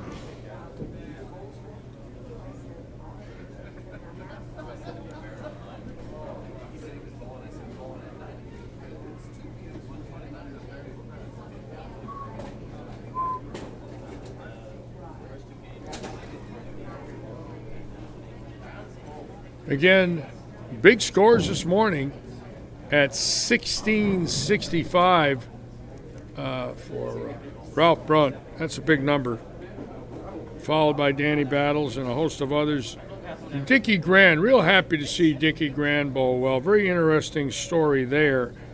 Dickie Grand, a proprietor in Akron, Ohio, and owned a golf course. Both. Golf and bowling, and sold out. Got rid of the bowling center, got rid of the golf course, retired here in Bradenton, Florida, right up the road, building a new house at Lakewood Ranch. So, interesting story, here to bowl. And I was just talking to Chris Keene and a few other bowlers. Florida's really bailed out the senior tour with 3 national tour stops here, Clearwater, and the Villages, with a regional right after here and between Clearwater and Chris Keene's and today's event. So 5 senior events in Florida between now and the 3rd week of April, which I'm sure they appreciate. And of course, we love having them here. That's for sure.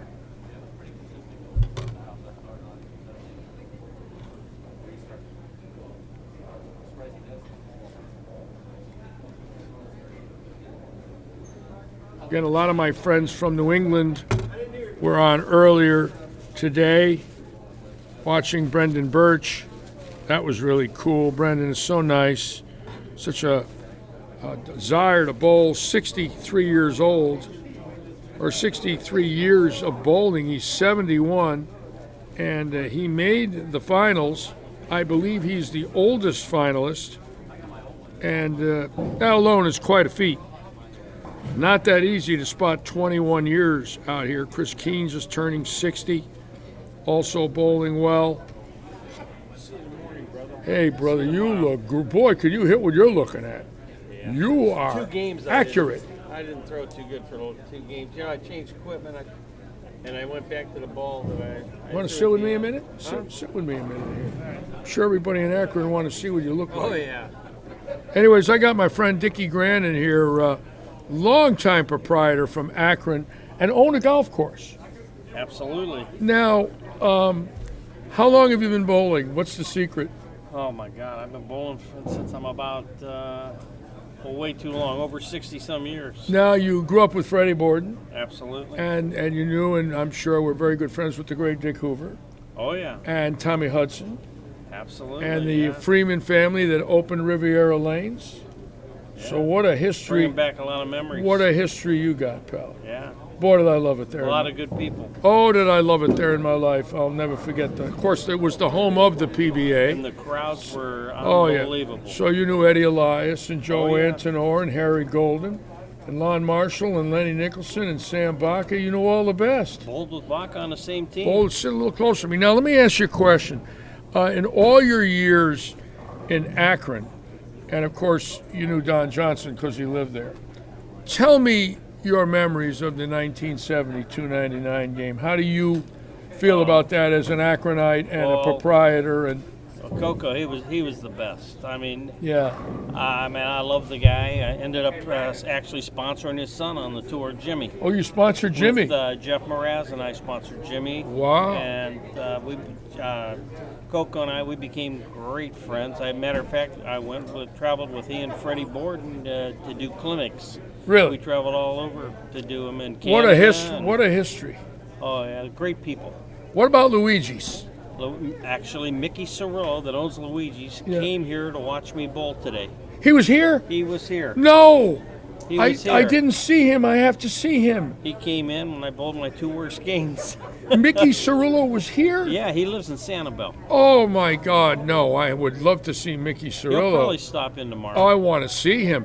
Luigi's, ladies and gentlemen, was opened the year I was born in 1949, and if you walk in there, the pictures on that wall all the bowlers of Fred Wolf and Don Carter and Dick Weber and Arnold Palmer and Ben Hogan and Jack Nicklaus and Chris Schenkel. Anybody that's related in sports. And Harry Smith, they all ate at Luigi's. I see Harry Smith still. You still see Smitty? I still do. God bless him. He's the best. He's Unbelievable. living with a friend of mine. Smitty's 90. Yeah. Yeah. Now, when you met these people, Harry Golden, Goose, Smitty, and all these people, do you have any idea what you saw in your life? Does it dawn on you what you saw? Being from Akron, it means a lot because, that was the home of the Tournament of Champions. Well, you knew the founder, you knew the great tournament directors, okay? You knew the staff, you knew the lane men, you knew the Tournament of Champions bowlers. Yeah. Did you go to the Firestone in 65 and 6 at the Bowlerama? I always went, growing up. Always went there. Did you see Beyond the Lillos 300? Were you there? No, I didn't see that. But they had all, with the bleachers there. I mean, they used to have to turn people away. Yeah, I I know. They wouldn't let them in. Were you there the year of the bomb scare? Yes. Yeah, so was I. That was scary. Yeah. That was scary when the police department in Fairlawn said you got to leave. Yeah. That was historic. That was the only time we ever had to leave before a TV show. Yeah, I remember that. And then they found that guy, the Rainbow Head, and he was the Rainbow Head. Yeah. And they gave him life. It's the end of him. See ya.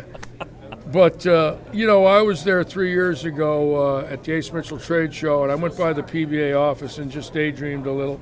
Then I was there in 2018 for the Tournament of Champions. I wanted to go back because I hadn't been there in 25 years.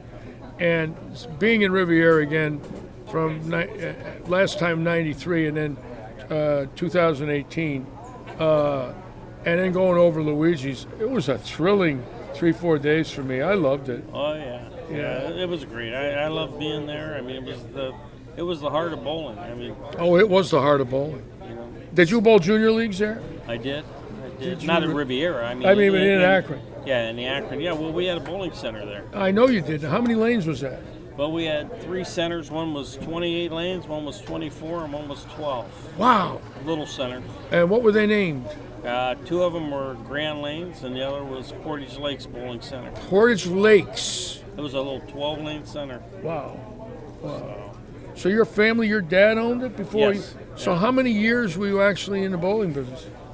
Oh God, probably. Well, I think they started in like '56. Oh my So, I God. mean, we had the Pin Boys, and You had pin boys. You saw yeah. pin boys? Yeah, Oh my God, are you a veteran? You saw pin boys. that means you're No, old. that's that all. means you're old, but that also means you're Oh, quite a yeah. bit. You saw pin boys. Oh I'll be yeah. a son of a We gun. had Pin Boys at our center. Who was your favorite bowler growing up? Oh God, growing up there were so many. I mean, I always liked Carmen. He was always No, great. Carmen. You know. How about and then Carmen? Don Johnson. As you move on, and Yeah, yeah. they're just and now I mean with. Gosh, I mean Walter's so good, Norm's so good, Jason Couch. Oh, I know. I mean, and They're- now they're all now gonna it- be right up and the now road. Now it's all changed, you know. I know. Belmonte, and It's different. he's changed the game, but I mean, he's made the game grow. He's made it more interesting. There's more people that I think are starting to be interested. It's in something bowling we because- never dreamed of. I will Right. say this. You know, Billy Whaler used to have a saying, it's not how, it's how many.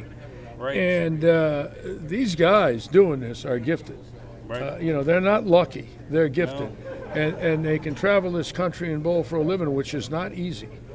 And I'm amazed by their skill level. And I'm also amazed at the kids. Lavoie's performance last week and Buttriff winning 26 regionals by the age of 26. It's amazing. And when you think of E.J. Tackett, you know, came out of Indiana like Dick Weber 65 years ago, you know, there's another I mean, Hoosier. for a one-hander, I don't think anybody gets on it more than EJ. Oh, E.J.'s scary. He's just- How about that swing, the way he tucks it and rips Oh, it? he's one of He's the got best. 500 revs and he's 140 pounds. Yeah. I don't know how he does it. And We- plus, he's a great golfer. Oh, I didn't know that. Oh, he's a plus handicap. Really? Yeah. He and Ronnie Russell probably the 2 of the best golfers around. I did not know that. Oh yeah. So Both now of you're them. you're building a new home up at the Lakewood Ranch. Yes. Yes. And how many miles from I-75 on the east side? 6, 7 in? Not even that far. Not that far. Not even that far. Yeah. I'm real close to A I-75. lot of open land out About there. a driver 3 wood. A lot of open land out Yeah. there. Why I did you love it. Why did you choose Sarasota Bradenton Well, Airport? my brother lived there. And, brother lived there? You know, family ties, and Yeah. I always liked the area. I went to high school in St. Petersburg, Florida. Oh, you did. Yeah. So, and then we got into business in Ohio and the golf business after the bowling, Yeah, and I love it down here. We just sold I the love golf it here. course, so I love it here. can't. It's get kind of much tough to better. go back there in the winter. You know, you spend one winter here, and you wonder why you spent 60 up there. I mean, I lived in Connecticut. Of course, most of the time we were on the West Coast with the tour when I was a kid. But after I left the tour, and I spent 2 winters back in Connecticut, '97 and '8. I couldn't take it. So I got to go to Florida. Yeah, it's It's the way it is. It's the best. It's the I know best. it's the best. Oh God, I remember all the days on the truck with you and Yeah. seeing you and traveling and I was bowling very and- lucky to work and out plus of you- Akron, though, Dickie. I got to be honest with you. plus you were Akron a is great in my player, heart. too. Well, I was good, but No, you were the great. PBA was good to me. Akron was good to me. Yeah. I'll tell you right now. I mean, Eddie Elias was a great man. It was People that unbelievable. didn't know him. He was unbelievable. You know, he had a dream. He put bowling on television. I don't know how the hell he did it, Yeah. but he did it. He got to Roone Arledge at ABC Sports and said, "Give me a chance." Yeah. Here we are. I mean, gosh, I remember all the guys. I mean, Buzz Fazio, and I mean, you're going back some years. Oh yeah. Well, great to see you bowl good. Yeah. I Oh, know it thanks. means a lot to you. You're still a competitor. You still want to win. Oh yeah, it'll be fun. I mean, Be fun I tomorrow. think I'm due after 11 seconds. I'm due to maybe. Do you do have one. 11 seconds? Are you serious? 11 seconds? I'm bowling the non-champions. And did you ever have any on the national tour, senior tour? No, I know. I didn't bowl till I was 57. And at 54 is when I bowled a few stops. But Yeah. I just, So know, you have I was always 11 working at the seconds in golf course. regionals? Yeah. Oh my God. Yeah. 11. Yeah, I've Were lost they every title weight. matches or did they end in second? Both. Both step ladder Yeah, and they ended it. Lost a couple doubles matches. I lost with, finished second with Eugene McCune, finished second with Bob Learn Jr. Wow. So, Really? yeah. Well, let's say you're due. Anyways, thank you for But sitting hey, with listen, me, I Dickie. enjoyed it, listen. Oh man, Always I'm great, glad buddy. you're here, man. All right. I'm thrilled. Good for. I'm so happy you made it. Well, good. We'll I'll get be it rooting tomorrow. for you tomorrow. All right, buddy. Thank All you. right. All right. Dickie Grand from Akron. How about that? Now out of Bradenton, Florida. He's a legend, folks. Look at the history he had in the sport, all those things he was saying. So I like talking to the guys that have been around a little bit. It's thrilling. It really is.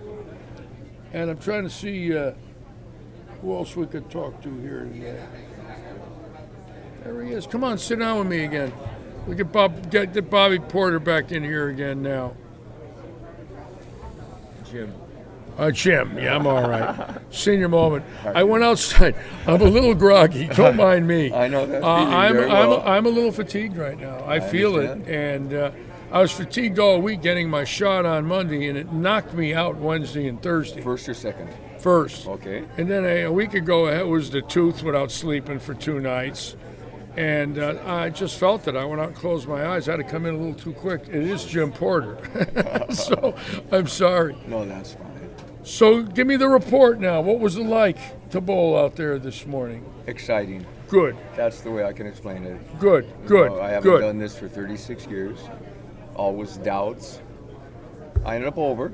That was my goal. How many over? Like 20. So you didn't bowl But that bad. With 15 open frames. Oh God, 15 wide open splits. And spares. And you know, spare- I had 5 splits one game. Wow. 138 sandwiched between two. And you still ended up over. Yeah, sandwiched With a 138. Sandwiched between two 257s. Oh, I had that But- happen to me. oh, It's yeah. gut wrenching. But- I had a tournament in 1972. You're going to love this. It's the second 8-game block of the Brunswick World Open in Chicago. So the way you used to bowl, you bowl BAC or ACB. You had 3 squads, 3 straight days. So the first day, I'm about 70 over, and the finals number's about 140 over. So I'm pumped. I'm ready. Practice balls, locked in on the first pair, 299. I'm in the finals. Great. So I'm out of the finals after 8. I'm in the finals after 9. The next game in the block, 147. The next game in the block, 299.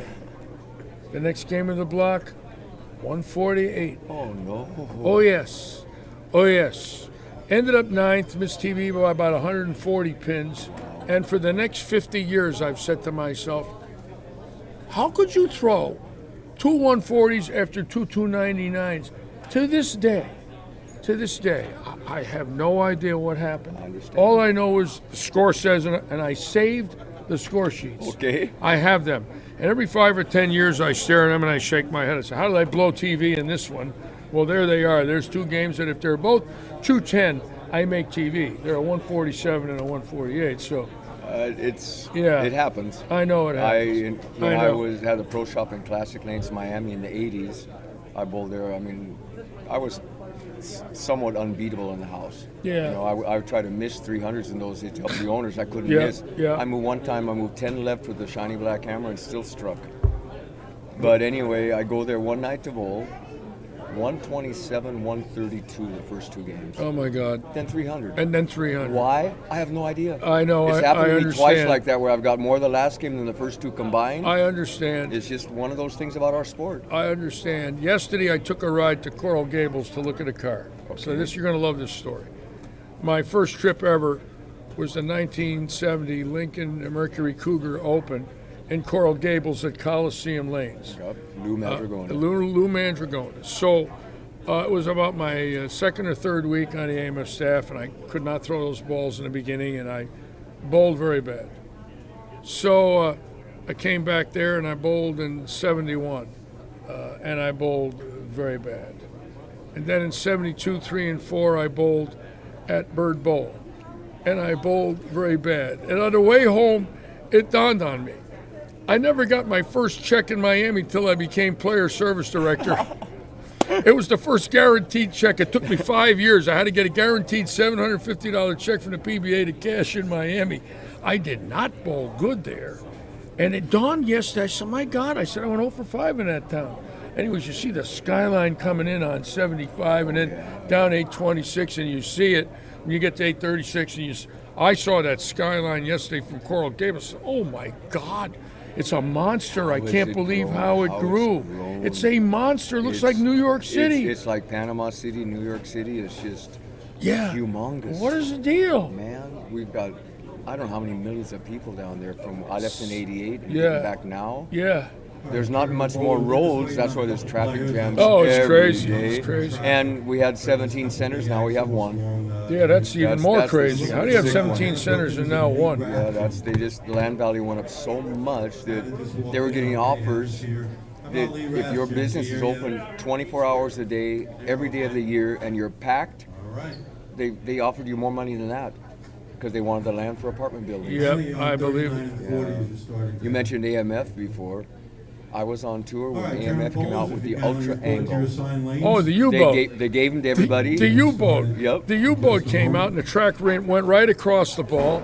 It started on the right side and went on the left side. Some started on the top and went to the bottom. They called it the Ultra Angle. After we got drilling 200 of them, we called them the U-boat. As for boat anchors. But and a beer can in it. But the ball reacted for some people unbelievably. Costa won with the U-boat in Cleveland off the one board. Okay. And Janello. Two guys used that ball on TV, bowled well with it. No one else liked it. Well, when I was after the tournament or during the practice round, everybody was throwing the balls away. They're out around. They wobble. Yeah, oh yeah. And I'm saying, I don't care what the ball does. It hooks and hits. No, it's out around. And that was our start on a new journey. After that, everything changed. One of those magical moments in our sport. Let's listen to Sammy Zurich, our great tournament director. What a career. What a wonderful man. Man, what a great guy he was. He was always so positive, just like he is now. Just so good. Yeah, yeah. Please remember the social distance. We're trying to do everything we can to keep everybody safe. Bowlers, currently we've got 67 entries in this portion of the event. I got to see We'll John. be cutting to the top 16 scores that'll report back here tomorrow for our Sunday bracket elimination. It's a 16-man bracket elimination. There are no buys. It's just a straight 16-man bracket. Roll call 8:30 in the morning tomorrow morning. So if there happens to be a tie for 16th and 17th after you're done with your 7th game, we will need a 1-game roll-off. So if you're close, don't run out the door until you know exactly that all the numbers are in the right spots, all right? So if there is a tie for 16th and 17th, there will be a 1-game roll-off. I will cut checks 17 through 22. As soon as we get all the numbers straight in the computer, I'll cut the checks and hand them out today upon completion in my announcements. Anybody who has not given the PBA a W-9 this year, I'll need to get one of those from you guys from this year, or if you gave one recently last year, we'll be able to utilize that also. So that'll be for anybody that cashes. Please remember, I will need W-9s if we didn't already get it from you. If you gave it up in a different region, the W-9, that's okay as long as they got it. Somebody, then it'll be fine, but otherwise I'll have to get it from you. Bowlers, you'll be bowling 7 games today across the house. Once again, I remind you, we're cutting to the top 16. We'll pay 6 additional checks, so a total of 22 checks. After every game, I'll have an updated score sheet. I'm going to lay one on the billiard table behind lanes 37 and 8 there. I'll have another one on the billiard table down behind lanes 15 and 16. And I'll also post one on the window here all the way back behind lanes 23 and 4. And I'll do that after every game so you'll be able to see what the numbers are. And of course, what the cut numbers are after every game. Bowlers, please, upon completion of the 7th game, please make sure your score sheet is filled out entirely. You got all 7 games. You got a plus and minus number.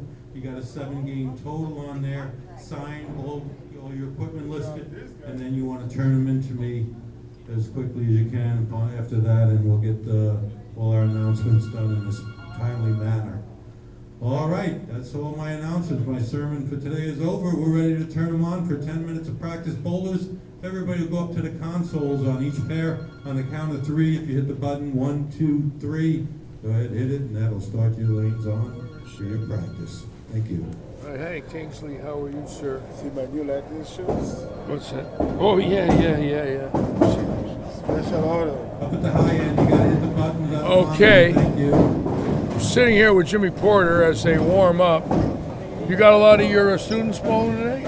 I've actually got 3 kids Got that I 3? started teaching in the 80s and early 90s that are bowling this squad. And who are they? John Francisco Perez from Puerto Rico, Edgar Verdaguer, Puerto Rico, and Andres Galmez from Chile. Wow. So this is So kinda they're neat. bowling now. They're bowling this squad, yes. And Andres Galmez from Chile. Yes. Wow.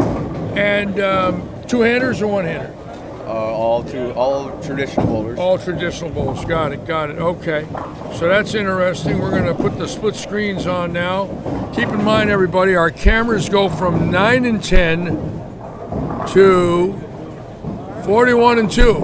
On these split screens, it'll go to 40, and then if we have to, we'll flip that last pair over. And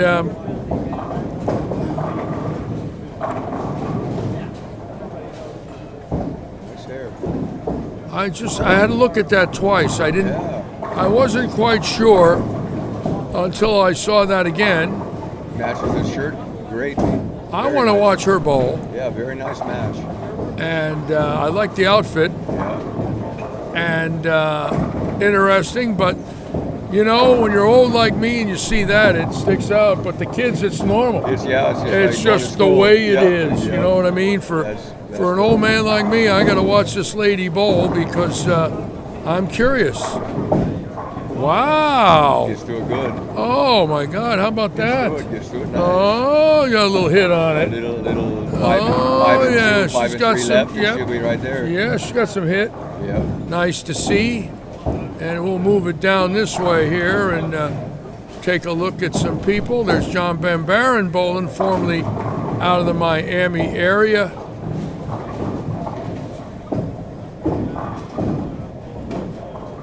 And Evan Baranecki, our young star on lane 33, graduate of Weber, one of the intercollegiate champions of 2019 when he was training at Kegel and Lake Wales. Now, have you ever been to the new facility in Lake Wales? Yes. And you know Del and Randy, of course. From bowling in the 70s to coaching. You know Randy worked for me. You aware of that? Yes, I did. Yeah, Randy was with me 4 years. What an icon he became after he left me. Oh, yeah. He couldn't wait to dump me and become a somebody. Yeah, I was lucky. I took the first international team to the original Kegel, the first team to ever train from Malaysia. Yeah. With my great friend Sid Allen. Yeah. We had 18 bowlers the government sent to train for a week when Kegel wasn't even open yet. It was really exciting. What a job John Davis did. He was How about what John? incredible mind. How about what John Davis did for man. bowling? He's one of a kind. There'll never be another. Oh, I know. You know, when I moved here, I worked for him 9 months at the old place at Sebring. And he used to tell me his dreams and say, Litch, this is what I want to do. And we lost him. Next year will be 10 years. He called himself the janitor. Yeah, he was unbelievable. A visionary. What a visionary. He saw things that nobody dreamed of. He looked at a different way at everything. Oh, I know he did. I know he did. Great man, great. Yes, great man.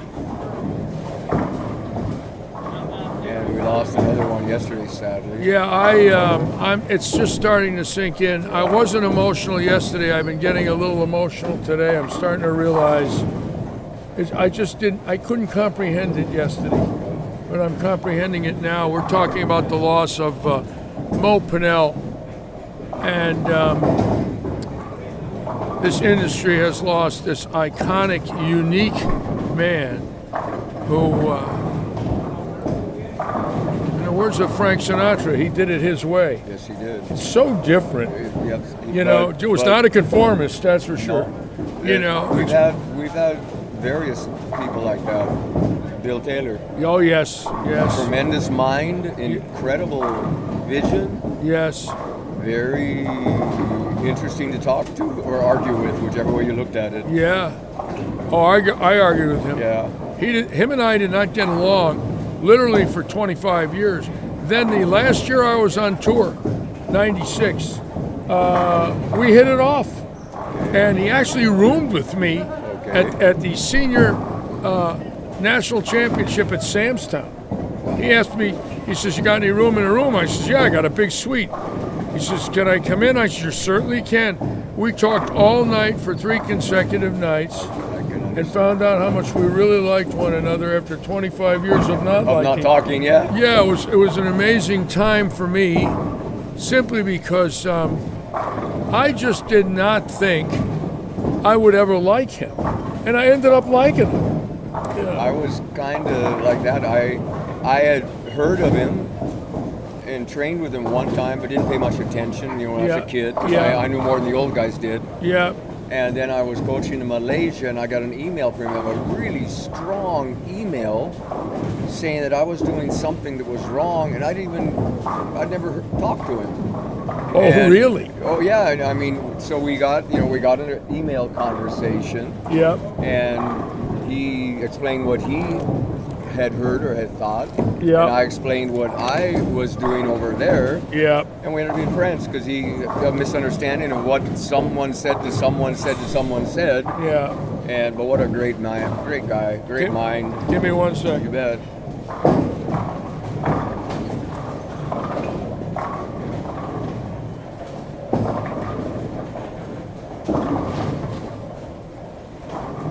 I'm going to tell you a Bill Taylor story that is so hilarious.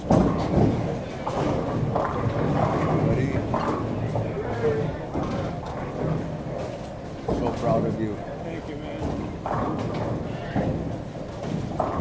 It was 1971,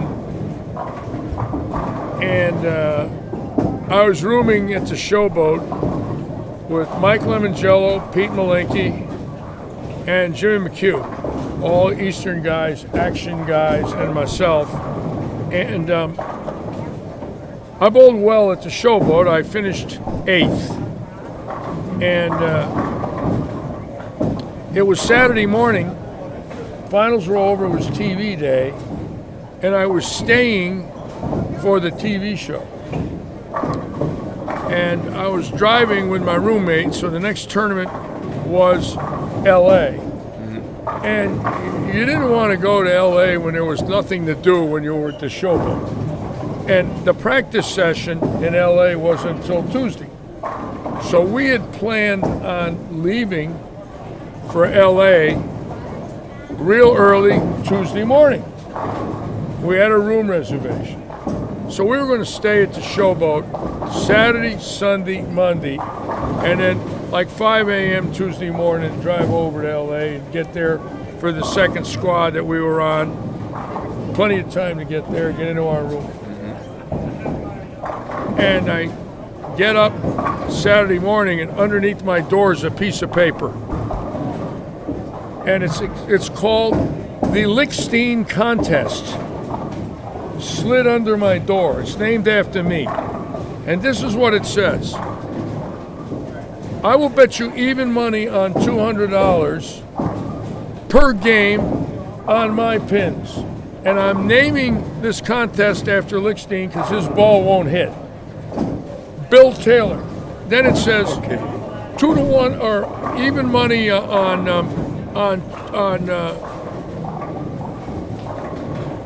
200 or even money on 170.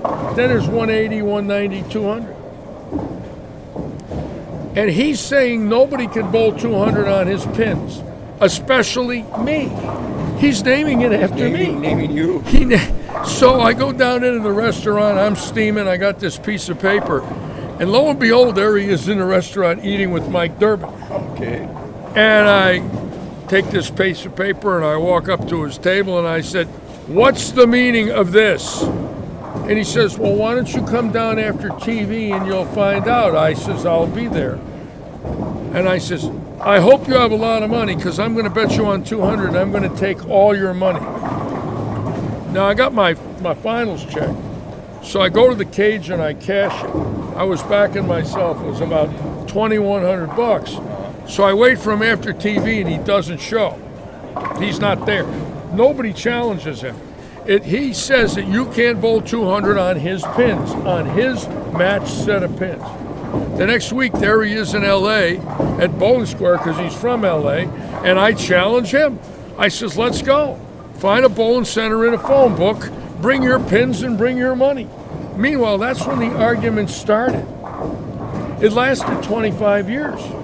And then finally, at Samstown, we were both laughing about it. And when he died, I was upset when he died. He was a very unique man, to say the least. Okay, it's qualifying time now. We're on 9 and 10. We're going to put these split cameras on for all of you. Sheet on the billiard table behind 35 and 6. One behind the billiard table behind 15 and 16. We'll post and here we go. On the corner of this back qualifying here at Robert Eddy's Lightning Strikes. And we'll keep that updated after Keep in mind, 16 bowlers will come back tomorrow. We're cutting to the top 16. Roll call tomorrow morning, 8:30. There's a tie for 16 and 17. There will be a one-game roll-off. Bowlers, I ask you, please. This is something that's real important. The pace of play lately is getting to be just really too slow. We need to keep an eye on the pace of play. Be ready to bowl when it's your turn. Follow the player that you follow as he walks off the approach, and so you're ready to go when it's your turn, bowlers. There's all foursomes out there. There's only one threesome. So with that being said, bowling fans, how about sending off this squad with a great round of applause? Bowlers, hit the red button on your console, and you may start your competition. All right, it's action time here at Lightning Strikes. Who is my pick this time? Well,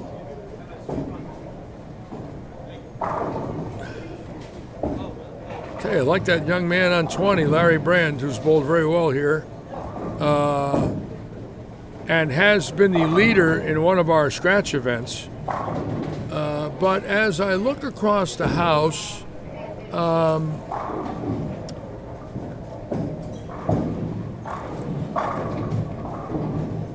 going to have to wait one game.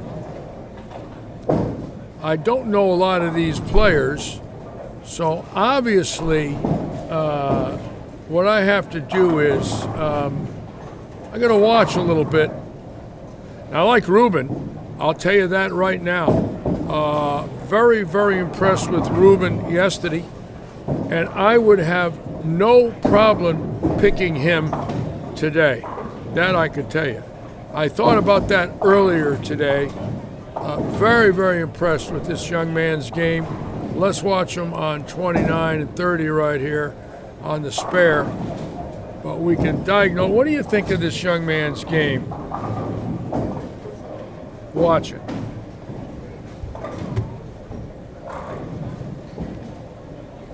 How's that? He's got it all great footwork. How's great that? Timing, Yeah, isn't that clean, wonderful?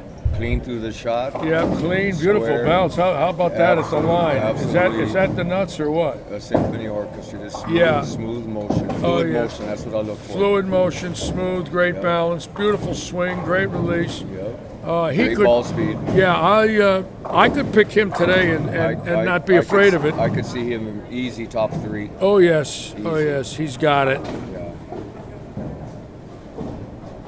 Now for the ladies, I'm going to have a little fun with all of you because you all know my sense of humor. I'm picking a lady with the red hair.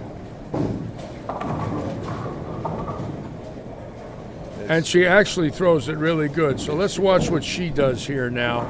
There's only 2 or 3 ladies in the tournament today, which I'm kind of surprised. I thought there would be more than that. Wow, how's that? What is that? No, that's a terrible break. Bad break, but Whoa, great get there. That's not fair. Terrible break. Let's watch the great Baranecki right here now.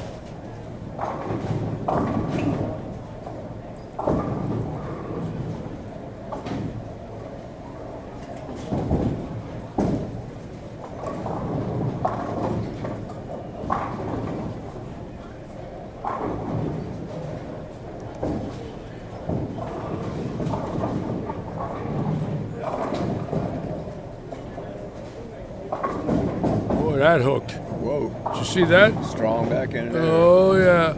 Yeah, I like Ruben, guys and ladies. Ruben, you know, was one ball away yesterday from going around Stouffer 53 pins behind him. He 2-8, 10 the eighth, or it's his tournament if he strikes. So he's one ball away yesterday, which impressed me. And I also was very impressed with his sportsmanship when Stouffer doubled late, and he didn't. He put his hand out and gave Stouffer a 5. And when I saw that, I said, and I said that to Dave later, I said, that was a class move.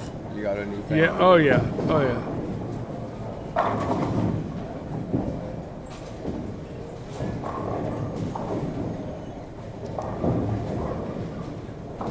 Oh, I didn't see Zeke Bate bowling. Well, ladies and gentlemen, now that I've seen Zeke Bate, it's between Zeke Bate and Matt Rubin to win. Okay, those are my two picks. Zeke Bate, right here on lane 24 from Columbus, Ohio, is fantastic. Okay, he's made 2 PBA finals on television in his life, 2 telecasts. Oh, yes. Zeke Bate can flat play. Watch Zeke. I did not know he was bowling here just till now, out of Columbus, Ohio.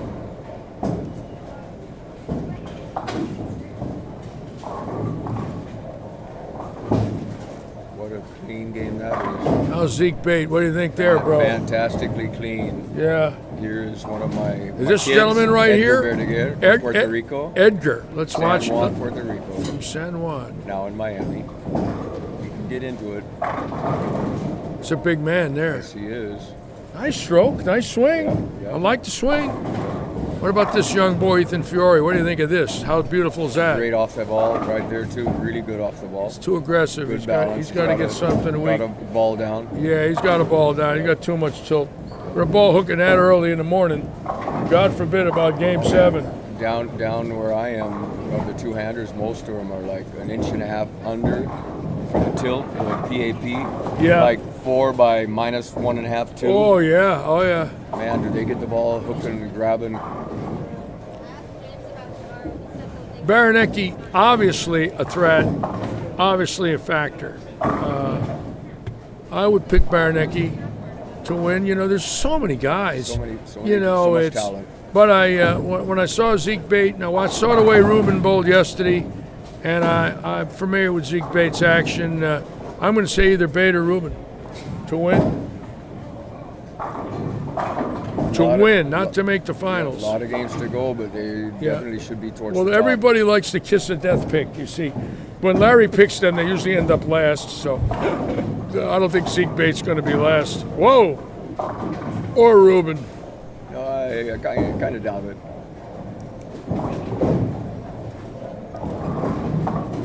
Now, growing up, who was your favorite bowler? Johnny Gunther. Johnny Gunther. Then Don Johnson after How that. could it not be Johnny Gunther? It had to be. It was 60 miles away from where I was How born, could where I it was not raised. be Johnny Gunther? He was a local hero. Oh, an he's icon. one of my heroes. Oh yeah, what a great guy. What a wonderful man. And I kind of felt that I was trying to be in the mold that he made. You know, the design. Here's another one of my students. Galvez. Right here? Yeah, Andres from Chile. Coming off the Oh, shoulder. nice shoulder stroke. injury. Oh no! He's- What happened there? He needs to have shoulder surgery. Could you tell me if there's a Christopher Felker bowling in this? Christopher Felker? Chris Felker's bowling. Yes, he is bowling. You know what lane? Somewhere. No, but Sam Zurich would know in the office. We're doing the live stream, but Chris Felker's here somewhere. Yeah, he's a friend. Yeah, you just got to walk back and forth. I'll bet you'll see him. He's what? I said you just got to walk back and forth. I'll bet you'll find him. He's out there. You know, Andres is coming off like 3 months without bowling from a rotator cuff. Yeah. Oh, really? Yeah. So it's a fact-finding mission. Chuck Burge is asking about Chris Felker, right as this gentleman was. We had a gentleman walking in the booth, Chuck, just as your post came up asking where Chris Felker was.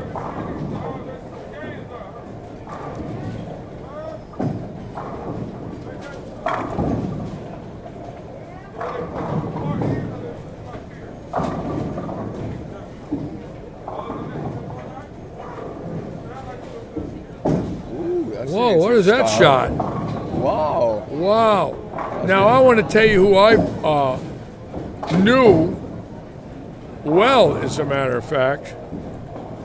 And I went and bowled with him one night. And let's see how good you really are. I'm going to give you the question. He was a lefty from Seattle. And I went, how did you know that? Come on. I bowled with Bachelor. He was on my team. You can't be that good. He was an How do you know a guy from 50 years ago just like that? Incredible talent. What a great bowler Bachelor smooth, was. lanky, loose. I liked him. Oh man, he was so nice. He was unbelievable. Mike Bachelor, what a name. The other lefty I would have get to after him would have been Mage. But once you said lefty, I just knew it was Bachelor. Yeah. No, tremendous. You know who else talent. I was friends with? He was a lefty. He wasn't that good, but he was a hell of a guy. It was Brian Jennings. Brian Jennings from Tacoma, yeah. Yes, I was friends with Brian Jennings. New Frontier Lanes. And Joe Dignam. Yeah, Dignam. From Seattle, won a PBA title. Yep. Won in Huntsville in '69. Alabama. 1969, won in Huntsville. Do you know how he explained his win? No. He was kind of cocky. You know, he was. He believed in himself. Yeah. The night after they made the cut, everybody, you know, they're always in the bar having a drink, you know, happy. Yeah. He bought everybody, the other 15 bowlers, a drink. And he says, I want to give you this drink now. Thanks for bowling with me because I won it all. It's my tournament, you know, thanks. No! And they were all so mad at him that they tried so hard to beat him that they couldn't. You know, they just lost focus that he won. Huntsville, Alabama. Well, yes. Pelican Lanes. Yeah, I took that week off. Okay, what happened was we bowled Fort Worth. I didn't bowl well. I didn't go to Huntsville. I went home practice for a week. Then we went to Cranston and I bowled for the title. Okay. And lost to Hardwick and Burton in the three-way position round. Three of us could win that last game and win.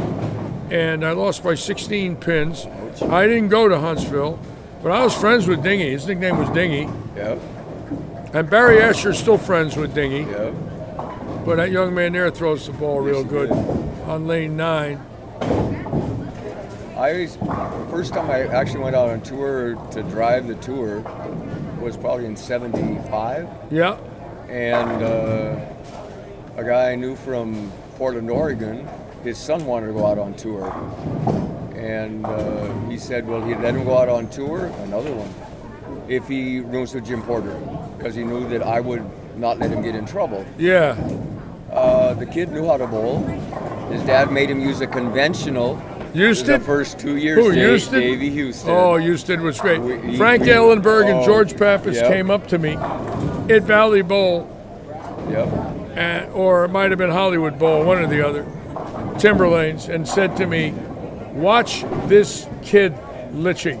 And I watched this kid, you know, with a backswing and first high backswing with a stretched conventional. Yep. And it was David Houston. His dad would not let him drill a fingertip until his dad thought he knew how to bowl. So he won his first stops on the tour with conventionals. Yes, Don Cornette telling Walter Huff that John Huff, the Huffer, shot 515 the last two. It was out of the finals to qualify, and he could definitely be a factor tomorrow. John Huff is a great, great bowler, and we're all rooting for John here in Southwest Florida. I see it. Again. That's a backup ball with revs, folks. Gets into it nice. That's not a floater. That thing is coming off that oil with a little pop on it. We're going to watch that again. I've seen unique styles. That's quite unique. I want to see it again. I saw the approach. I said, boy, does this guy drift. And the ball hooked the other way. I drifted, but I drifted mentally. Okay. We're in the same boat. I'm drifting more now than ever.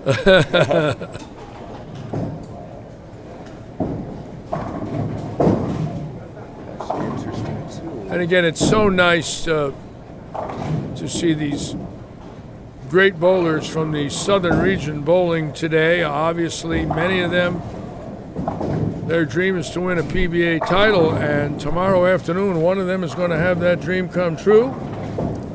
Absolutely. And all of us here are going to be excited to watch match play tomorrow.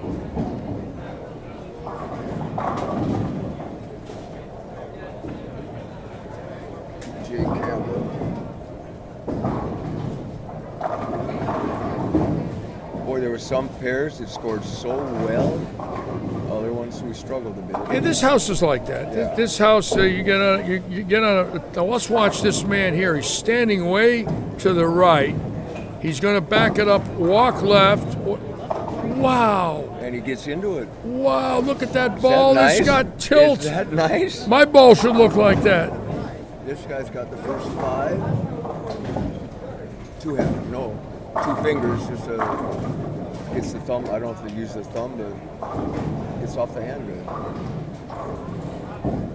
Well, I've seen a lot. It's a very unique style.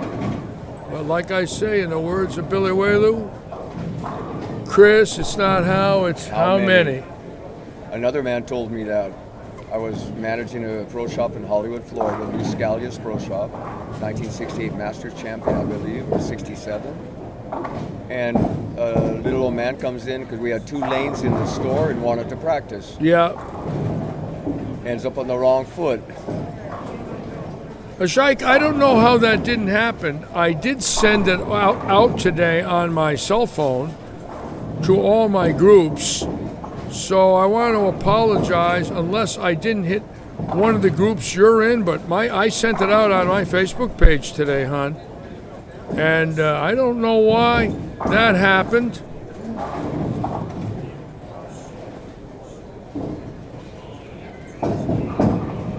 Anyway, the guy that came into the pro shop to throw a few shots was a PBA champion on the wrong foot, Lou Campbell. Oh, that girl right there, she's got a lot of revs. Good shot again. She throws it good. I'm amazed at her look. It's attractive. It's very different. But I'm fascinated by it because, number one, I have no hair, and number two, I very seldom see red hair. So I'm a little fascinated. But the hair absolutely matches the blouse. Absolutely. And she's pretty. And she throws the ball great. And left that blower 710 the first frame, then a 4. And as the old saying, it's not how, it's how. Oh, there's a lady here. Now, who's this?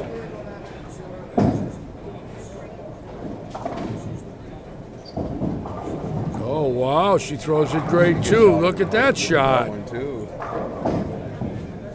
Who is that? That's not Ashley Galante. Is that Ashley Galante? Yes, it is. That's Ashley Galante, folks. Another I great did player. not know that. Great player. Oh, wait a minute. I might have to change my picks. She did not realize until I looked twice. She can go toe-to-toe with anyone. That's Ashley Galante, and ladies and gentlemen, take my word for it. She could beat anyone in this field. Absolutely. I did not see that till now. Now we're going to keep the camera right here for a frame or two to watch this young lady who throws it great. Ashley Galante.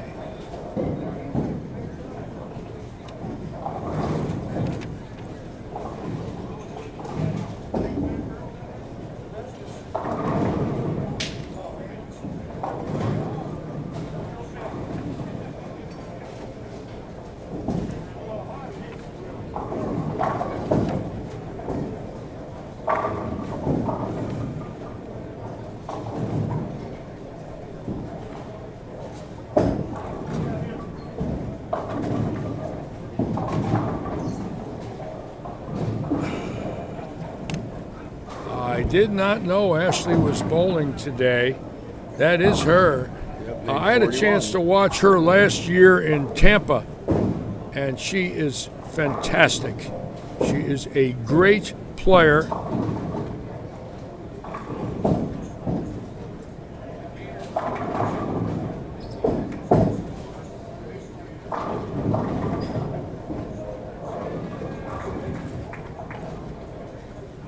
this pair, they're lighting them up on this pair. Well, right now, the 4 bowlers could easily go out for 1,000. So if you look at the scores right here, they are locked in on this particular pair, 41 and 2.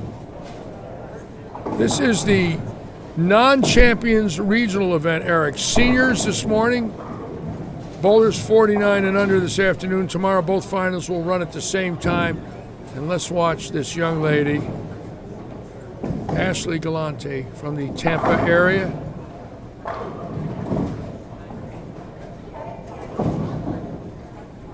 Oops.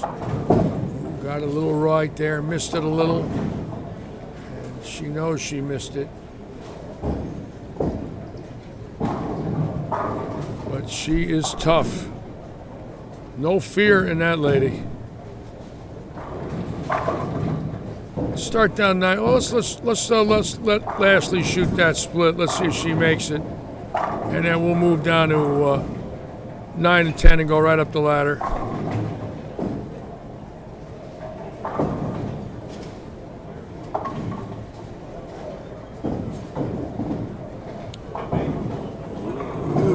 Oh, close. All right.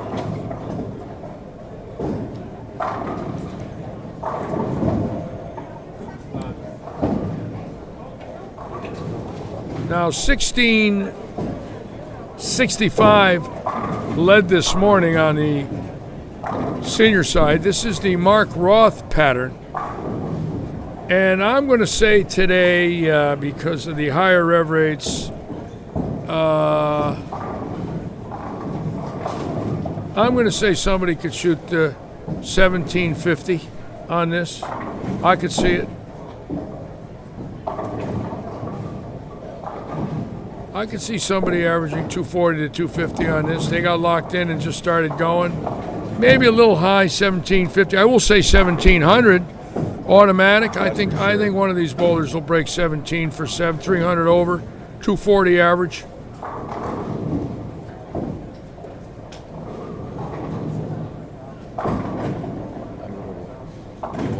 All right, go ahead.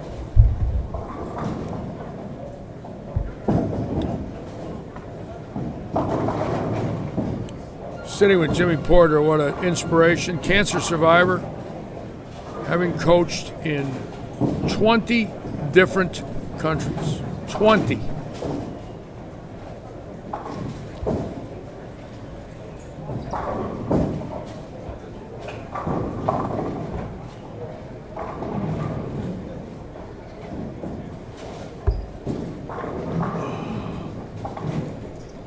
Dean Abaddon, hello Dean, welcome aboard.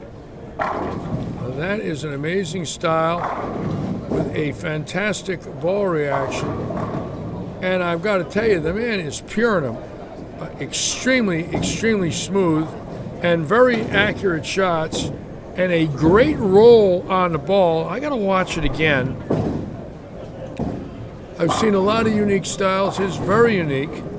I've seen many in my 60 years. I'm fascinated by it because he's repeating. He knows what he's doing. I mean, he knows his own game. You can just see it. Took a lot of years to refine that style. Check it out. Standing in front of the second set of dots, standing 30 and sliding 7 and dead flushing every ball. I'd like to see that in slow motion. Unbelievable. Frank, are you? I like the way you put that, Frank. Well, you're allowed to be biased, especially if the last name's the same. We allow that here. I was biased when my son bowled. Believe me. My son Mike won a regional in '98 as a non-member when he was, let's see, he's 52, when he was about 30. So he wouldn't be allowed to bowl this event today. Even if you were a non-member and won, you would be ineligible to bowl this event. So this is strictly bowlers that have never won a PBA title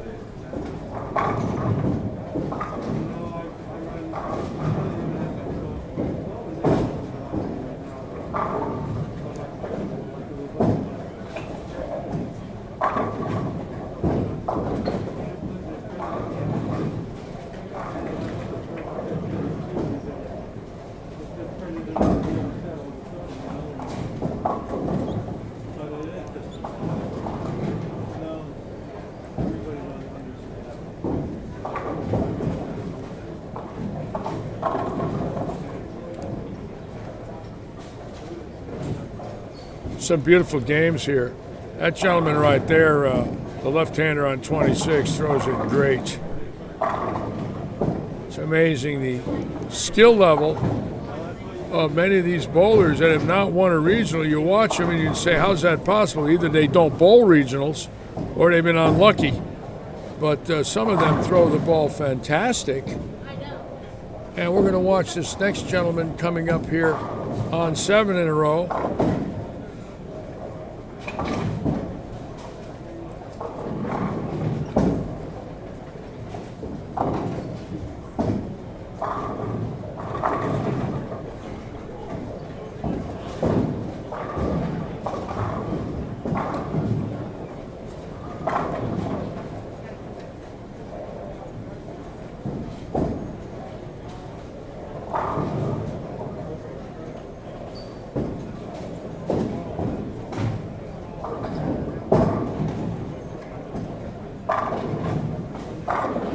Wow, Smith looking good there. Sparing 8.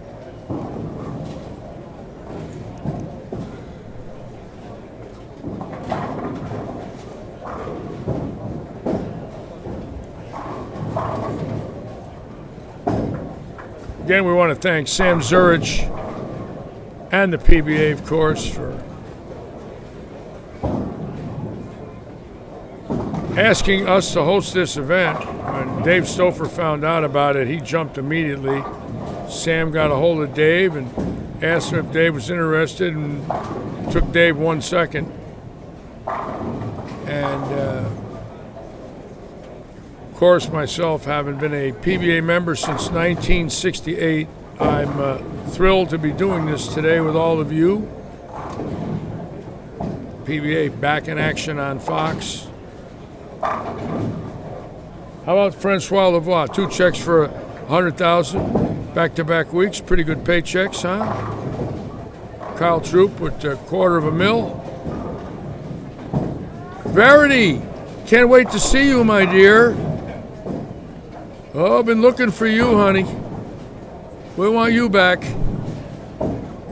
Verity Crowley, can't wait to see Verity back in this country bowling again. What a fantastic young lady. And Robert Eddy saying hi to Verity. Got to say hello to her boss. She's a sweetie. We love her. You come here anytime with us, Verity.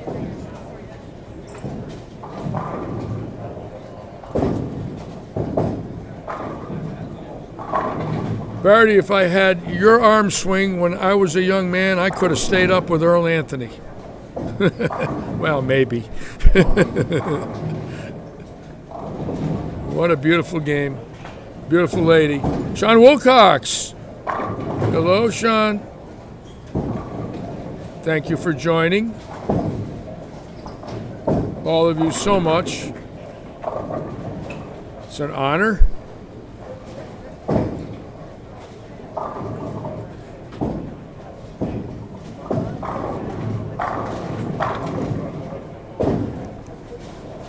Oh, look at this. Oh, look, I think we better stay here on 37 and 8, don't you, folks? Somebody could have a PBA 300 here at Lightning Strikes, we hope.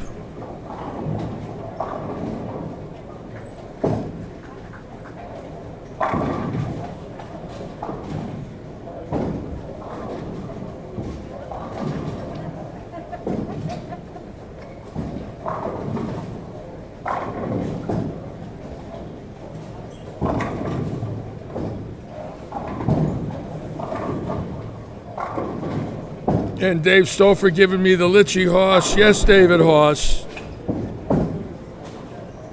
Great bowling last night, David. We want you to do very well up there now. See, Dave, the more money you win, the more I can borrow from you. So I'm rooting for you, Hoss. See? I don't look at the bowlers for their bowling potential. I look at them for their borrowing potential. You see, it's my way of thinking. It's a little unique. Is that Lee Bones? He's struggling. He shoot 160. Unbelievable. Just hard to believe he can't get it going again. That's a heck of a bowler there. Thanks a lot, Joe Panko. Joe, I thought for sure you'd have co-signed.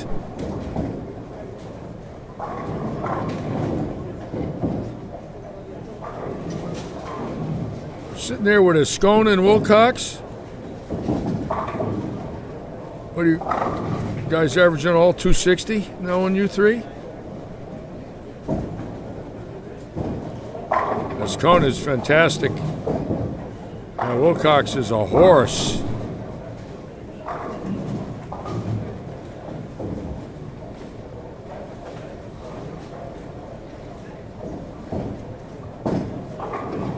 Wow, look at that ball push. See that?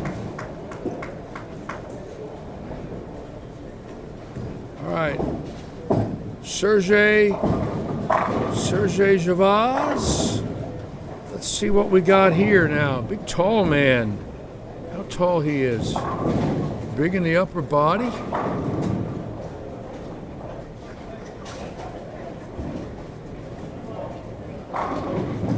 Nice shot there.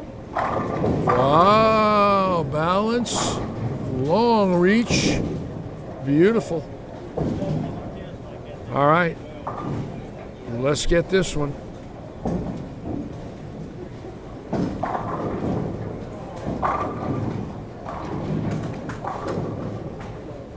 Big in the shoulders. Look how wide he is in the shoulder. That's a strong man right there, folks.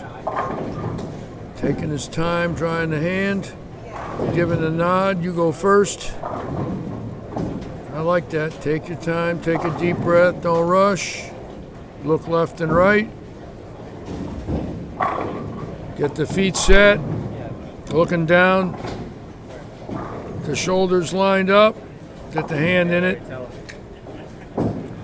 And make a good shot.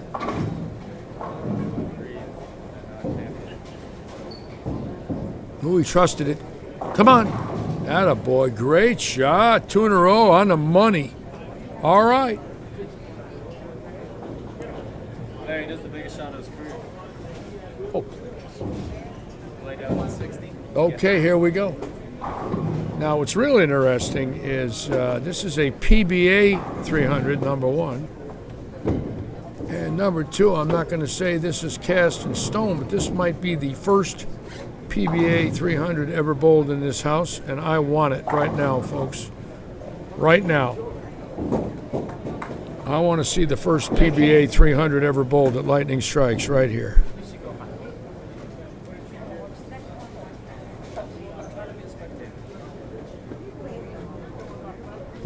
Oh, it's out there. It's got to hurry. Come on, hard. No, no, no, no. All right, 296. This looks like he just didn't clear it at the bottom of the swing, and it just kept going right and pushing and pushing and pushing, and it pushed a little too far. But a great start for the young man. 296.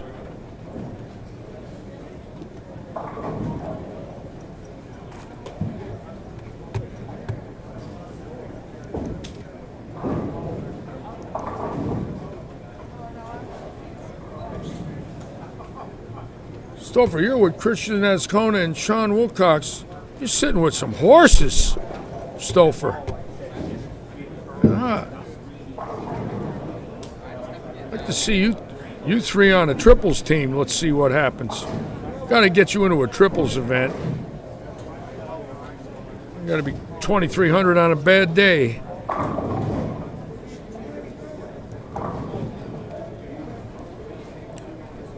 Now, this young lady here is a legend already, a great, great bowler. Ashley Galante. Seen her bowl a few times and fearless.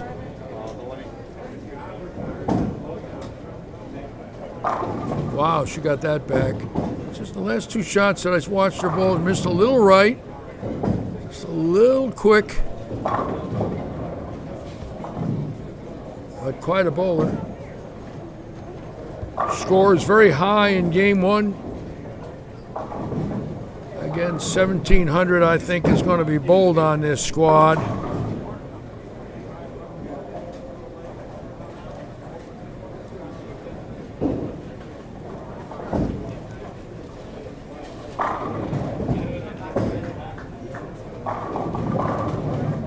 This is the Mark Roth shot, ladies and gentlemen, named after my dear, dear friend.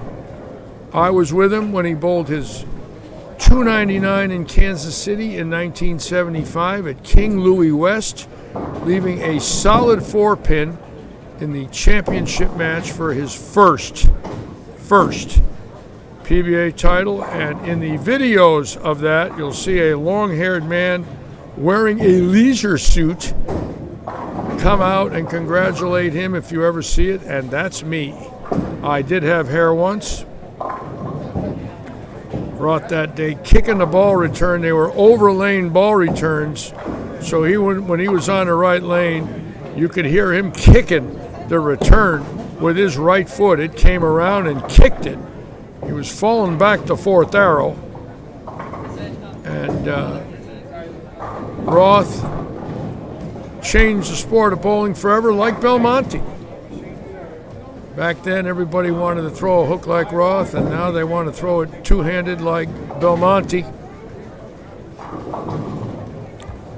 I noticed this morning that there wasn't any seniors throwing it two-handed. From what I understand, Walter Ray is the only one so far, I believe, that does it.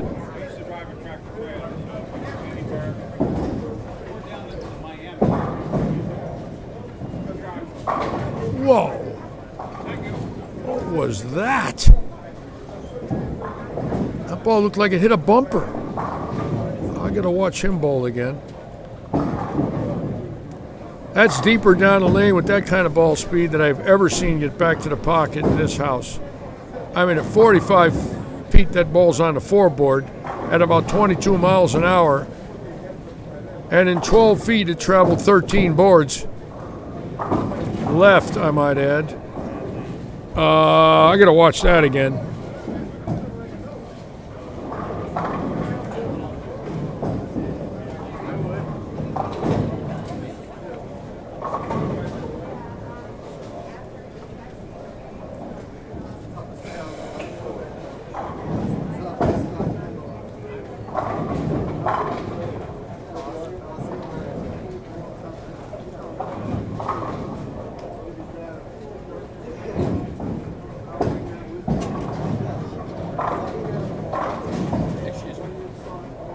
Again, we want to thank all of you for tuning us in today. I'm Larry Lichtenstein. I do the live streaming here at Lightning Strikes. We're so honored to have the PBA here this week and all of you watching. Got a great field of non-champions, and tomorrow afternoon, two bowlers are going to have a dream come true. They're going to be PBA regional champions, which is not only a very coveted title, but it allows them next year to try to qualify for the Tournament of Champions.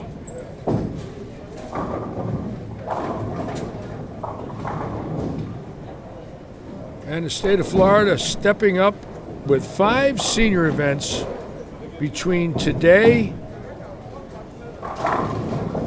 then they're back here in April, and then right after that, the PBA Regional at Lehigh Lanes, Chris Keen's Bowling Center, then over to Clearwater, then over to the Villages. So 5 senior events for our bowlers over the age of 50 in the PBA. Thrilled for all of them that they could finally get back to some serious competition. And all of us here just honored that we have both groups here today, 50 and over, 49 and under.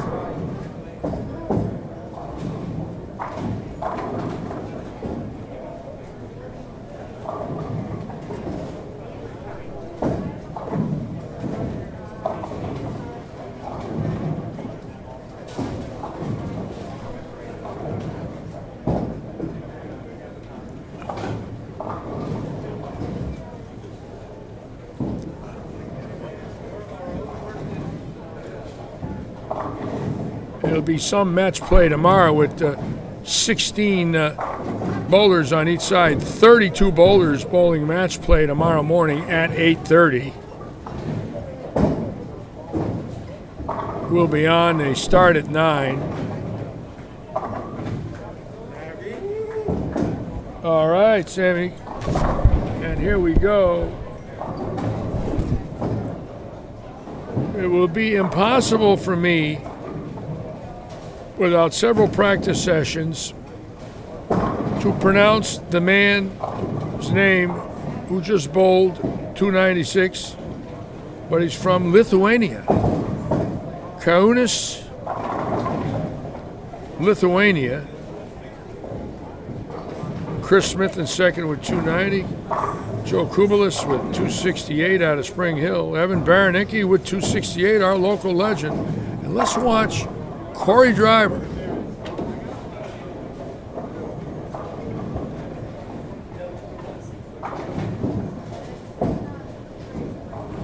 Oh my God, that's out on 1, 2, 3, and that came back. That boy can hook a ball on ice. Corey Driver. Ray Riker, that's Verity's boyfriend. It was a lot easier to say Verity. I don't know how to pronounce Chris Tejanis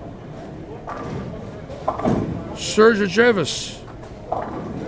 Might be close.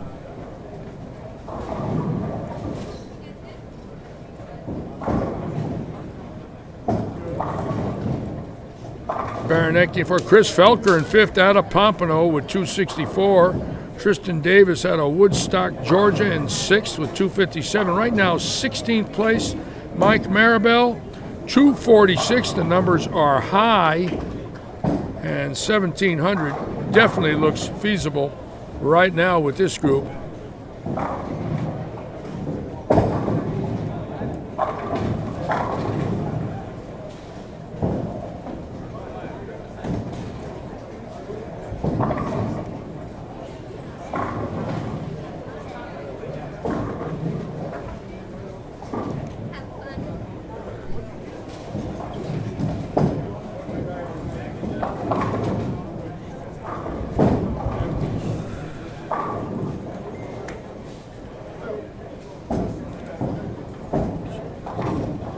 The J is pronounced as a Y. Christianis Sergevus. Well, I'm trying, Kevin. I might get it.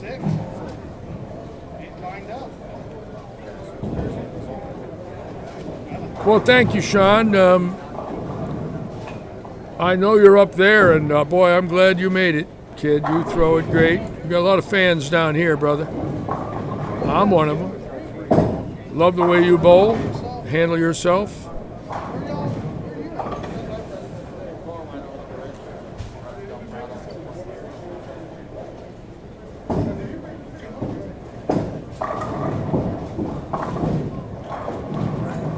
And young Wyatt Smith, who's from this area, in trouble here. I'm very surprised. He's a fine, fine young man. His mom and dad watching him today, and look at that game. Last thing in the world you want to do in your hometown with your parents watching. Look at that game. 2 strikes. And 4 wide open splits. Attaboy. Don't give up, kid. Stay with it. Try and catch a triple and stay close.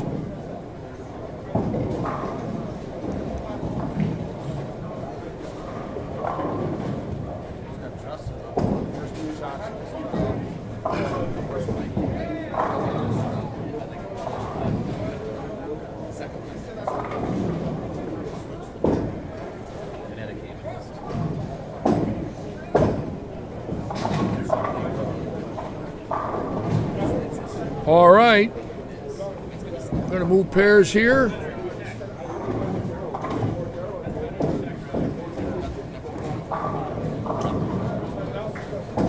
that ball check up and stopped right there, come rolling up and just dead stopped. That could be a problem.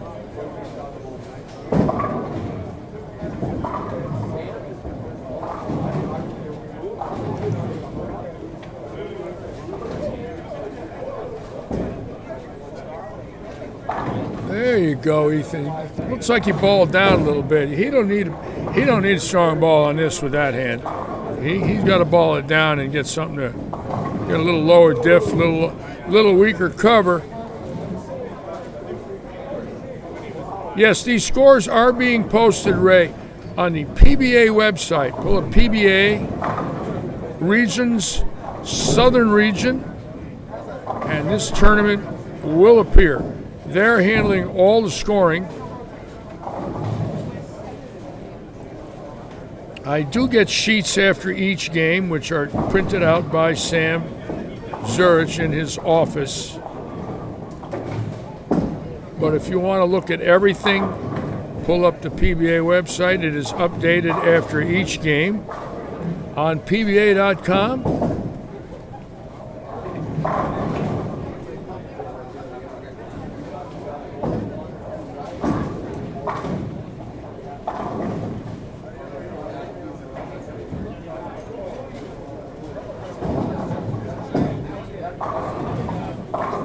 Oh, that's Chris Felker. Okay. A lot of people have been asking about Chris Felker. I see who he is.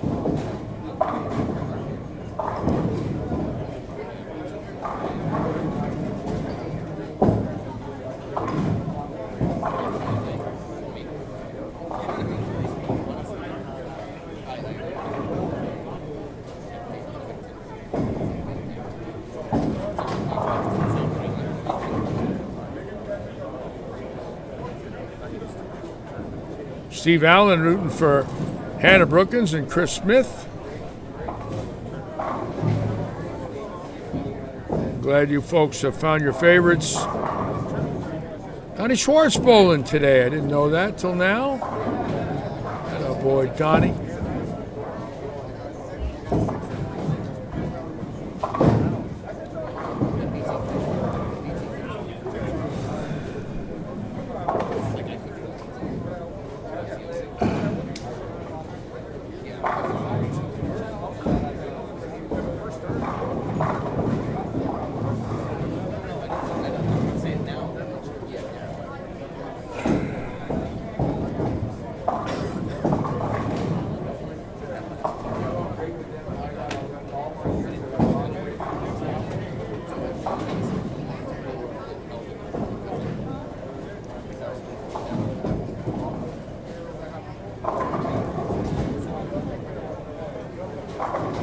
Oh, I like that ball reaction there. See that? Straighter through the front, didn't jump. That is a nice ball reaction right there.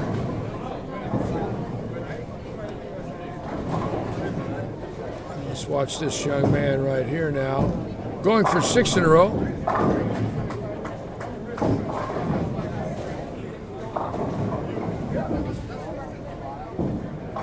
Great reaction there. Tight through the front. Not opening the lane up as much.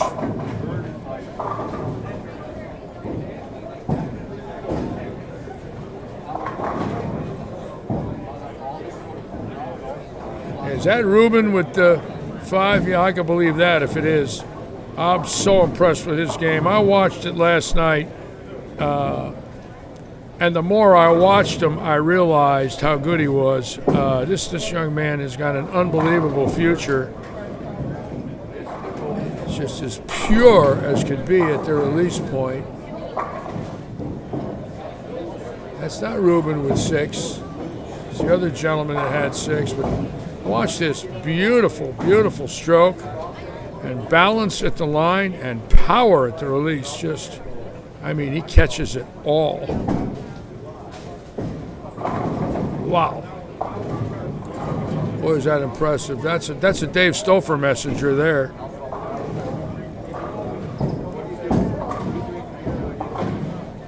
Now our young star who got out of the chute with 268 had a very disappointing day yesterday and a disappointing evening last night, but he's back today. There is no quit in Evan Baranicki, believe me, until he got the kiss from Litchi. Why did I do that to him? Look, 6 in the first, 6 in the fifth. 3 in the middle. Isn't that something?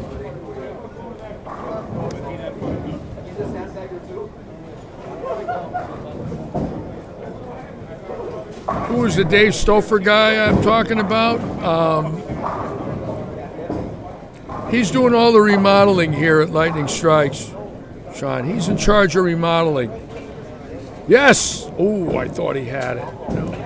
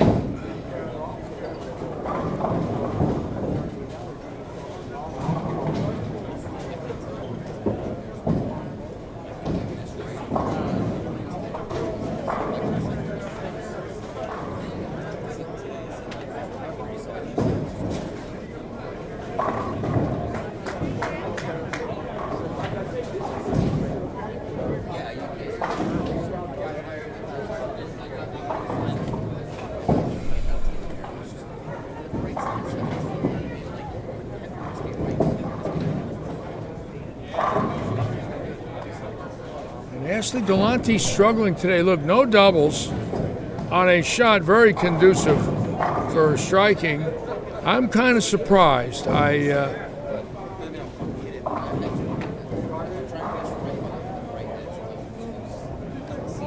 that doesn't mean it's over. She could shoot 1,200 for 5 and be there in a minute.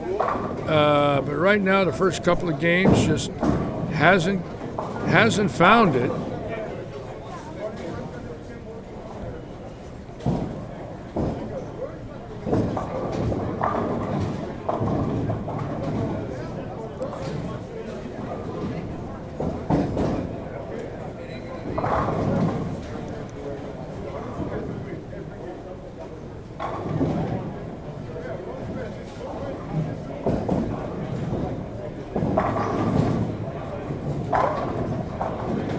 Yes, this is the second game, Leon.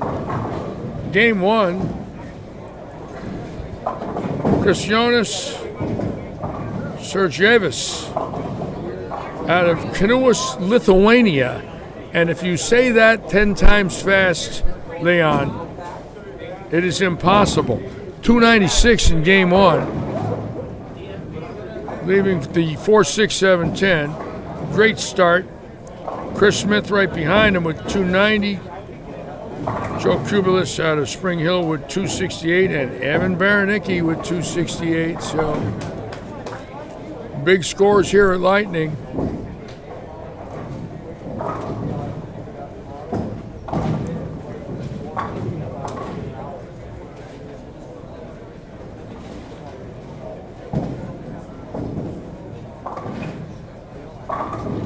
Ashley Schwartz on. Hello, Ashley.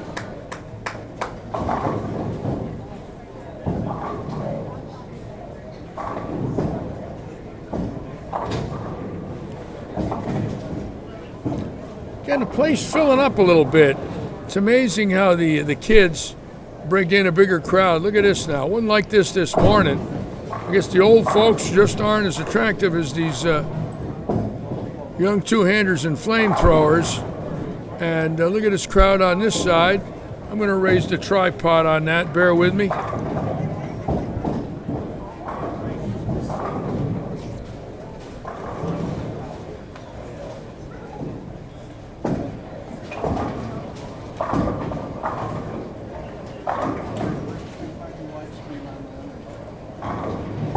Lightning Strikes Facebook page.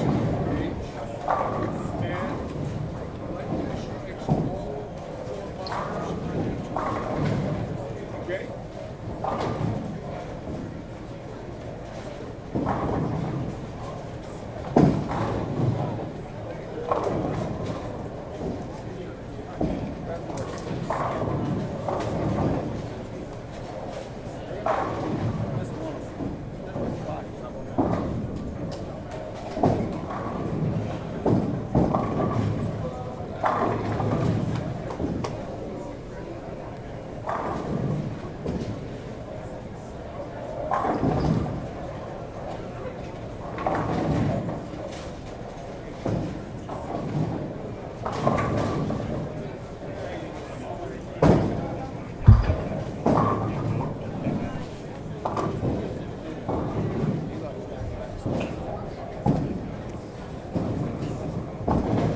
looks like a little drop in the scores in game 2, and not tremendous, but seemed like there was a lot more big strings in game 1. But let's watch this right here in game 2.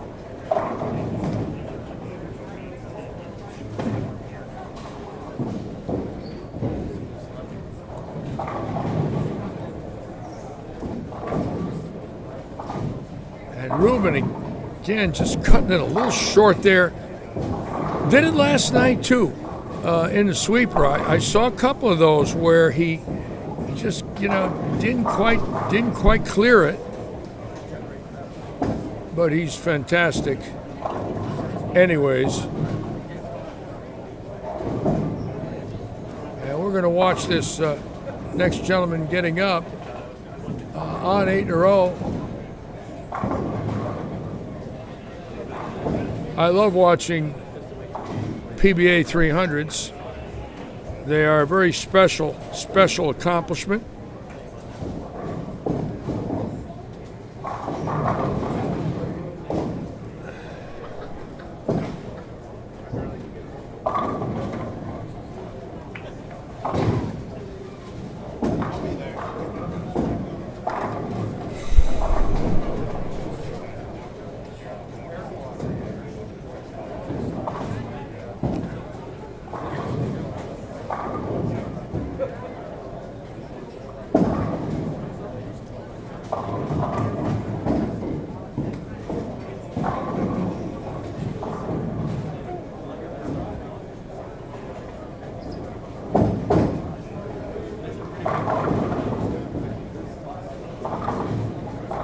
Attaboy.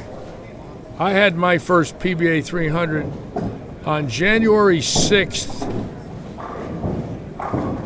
1970. Just a mere 51 years ago. And I was thrilled. I got $100 for it and a ring. Long time ago. Richard Nixon was president, lanes were wood, balls were rubber, I had hair, and everything was just wonderful. And from then on, it went downhill.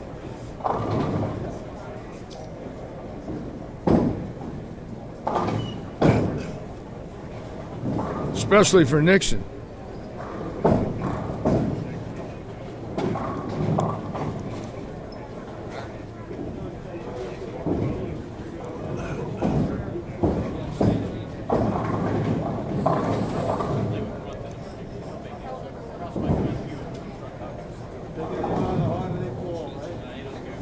Interestingly enough, and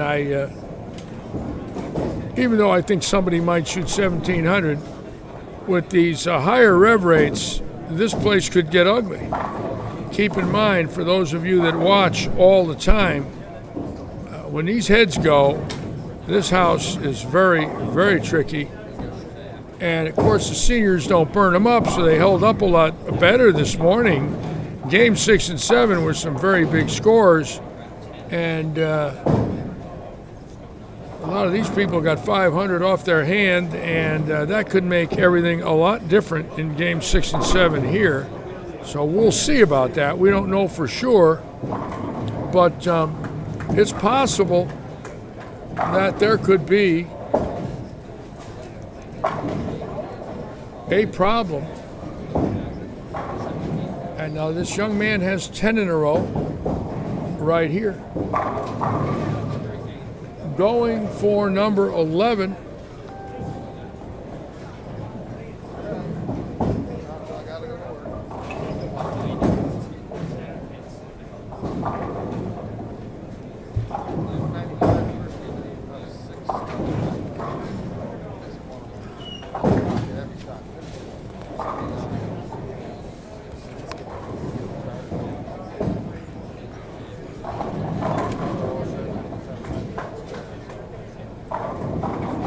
Oh my God. Stone 7, great shot, 289. I mean, just a touch high. But in the ballpark, Gary Faulkner, I could see that already. Mark Tarkington.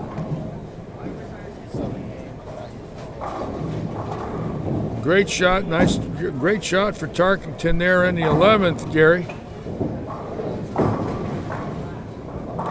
From Elizabeth City, North Carolina.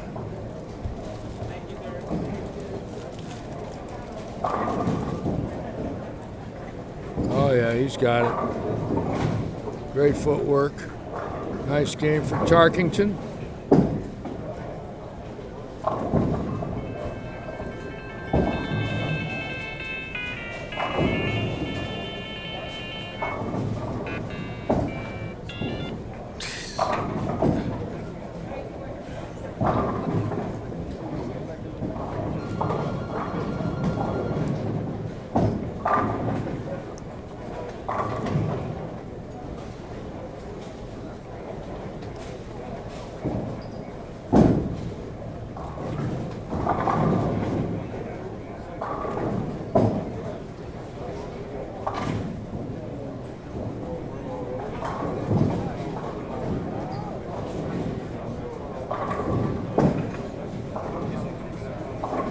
There's 278 for the lefty, Drew Crane. And this house plays very good on the left. That's the highest game today I've seen for a lefty. He's in, playing around 15 to about 12. And that's where Buttriff played him last week. He was in with urethane, naturally.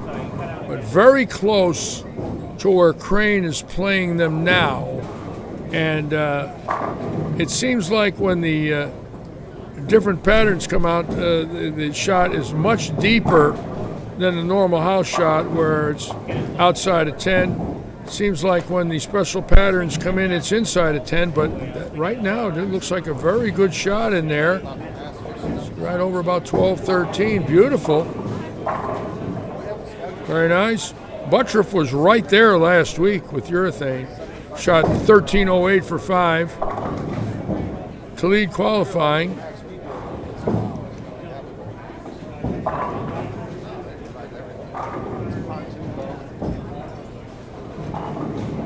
And Tarkington with 289, a young lefty there with 278.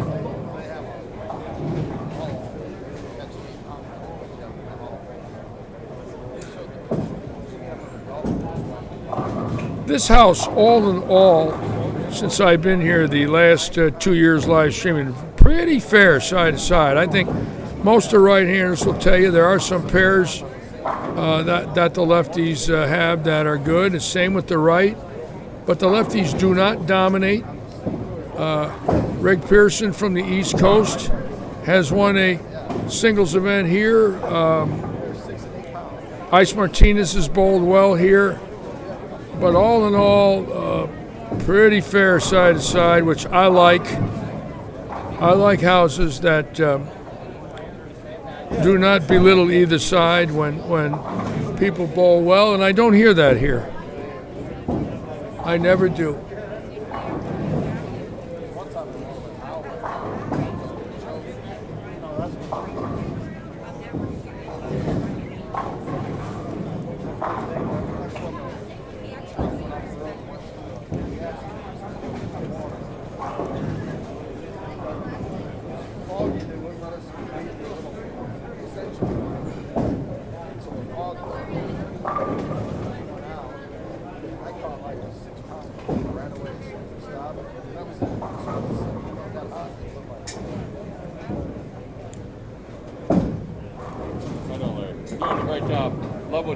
Thank you. I love what you do. Thank you very much. I love what you do. I watch it every week. We're trying our heart out. You're doing. Hey, I love everything you're doing, man. Well, thank you so much for the compliment. I really do. Thank you. I listen to it. I watch it.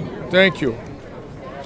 It's always nice to hear that. I don't always bowl here. This is my first time bowling here in about 5 years, but yeah, I do follow what you do. Where are you from? Fort Lauderdale. Fort Lauderdale. Yeah. I was over there at Sawgrass in the 90s, you know, when I worked for the that's tour. Where I bowl.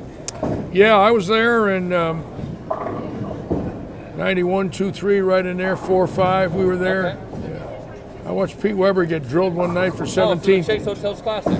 Yes. Yes, I bowled in that event a few times. Yes. I watched Tony Westlake beat Pete Weber in that bowling center playing pool one night for 17,000 at 9-ball at Sawgrass. I saw it with my own eyes. To this day, I still wonder. They started off playing 10 on the 9 and 5 on the 9-ball. They started off playing for $15 a game. He ended up losing $17,000. And Westlake made him pay him. I bet. He had to pay him. By the end of the night, it was 400, 800. 400, 800. Started off at 5 and 10. Yeah, a little cheap, a little expensive for my blood. I've seen a lot in my life. I never saw that before or after. It started off 5 and 10, ended up 400, 800. Right. You think about that for a minute. How is that possible? Ego? I don't know. There's some big egos, Chuck. Or a lot of drinking. The Entremont was good for that too. Yes, yeah. I was just talking to a gentleman from Fort Lauderdale that brought up it came to mind the greatest billiard match in PBA Tour history that I saw, where Tony Westlake beat Pete Weber for 17,000 at Sawgrass. They started off playing 5 on the 5, 10 on the 9. Ended up being 400, 800 by the end of the night. And Pete had to write a big check, and it did clear.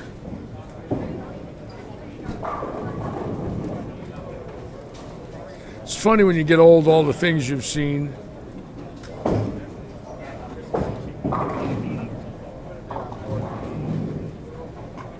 Or some of the things you didn't want to see. Okay, the bowlers changing pairs now. And it looks like the scores really slowed down in game 2. Keep in mind, in game 1, 16 bowlers bowled 246 or higher. Nothing anywhere near that in game 2. And I find it fascinating that it could drop like that, but I have a feeling we're going to see that. Keep in mind, 16th place average is 246. Okay, let's see what it is when the scores come in.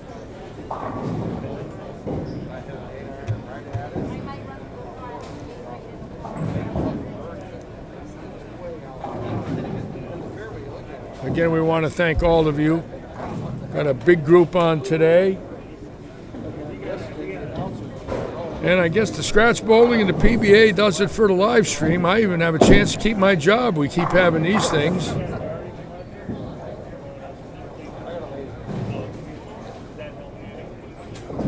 Last weekend, our scratch event, with a 1-hour loss of airtime, had 75,000 minutes watched, about 4,000 views, and that was while we were on the air. I don't know what happened when we're off the air. That's a Facebook number. But our analytics here were 75,000 minutes watched, 4,000 views. And today, right now, we're already up to 33,000 minutes watched. Don't know the views yet because I haven't shut the computer down. But we got a chance for about 60,000 here. And tomorrow it could be more. Keep in mind, we are on the air tomorrow at 8:30 for the pre-final show. Finals start at 9. There will be 32 bowlers bowling the finals, 16 in each group. 2 of our locals made it, John Huff and Chris Keene, and today, naturally, we got Brad Stewart and Evan Baranecki bowling, and a lot of people here pulling for our locals, naturally.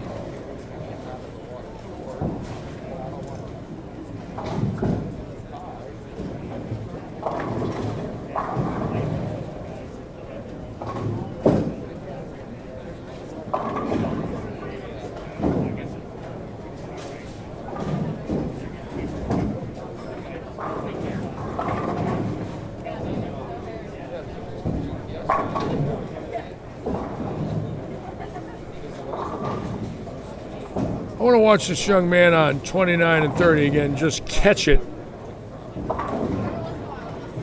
Corey Driver. Wow. Just an amazing amount of rotation. Those pins don't have a chance when you hit the pocket. Chris Felker looks real tough. He looks like a horse.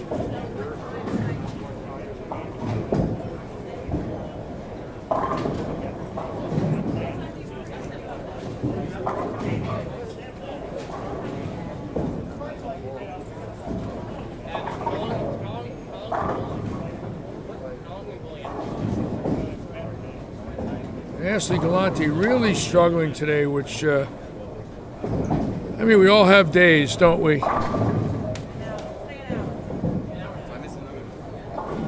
Unfortunately, some of them aren't good. Right now, she's struggling. In and out, in and out.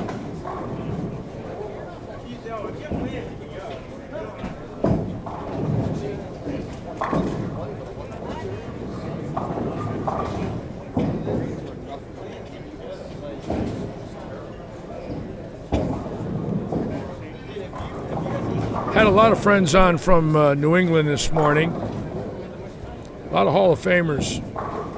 Great bowlers from New England. And Russ Mashad, so nice to have Russ on. Kenny Fry, guys that I've known for a long time. What's 16th going to be? Well, I'm going to say 140. I'm going to say 16 should be about 150 over. I got to figure 220 plus right in that area on this. Like 220, 221. This morning it was 97.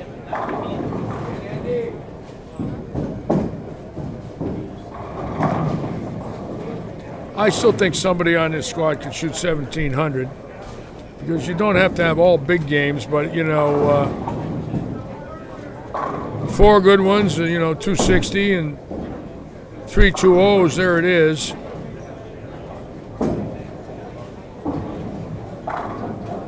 There's always somebody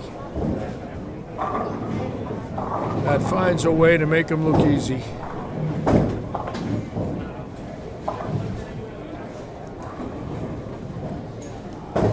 Scores will be up shortly, folks. We'll give them to you.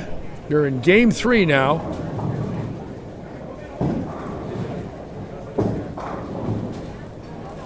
Oh, yes. Somebody that shoots 1,700 for 7, Leon. 1655 this morning on the senior side. I got to add 35 to that.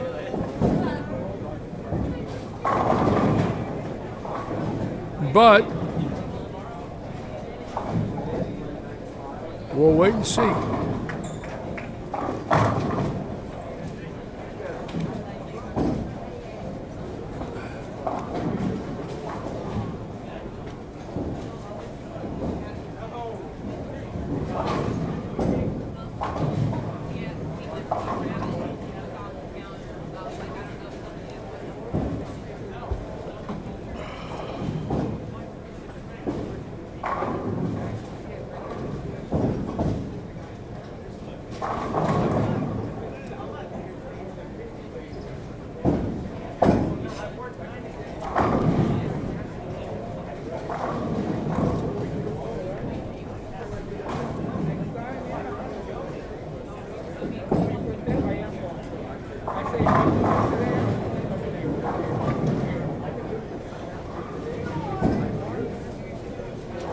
Several states being represented today. Let's see, we got Florida 1, Georgia 2, New York 3, Wisconsin 4, North Carolina 5, Alabama 6, South Carolina 7, Virginia 8, Missouri 9, Arizona 10, Rhode Island 11,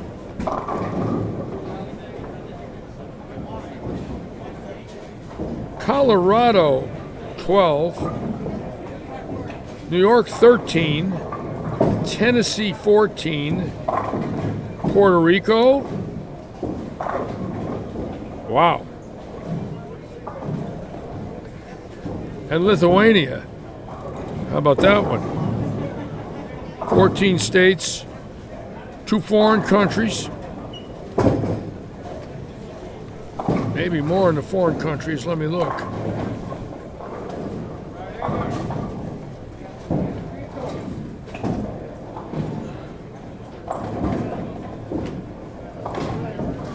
Puerto Rico and Lithuania,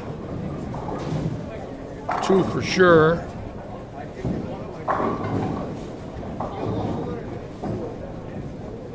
Wow, what a field. 14 states, 2 foreign countries.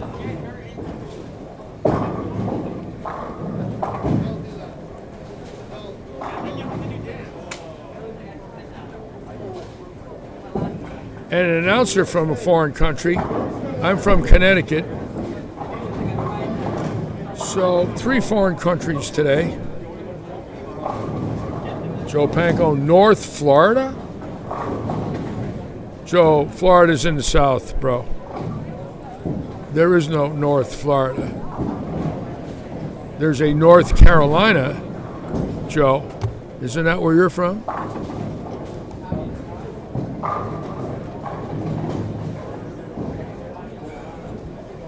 I lived in West Suffield, Connecticut. Ricky Ward lives in North Fort Myers, Florida.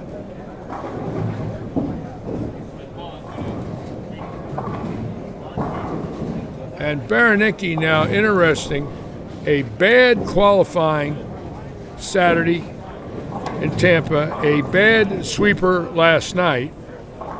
And one thing about this young man, he goes to sleep, he comes back again as ready as anybody. Nobody likes to bowl bad. You know, when they leave that day, it hurts. There's a lot of pain, but I think this man recuperates very quickly. And that's what you have to do. You have to figure out a way to put it behind you. We all know what it's like to bowl bad. You got that expectation in the morning, you come in there, you're ready to rock and roll. Jerry Jackson, Puerto Rico's not a foreign country. What is it? I'm curious. Oh, it's one of those United States somethings. What is it? What is it? Tell me what it is. I know what it is, Jerry. You're right. What is it?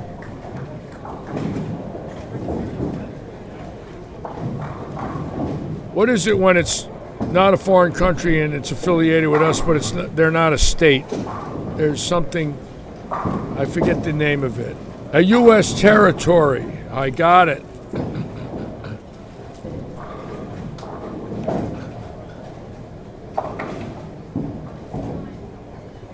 Puerto Rico. It's not a country, it's a territory. Thank you, gentlemen. I needed that clarification. Thank you, Ronnie Martin.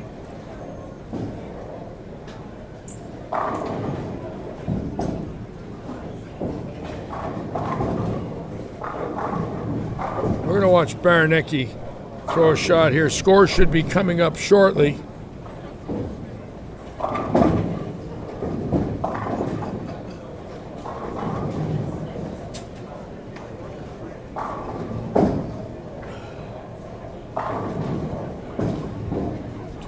Yohas. 21-2. We're going to watch Evan. I'm very curious about Evan. I want to see the shot here.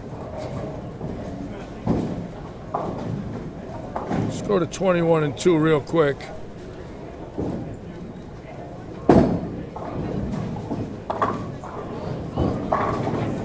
Wow. It's a heavy roll on that toy.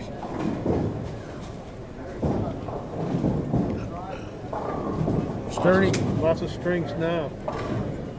Thank you. We've got scores. Here we go. Let's watch Baranecki. We'll give you the update. And ring in 10. And Brent Boho. Keep in mind, 16th last game was 246, right? And look at the difference. In the second game, I know you're going to find this hard to believe, 16th place was 46 over. After 2 games, 16th place is 54 over. Was there a drop in the scores? No, not at all. Unbelievable difference from game 1 to game 2. I've not seen anything quite like that in a while. I've been around a little bit. So Brent Boho leading out of Colgate, Wisconsin. 513, Drew Crane out of Gray Court, South Carolina, 506. Nick Johnston out of Asheville, North Carolina, 503. Then we have the Floridians, Chris Smith, 496.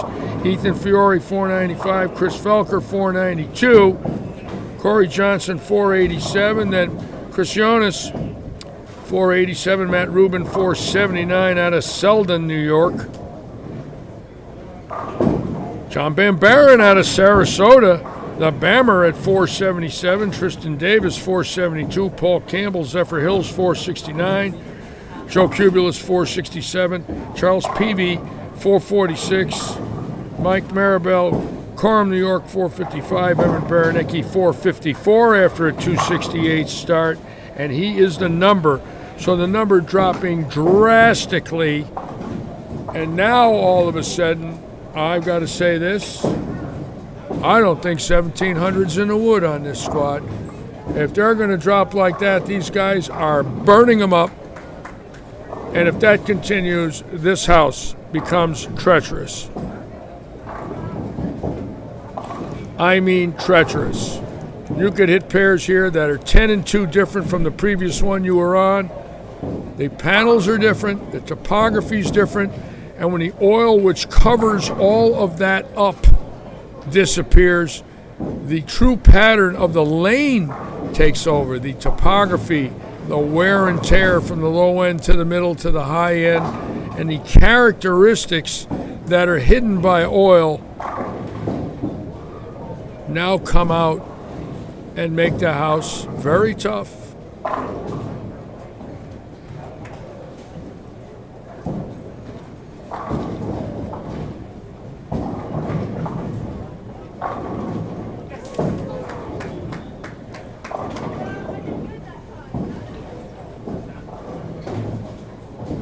Unbelievable drop from 246 in 16th to 454 in 16th. The number went up 8 pins in game 2. 8 pins. That is enormous, and if it's indicative of all whatsoever of what could happen here, this could be a big surprise. I did not think I would see that at all, not even close. And that might make the left a little more advantageous, because we all know the left can't possibly change like the right.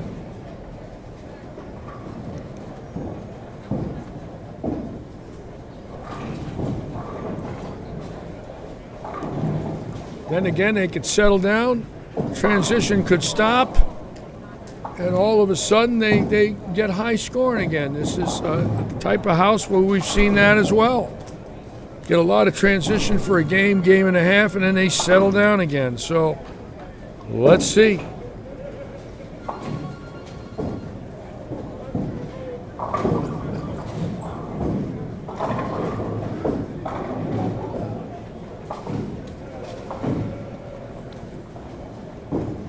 Was that you that bowled great this morning? Yes, sir. Yes, you did. Nice bowling. Thank you, Harry.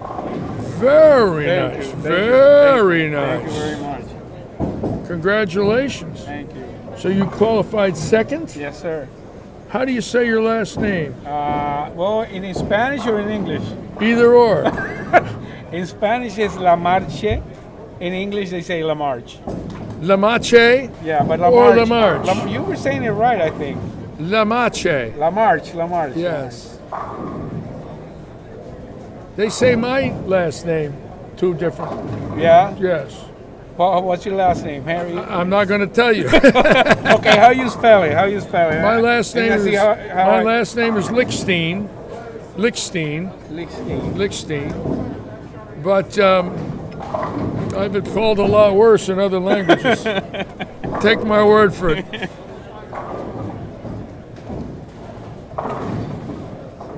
Some people call it LICHSTEIN, Lich.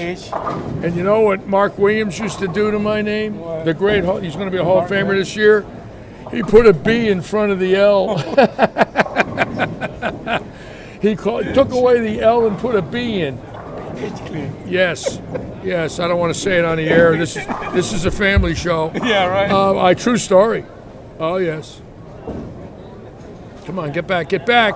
Oh, we got the 10 out there. 4-8 in a row. You live? Yes, I am live. Oh. I better be alive because I'm not live. I'm in trouble. And that's Matt Zweig. I know Matt Zweig. I know that name. You were saying something about this guy that. Oh, Danny he looked Beth. young. Oh, fantastic Yeah. bowler. Oh, yeah. That was my first PBA, so hopefully I show up tomorrow. Well, you showed up today, that's for sure. So far, you're 1 for 1. You showed up today and did just fine. All right, let's check the scores out and we'll come back. Oh, we got a string here too now. Oops, we had it. Baby split right there in front of it. Okay.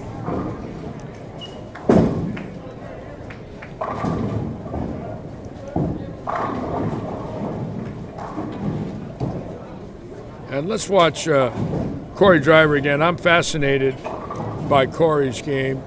I mean, he just flat gets it. I mean, he's laying it down on about 25, going out to about 3, and then he's hitting the bumper. Laying it down on 35. Look where that is. Oh, my God. Wow. That's scary. Wonderful to see. It's the new game. Yeah, the 200. It's the game of the future.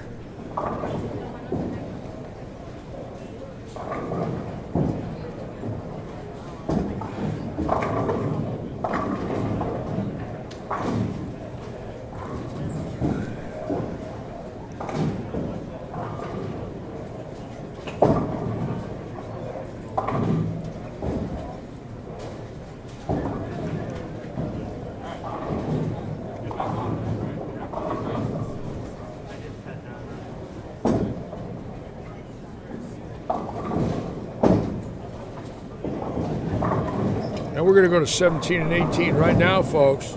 And he's got the 9th one. And we're going to stay right here and watch this young man finish. I don't want to miss this. We've not had 300 yet. We want to see it here in this facility. And I believe it will be, if it happens today, the first PBA 300 ever at Lightning Strikes. I don't know, I don't think, and I could be 100% wrong about this, I don't think the PBA ever came here. And this house was built by Rafi Carrion, who built Sarasota Lanes and Venice. They were both called Galaxy Lanes Sarasota, Galaxy Lanes Venice. The PBA Tour bowled at Galaxy Lanes Sarasota 78, 79, 80, 81. Then we started to go to Venice. We went there at 82 and 3 and 85 and 6 for the US Open at Galaxy Venice, which just closed recently. Holman winning in 85, Steve Cook in 86, or vice versa. I think Holman 85, Cook 86 in both US Opens there. But I don't think the tour ever came here to Fort Myers, regional, national, or senior. So we want to see a historic 300.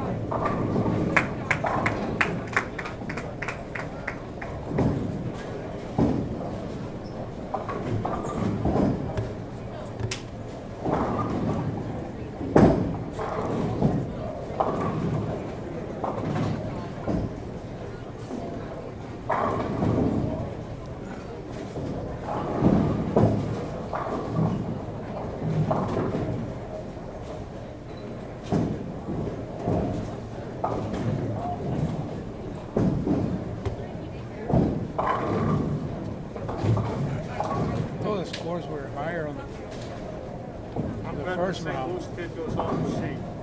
What's that? I'm betting the St. Louis kid goes off the sheet. What, that kid there? Yeah. Is he from St. Louis? 17 18, Timmy Oh, Brundlin. oh, that's the kid, okay, from Timmy Missouri. Brundlin. Yeah, I saw it. I saw Missouri. Looking clean. Well, we're going to watch. This young boy's from Missouri now, coming up here. For those of you, Missouri is a state. The Cardinals play there. Dick Weber bowled there. So did Nelson Burton. And Don Carter and the Budweisers.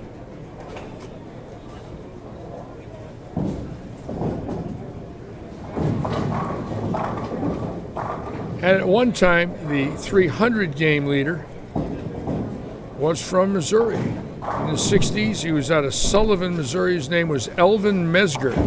And Elvin Mesger, at one time, led the United States with 23 sanctioned 300 games. He bowled in a 6-lane house in Sullivan, Missouri. It was his house. It's bigger than that. And he had the most 300. Sullivan's house, Mesger's house was 6 lanes or 8 lanes. No, 16. Oh, was It's a 16-lane center. and Mesger's house? Elvin Mesker. Yeah, it was Sullivan 16. Oh, it was 16 lanes. I thought it was 6. No. It was right off the exit of I-70. Yep, 16 laner. 16 laner. And he had the record for 300s in the United States. Here we go. This young boy here from Missouri, for number 10.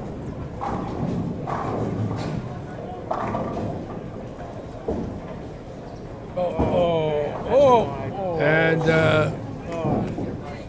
luckily for him, he didn't get the kiss from Larry or anything.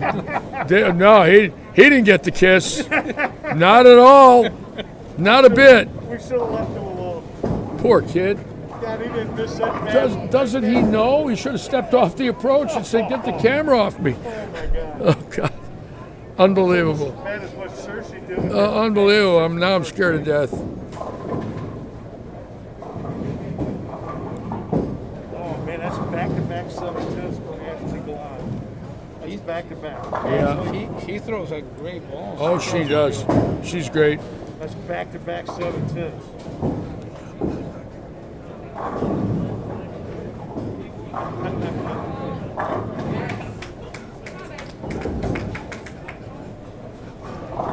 And he ran it down.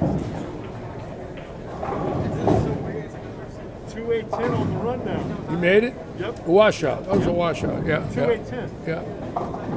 No, no. 2-4-10.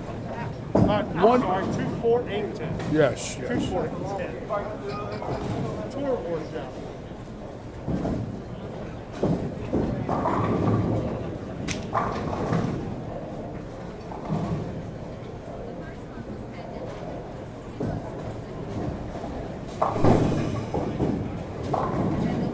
Okay, we're going to put it on split for a minute, folks. I'll be right back.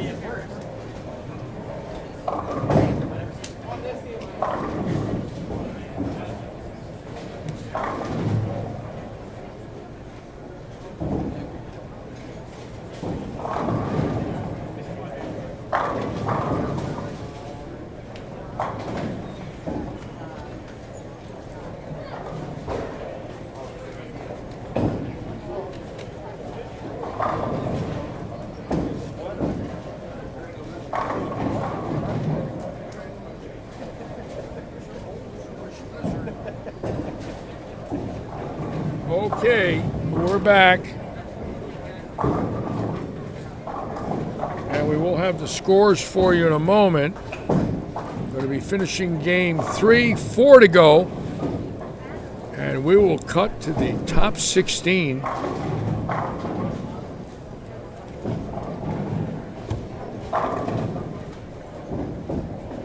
For tomorrow's action.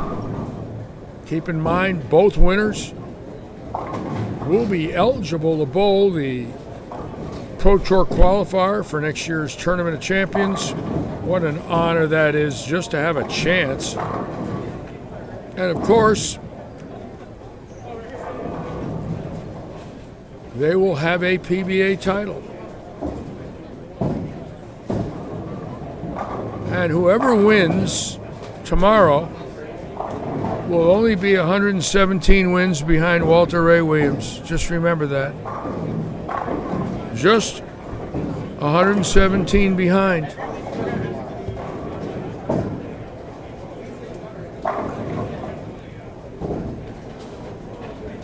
And the more you think about it, when you watch these gifted bowlers today, and you ask yourself this question, if that is right,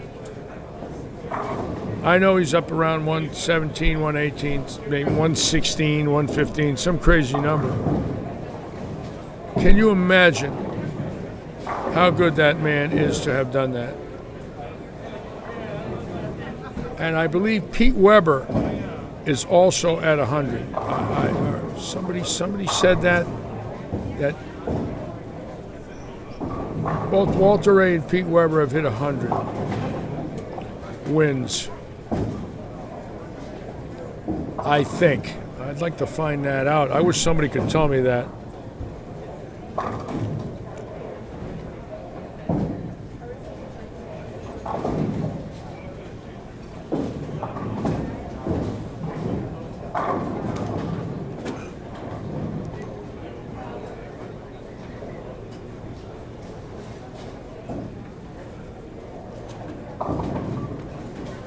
Oops.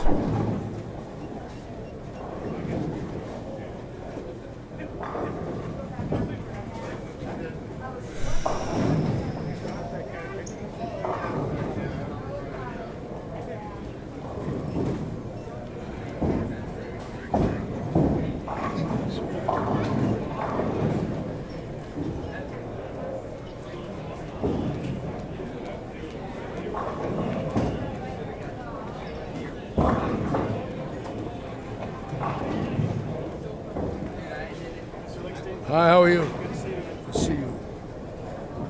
Zeke Bate just said hello to me from Westerville, Ohio. TV finalists on a national tour.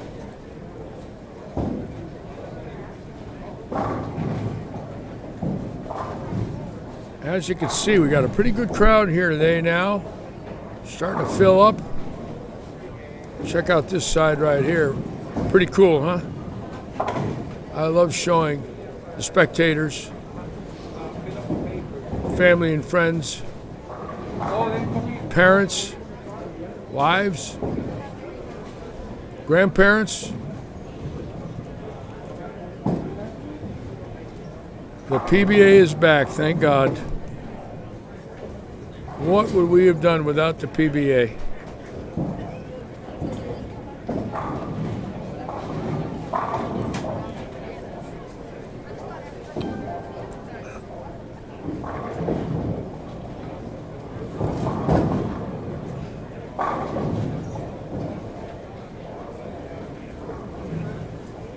Being live streamed, right? Yes. Where's it being live streamed at? The website? Lightning Strikes Facebook page. Okay. Or Lightning Strikes Bowl Fort Myers on YouTube. Okay. All right. You got okay.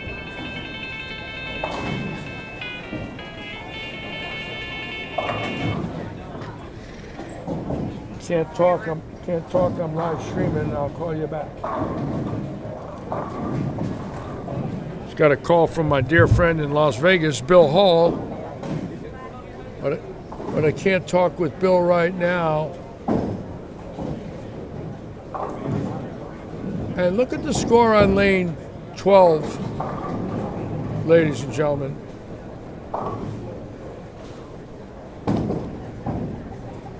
Six splits in 9 frames. Very tough to do. And very disheartening as well. Yeah, Pete Weber 100 wins, Walter Ray about 114, 115. And when you think about those numbers, you got to ask yourself, how good could they possibly be when you see some of the talent that's here today and you realize there are some really good bowlers here today who've never won. And of course, Pete, 40 years, and Walter Ray, both 40 years, 80 years professionally, 200 wins.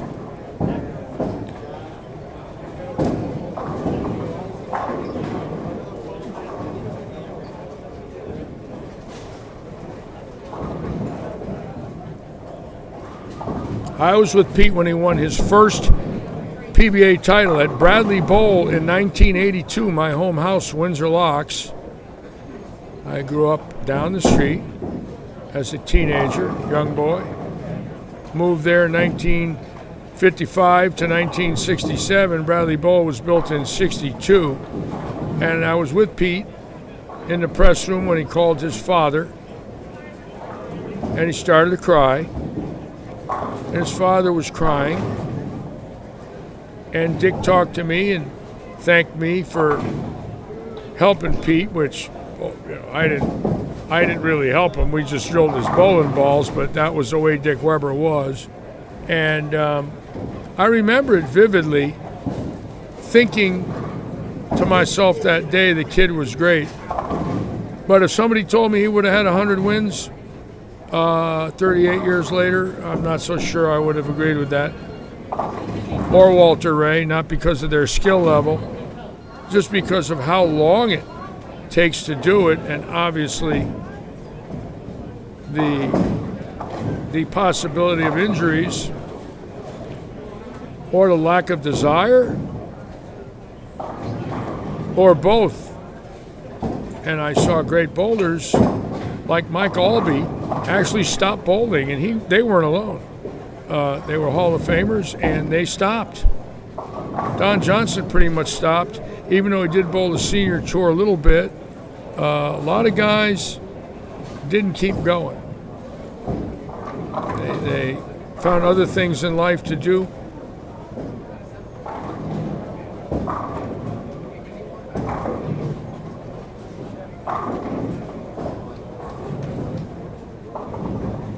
Well, I don't sell myself short, Bill. I know what I did, but I can honestly say this. I used to say to the bowlers that I was 1% of your win, and you were 99, but it took 100% to win. I used to say that. That was my out, that I gave them 1%, and they did the rest. And people would believe that today. People believed it then. Yeah, I could give them 1%, but they still had to throw the ball. No matter what you put on their hand, no matter what you gave them, if it was the right layout, the right grip, the right ball, the right surface, whatever, they still had to throw it. I don't believe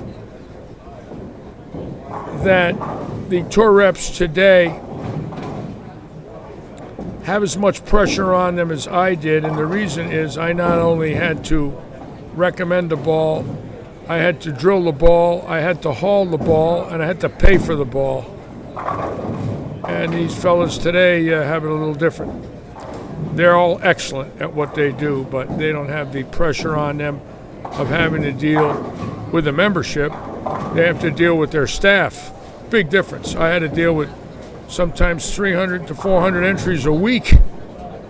And when you're whether you're Storm or whoever, you're only dealing with your own staff. So I don't think they have near the pressure I did, but that doesn't mean they don't know what they're doing. Every one of these guys today are great, but they don't have what I had to deal with.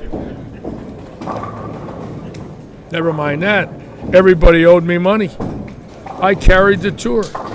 I had 100 guys at the tournament champions every year that usually owed me $50,000, $60,000. Then I had to go around begging for money, and if they were in slumps all winter, you're real lucky to get half of it. There were times when guys couldn't pay me, and they'd start to cry and say to me, "Litchie, I don't have any money, and I'm going home broke." I'd say, "I'll see you in the summer. Please come back." I didn't know what else to say to them.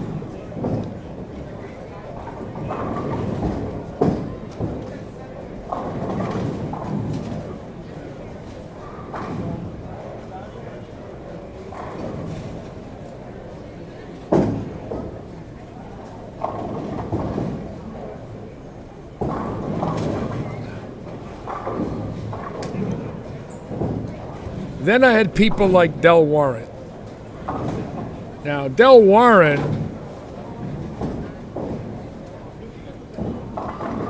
was the most unique customer I ever had. In 1985, for 36 PBA events, Del Warren drilled 285 new balls. That's before resin, folks, and that's before trick weight blocks. Keep in mind, most of the weight blocks were black U-dots and red U-dots if they were Columbia, and they weren't two-piece yet. Hammer was the only one with two-piece. Ebonite had a couple that really weren't what I would call extravagant, and same with Brunswick. He drilled 285 new balls in 1985, and that ain't counting balls he slugged and regripped. He'd leave 3 ringing 10s and slug 10 new balls. Change his grip for the next squad. I'm not joking. And to this day, I bust him about it. He agrees.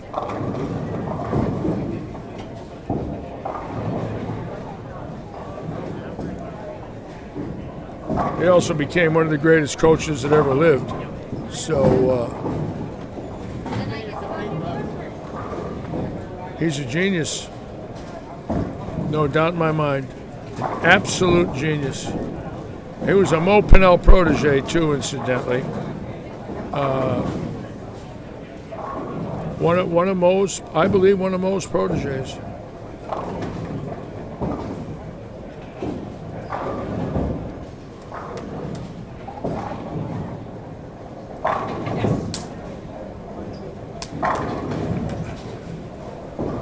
We're in Game 4, waiting for scores. They should be coming in any minute. Brent Boho is leading after 2 games out of Coldgate, Wisconsin. I have heard of Brent Boho, and I'm going to talk to Brent Boho after this block is over. Ethan Fiore out of Valrico, the young 16-year-old boy. I love the way he bowls. This young boy right here on 35. Had a chance to talk to him, and he is fantastic. He has got a great game, great balance, and watch how pure he is at the line. Watch this left leg and this right leg. Watch this. Is that beautiful? Look at that. I mean, it does not get any better than that, folks. It can't. It can't get better. Here we go. It's score time. And Matt Rubin, who last night was a frame away from winning the sweeper at 7:35 leading. Kristijonas Servais out of Lithuania, 7:32. Brent Boho, Wisconsin, 7:31. Tim Grundler, 7:18 out of St. Louis. Charlie Peavy out of Lillian, Alabama, 7:11, and 16th place now, 6:73, Corey Driver.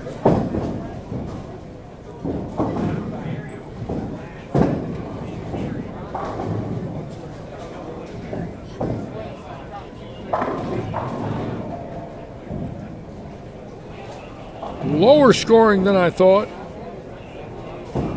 Evan Baranecki, North Fort Myers, 689 in the hunt. One of our locals. Interestingly enough, we've got New York, Lithuania, Wisconsin, Missouri, Alabama, North Carolina, South Carolina, Colorado, the first 8 spots. 9th is Chris Felker from Pompano, Florida. That's right. Matt Rubin, Selden, New York. Chris Jonas from Lithuania. Brent Boho, Colgate, Wisconsin. Tim Grundler, St. Louis. Charlie Peavy, Alabama. Nick Johnson, North Carolina. Drew Crane, South Carolina. Noah Gallegos, Colorado. Chris Felker in 9th. And Mike Maribel in 10th from Coram, New York. An amazing statistic when you think about it. Southwest Florida, the top 8 spots, not from Florida. Now, that's the bet that I'm going to lose everything I own. If somebody says to me, Larry, after 3 games, a Floridian will not be in the top 8, I got to empty the bank account and say, you're crazy, I'll give you odds. Unbelievable. So now that's quite an interesting scenario. And if you look at 9th through 16th, 7 of the top 16 from Florida, 9 from out of state. Just goes to show you how hungry these bowlers are that have been off all this time because of COVID, and the fact that it's also a non-champions event.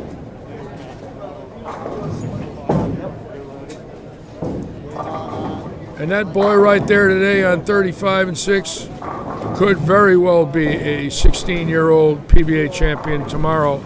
No doubt in my mind, he's got what it takes. He gets that look right now with that ball going long, he will be a factor.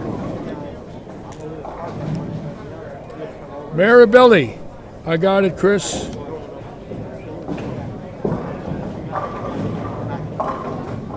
Frank Maribelli was the first manager of the Showboat in 1960.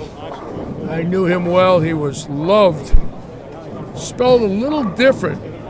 I think it was M-A-R-A. Maribelli. It might have been the same. I don't know.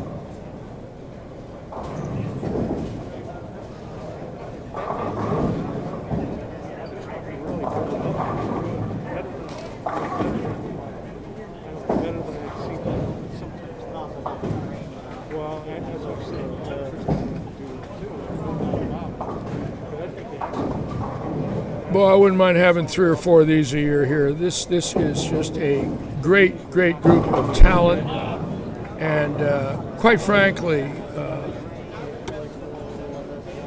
when you see the desire and the pursuit of this group of young men and ladies, thank God we can see this talent level. It's so important right now. Simply because we've got to bring it out. You've got to let people know that this exists. They've got to see it. They've got to know it. Thank God we can stream it.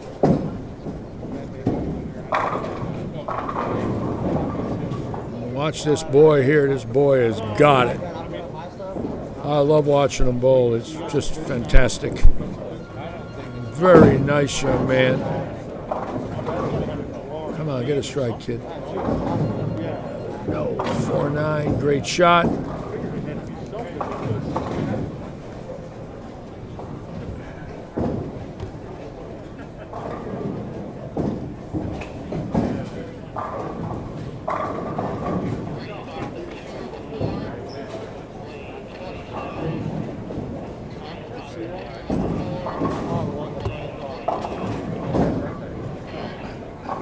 Whoops. A little balk action there.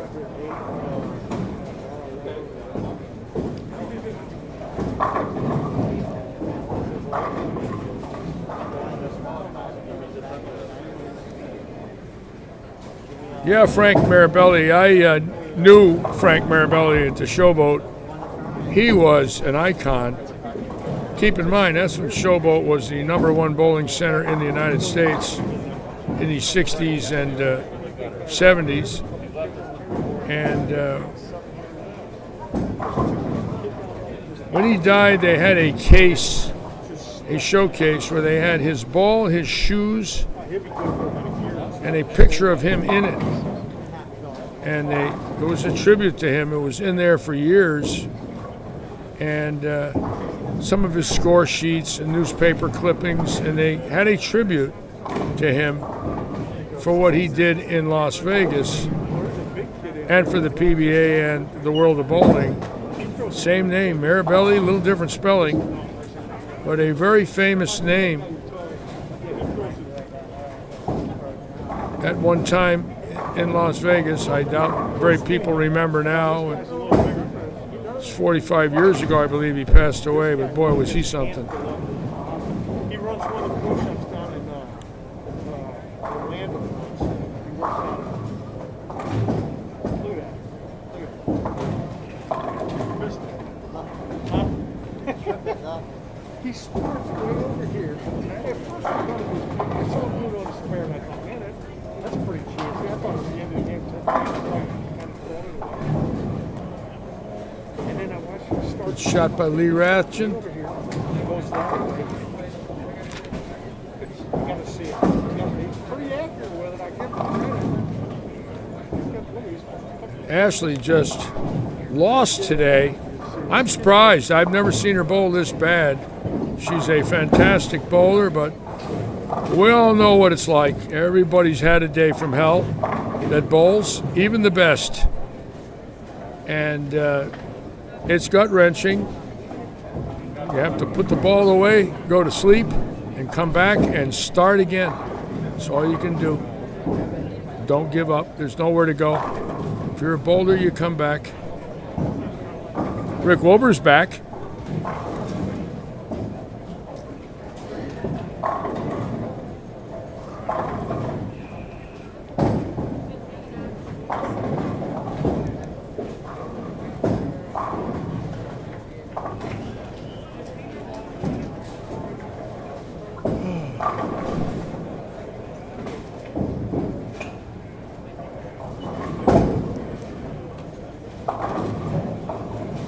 We're going to watch Corey Driver now on 7 in a row, and he is dynamic, to say the least, folks. Him and Fiore right now, these two young men,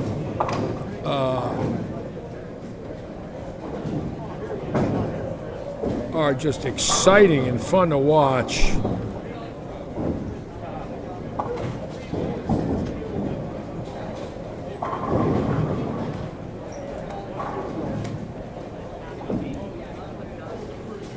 Doesn't look like either one of them are 20. They are youngsters.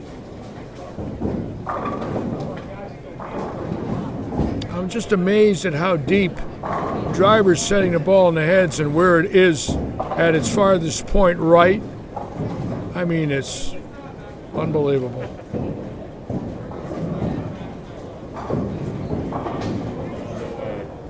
How do you stop that? I mean, that's 550 with control.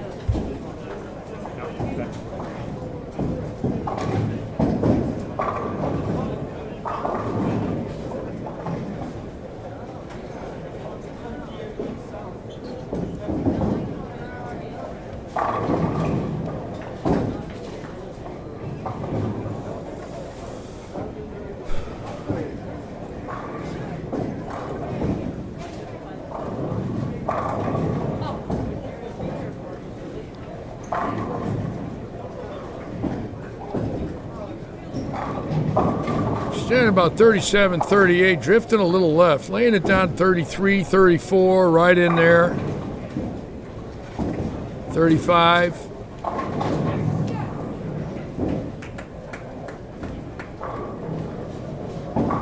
That's unbelievable to watch. Absolute sheer power. It's got to be 550 off his hand. Just devastating.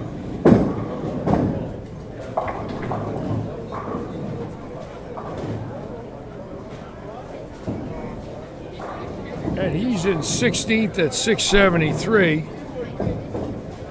He could literally take the lead if he strikes out. I'm not saying that Ruben or Savalas or Boho wouldn't bowl well, but he's only 73.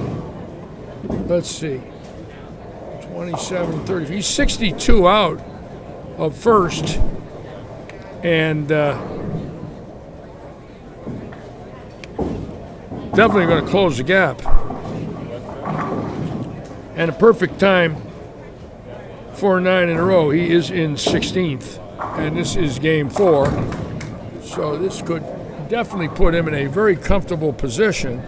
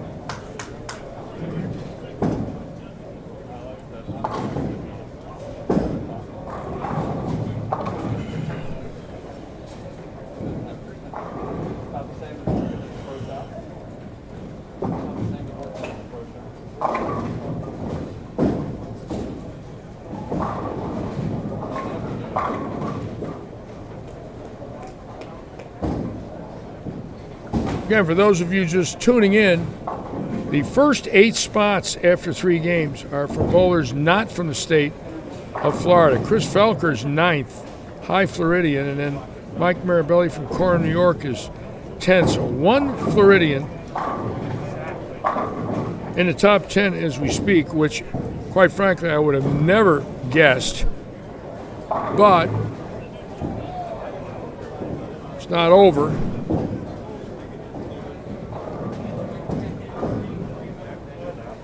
Yes, I was in Las Vegas when that happened, Tom Cook. I was sitting with John Falgren that night in January of 90 or 91 when we bombed Baghdad. John Falgren was a United States Army 1-star general. Palmer Falgren's father. He had tears in his eyes that night when we bombed Baghdad. I was sitting with him in the Showboat Bar in the middle of the house, having a drink, and I was watching it. What a memory you got. I was there that night. Yes, I was. General Falgren passed away about 3-4 years ago. He was friends with Eisenhower, Nimitz, Bradley. He knew them. He knew President Eisenhower, the Supreme Allied Commander, Admiral Nimitz and Admiral Bradley. He lived in Sacramento, California. The father of PBA champion Palmer Falgren.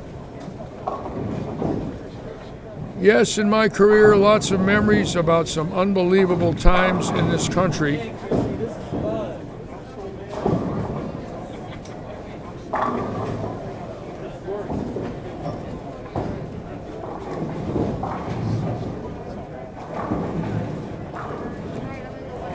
Now we're going to watch this young man right now get up for the 10th strike.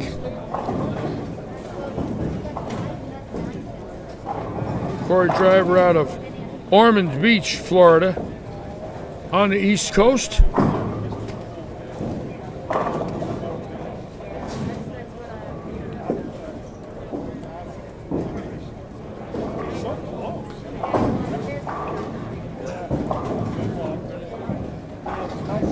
I like the Ormond Beach area. It's beautiful.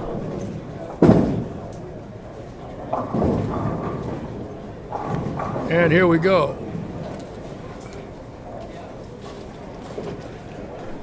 Again, he's in 16th place at 673, so obviously this is a big game and a Big Ten frame. And he can make a giant move here and really put himself in great position to make the match play. Match play starts tomorrow at 9 for both divisions, 50 and over, 49 and under. And obviously this young man is in the 49 and under group. For those of you that are a little concerned about his age, he's not 50. He might not be 20, but he's real good.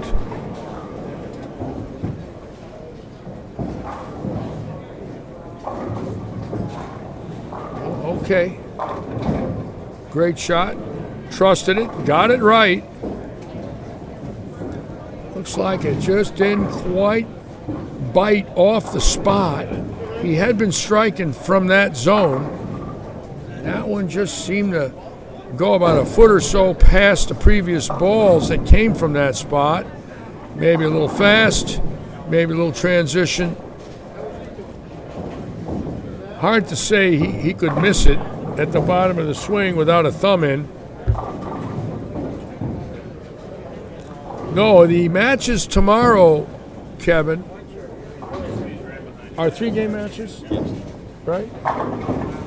You got to win total pins? Or No, 2 out of 3? Best of 3. Best of 3 tomorrow. Best of 3. John Rakoski, my official analyst, is sitting with me here today as he gets ready to rub my hair. Don't you? Oh, John, please.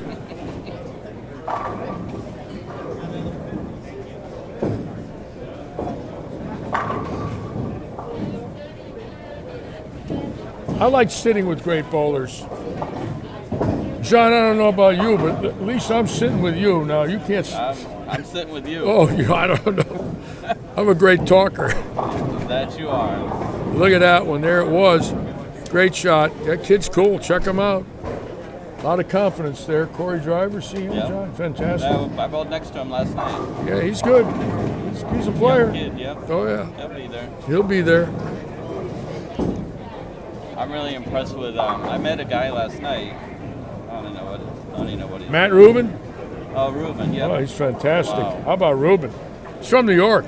I picked him to win. So did I. Earlier today. Yeah, I did too. It's kind of hard not to pick him. He's fantastic. I like Matt Rubin. Really well I said that before the show. I like him. I like his attitude. Very classy. You know, when Stouffer doubled late in that game, Rubin put his hand out because he knew it was a close match. He went like this from the next pair. He wasn't even crossing with him. Give him a little fister for a tap. I said, well, look at that. Pretty good move. Oh, he's from New York. Yeah, he's from New York. He's also got a hairdo that you and I will never have. He's got all on top and none on the sides. We have all on the sides and none on top. Just remember, that's your fault. You did this to us. I didn't do it. Yes, you did. You rubbed my head and all my hair came out. Same with Billy's. You got Billy, too. That's true. It is his fault. No. John Rakoski has jinxed my hair. And Billy Seymour's.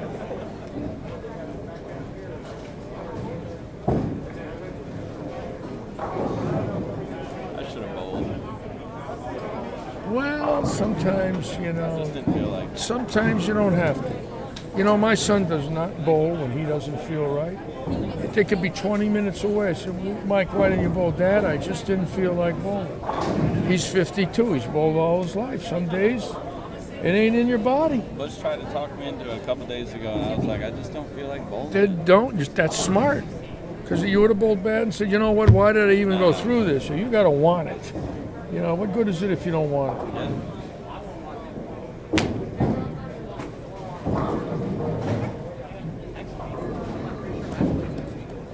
I like to liken it to going out to dinner. Someone says, come on, let's go out to dinner. No, I don't want it. Why? I just don't feel like it. Well, I'll buy, next time. Even a free meal doesn't get me. If you don't feel like going out, you don't do it. You know.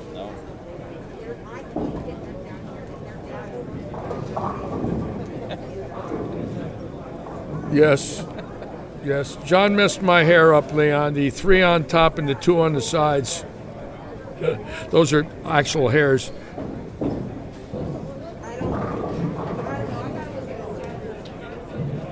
Okay, now we're finishing game 4. Stouffer, it is not my fault.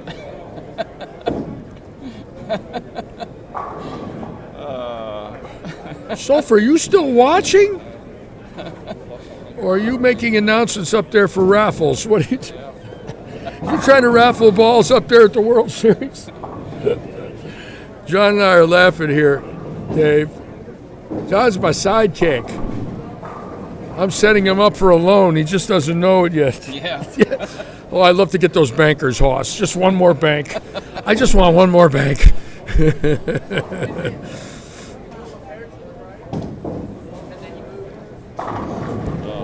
I want my cup. I'm not going to eat again. Thank you for doing that. 873 there. Hanson's here. You see that? Did they give me the discount? Well, I'll have Billy go. Hey, you see that? Hanson's here.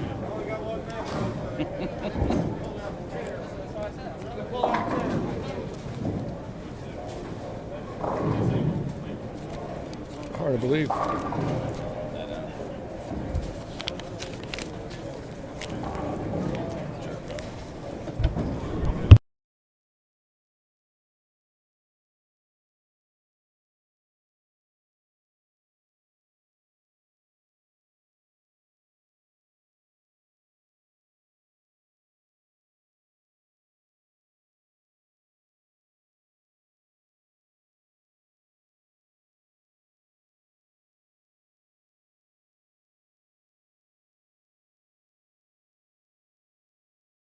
Okay, we're back.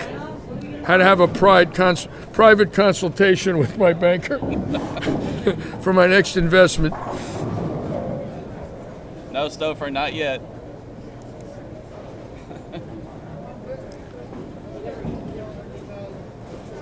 See, again, the score's low here.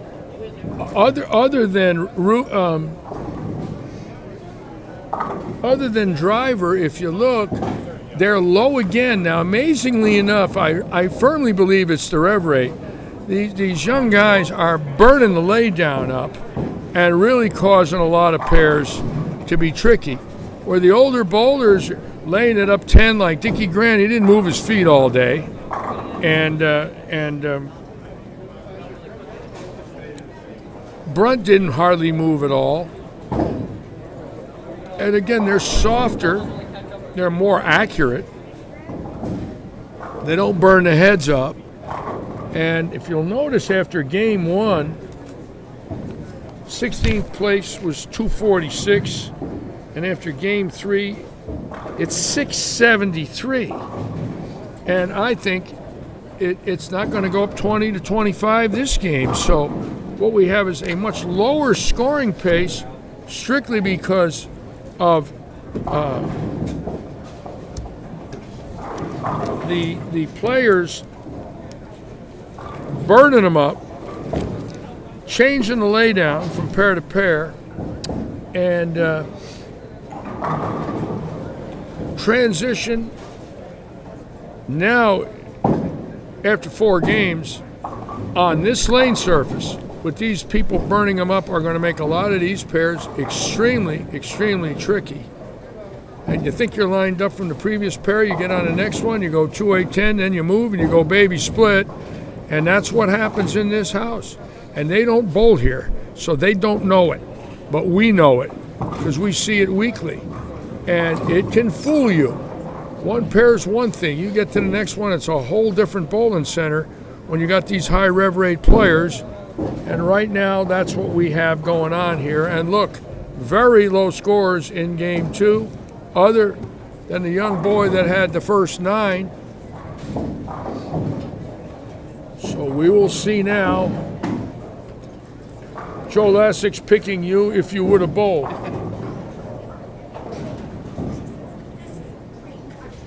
Well, Joe, John's very flattered with that, but he wasn't bowling if you picked him or not. Tell him, John. John said no today when I woke up. Said, I woke up, I'm not bowling. No.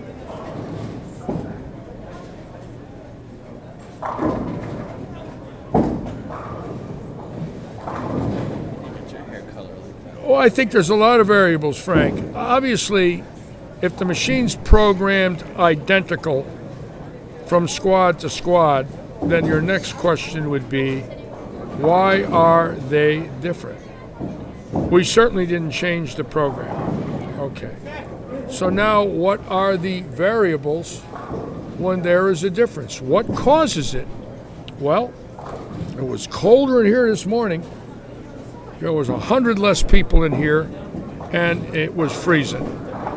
Could temperature cause a change? Yes, automatic. Next question. Take the rev rate and look at these people just leaning on it. No doubt they're burning the front. These seniors do not have that. Not even close.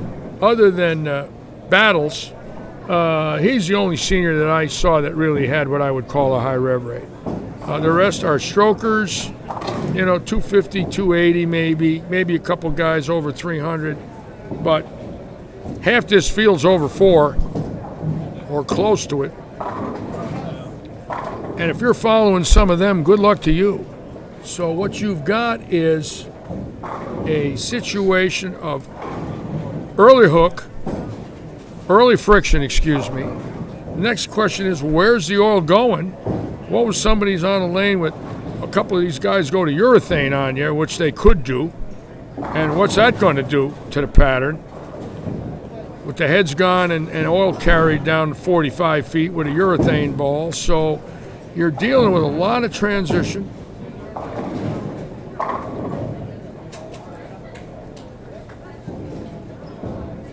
And a lot of people going from left to right, where the seniors are straighter, like Dickie Grant this morning, 12 to 10 all morning. So 200 over going 12 to 10, never moved his eyes or feet. Well, that's because he doesn't have a lot of tilt, and he can rope it. That's the old game, the game that he learned as a young man. He's not going to change his game now and try to stand left and throw right. None of them would do that. That were the older players. They're playing their A game. So very interesting. They're tricky now, I'll tell you what, and they're going to get trickier these next 3. And if you hit the wrong pair in here, and there are several, you could throw 150 and never strike.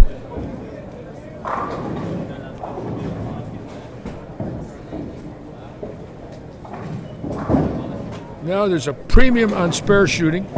You've got to stay clean. You've got to catch doubles and play for 2-0 if you're close to the finals number. You do not want to look at a game that you need 230, 240. I don't believe it, unless you're way down.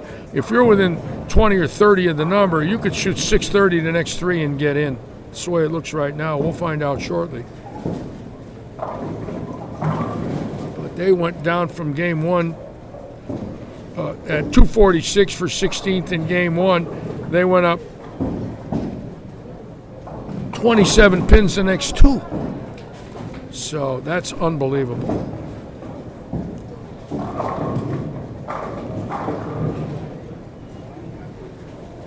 Then you look at 29 and 30, and you got some decent scores right in here.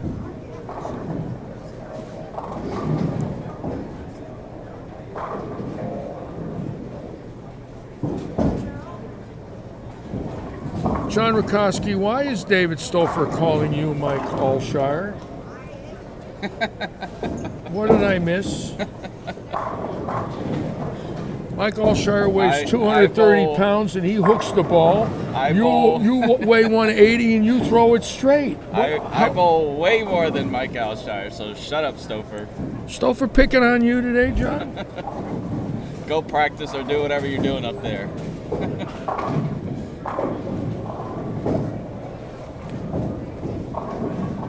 Dave, you sell any Pro-Am spots up there today, Dave? I figure at least 20 2.0 hammers, a couple WebMDs, and at least 20 Pro-Am spots.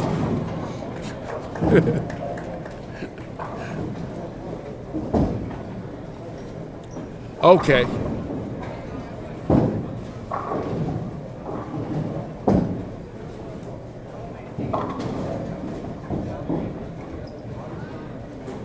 Matt Zweig, nice shot there.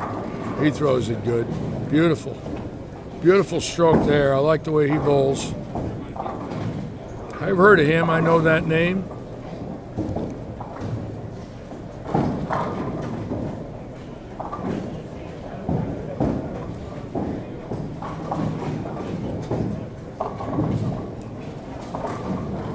I think these last three are all about staying clean, catching a double or a triple, and if you're in the number, you'll stay in the number. You won't. The field will not catch you if you throw two teens each of the last three games and you're in the number. The only way you won't make it is you throw $1.50 somewhere in there, and 15 guys go around you by shooting 220.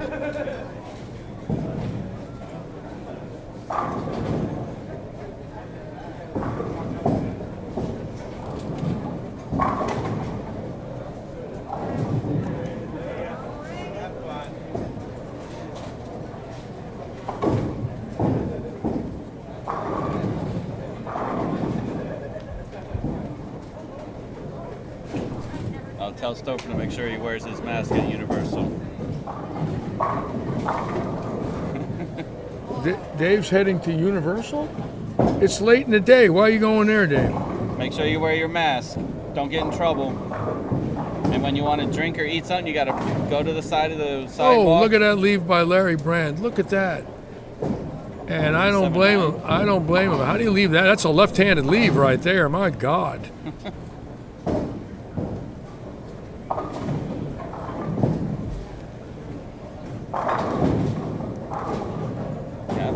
Cat PB bowling pretty good.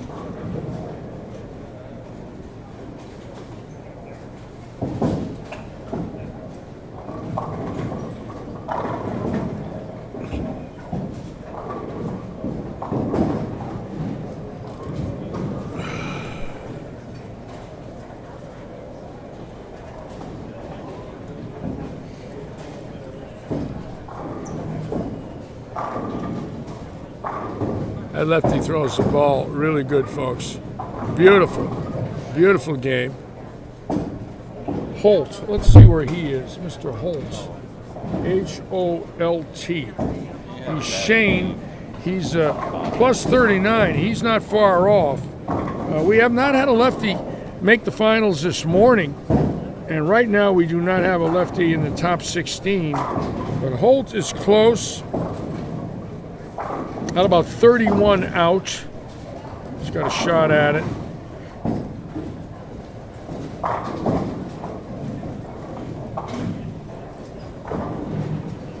And we will have the Game 4 scores in for you shortly.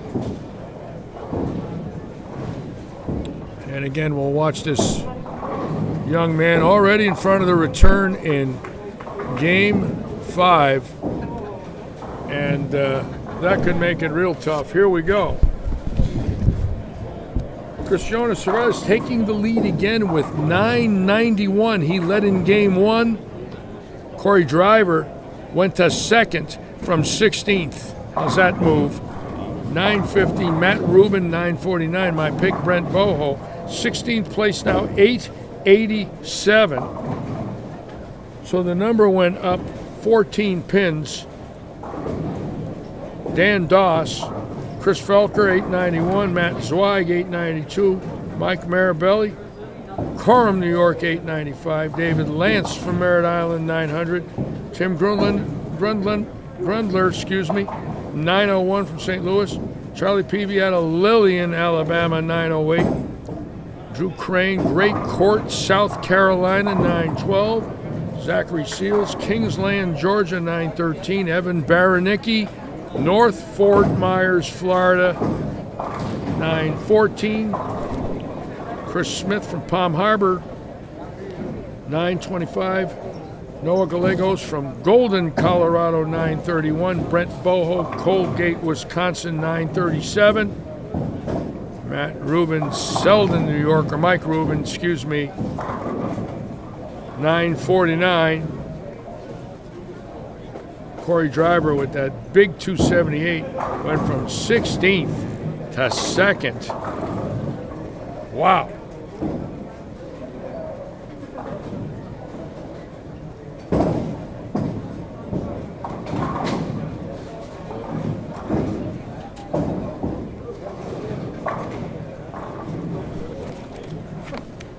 Some great bowlers here. Holt is pure Kenny Fry.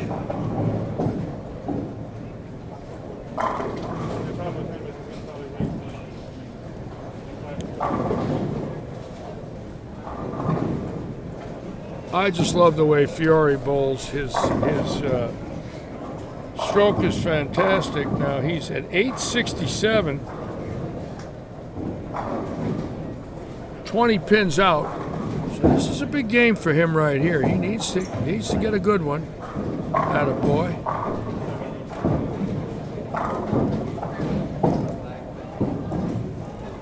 And this young man who was so impressive yesterday, Mike Rubin, very good sport. When Stouffer struck late in the game to pretty much sew it up, Rubin's fist went right out from the next lane, gave him a 5, not the same pair, just to let him know, nice bowling. And boy, does he throw it good. Young man, beautiful stroke, great balance at the foul line.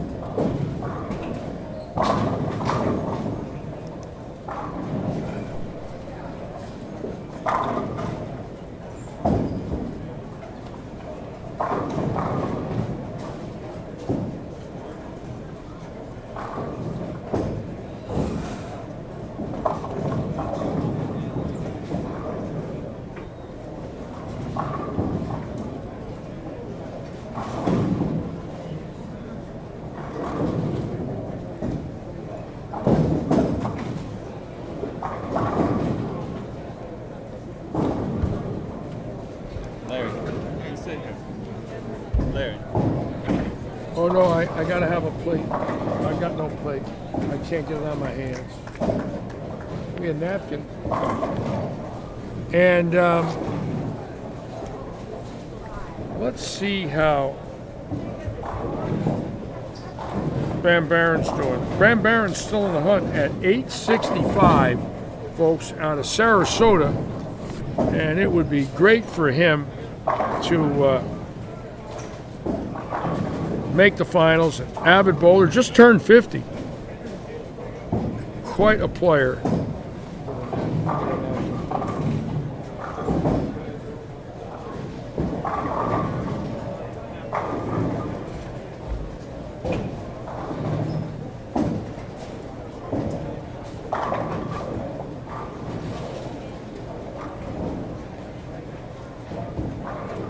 We're all pulling for John Van Barron, one of our league bowlers here, very hard-working man. LA Fitness, has been with LA Fitness for 25 years, and this would be such a confidence builder for him to make this finals here. Got a lot of friends here in the house. I'd love to see the Bammer make it.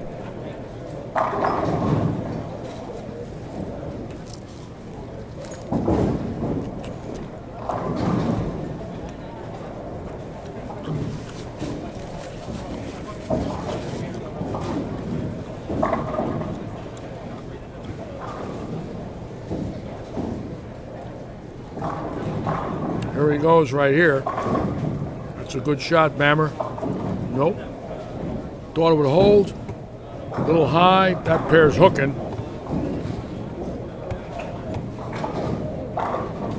Pretty close, though.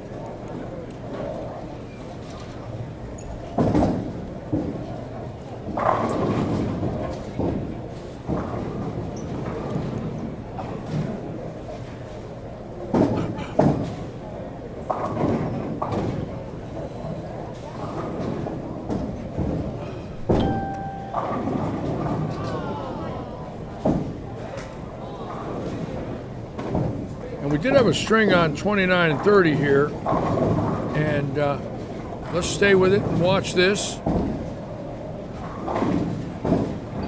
Excuse me, on 31 and 2. Let's watch this gentleman coming up and find out who it is.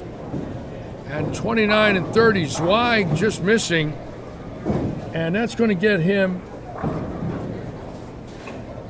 in great position out of Tempe, Arizona. Zweig could definitely get into second if driver has a bad game. Zweig right here, and Arizona bowling here in Fort Myers. That's Zweig. Long way from home.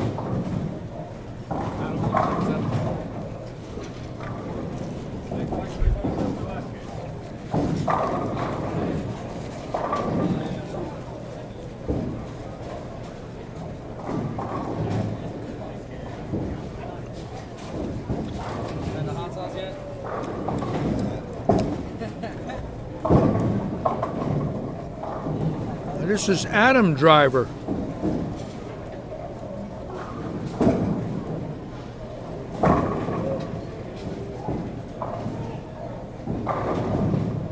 Really good shot. Those revs leaving a half 10, that's unbelievable.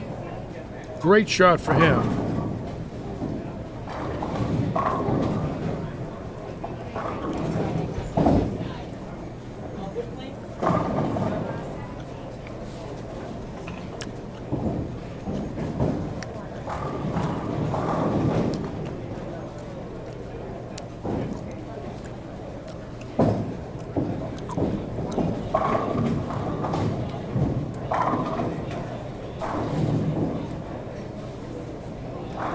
Yeah, Holt's got it. That's pure right there. He might be the only lefty with a shot on either squad. I didn't think the left side looked that bad, but you know, crossing the house with all those righties burning them up and pushing oil everywhere is obviously going to change the left.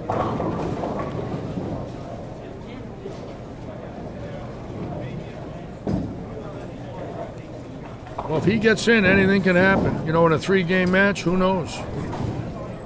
You get locked in a couple of sets and win, and next thing you know, you're in the top 4, and you're going to go 8-4, 2-1. I've seen stranger things in bowling, believe me. Earl Anthony was the best at being the only lefty in a finals field, and every righty knew it. Believe me, they knew it. When he got in, it was 23-1. He could beat him.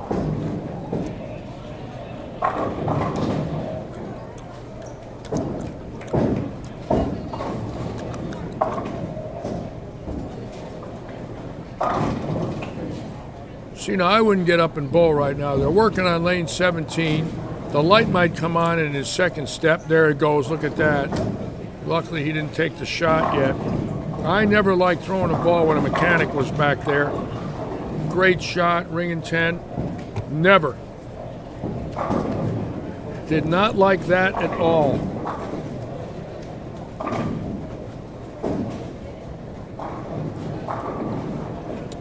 Yes, Ray Sansavoy, I recognize his name. I saw him 7 years ago at Walnut Hill in 2014, Brian.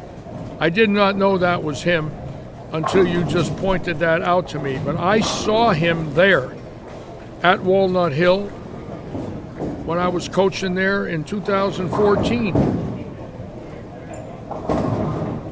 And his mother, I believe. I think I met his mother.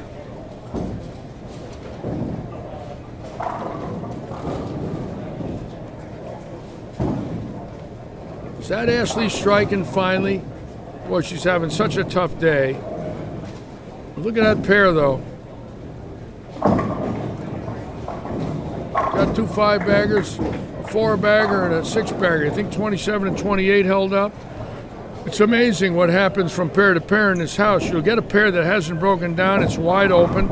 And on either side of you, you got nothing. It's just hard to figure. But there it is. You're looking at it.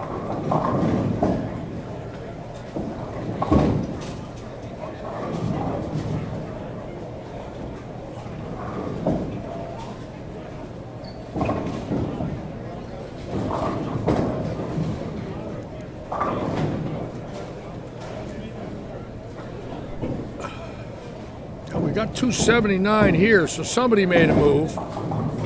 That's for sure. And pretty big scores now again. All of a sudden, look, 250, 270 on 29 and 30, 250, 270 on 31 and 2 possibilities. So with the house transcending, these two pairs, very big scores, but around them, well, you got a big score on 33, but boy, that backup baller can hook it.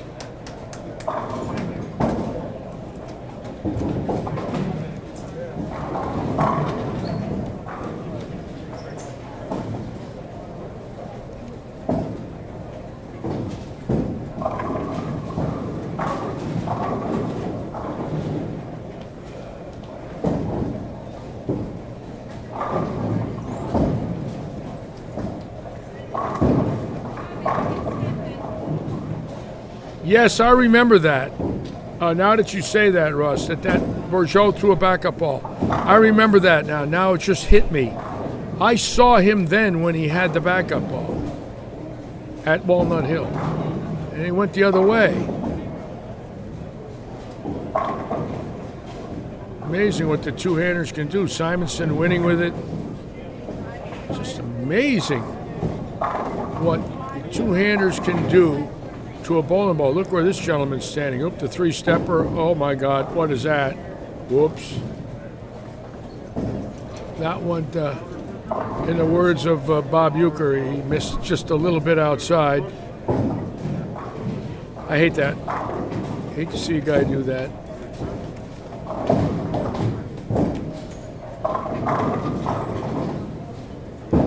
We're going to watch this great young man right here, this Mike Rubin, who right now is our leader. Oh, excuse me, third place. But just a fantastic stroke, and I think he's impressed everybody that's seen him bowl. There's no doubt that he's had a great game. Oh, is that beautiful? Look at that. Oh, God.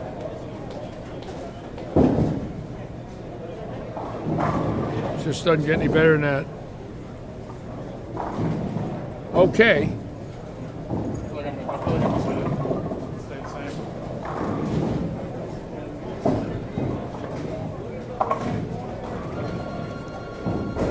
going to watch Ashley again.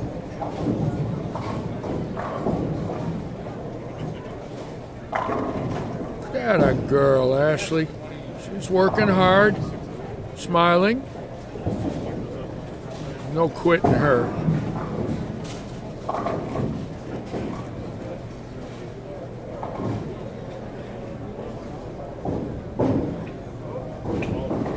Tim Grundler right here in 7th. And a big game for him right now. And that's going to lock him into a great position. He's at 901, at 100 over, and he strikes out. He's about 148 over, in great shape with 2 to go.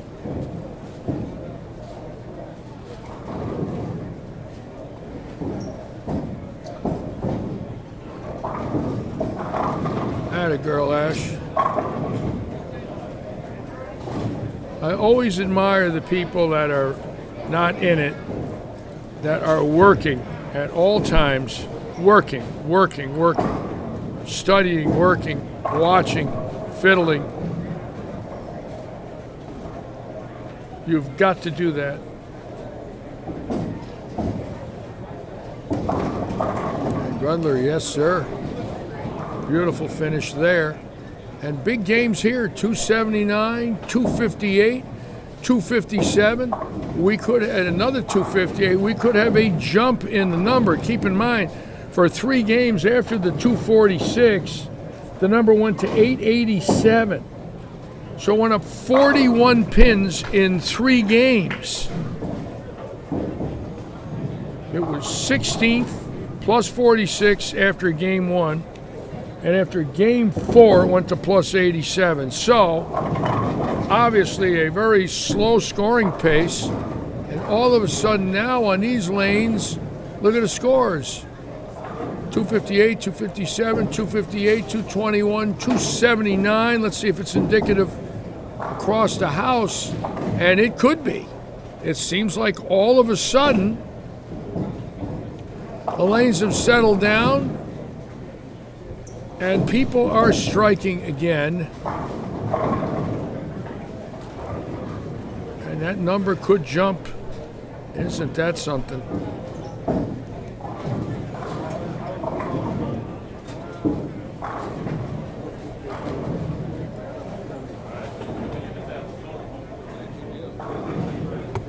Mr. Larry? Hello, how are you? Good, how are you? Is the live stream back on? Live stream's on? Okay, because I had 2 people message me that it ended.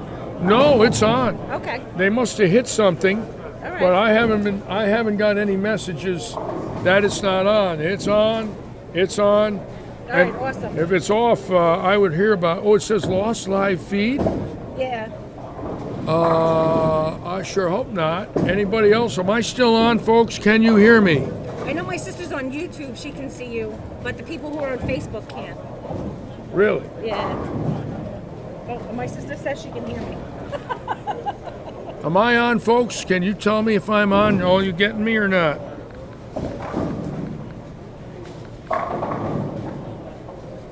I'm on. At least that's what Paul Edelstein says. I'm on Lightning Strikes YouTube. How about Facebook, folks? Am I on Facebook? Please let me know. YouTube is on. Boy, I hope I didn't lose Facebook. Hello. Let me see if I did lose Facebook, folks. Bear with me. I hope I didn't lose it.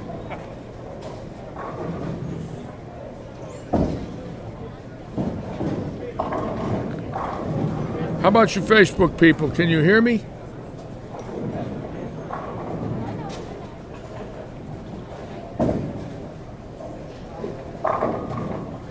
Yes, YouTube's working.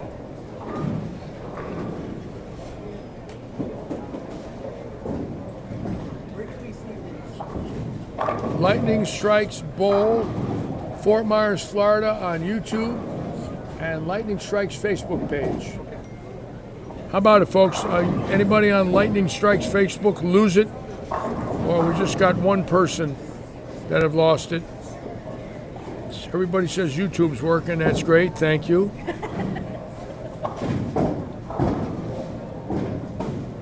We don't want to lose anything.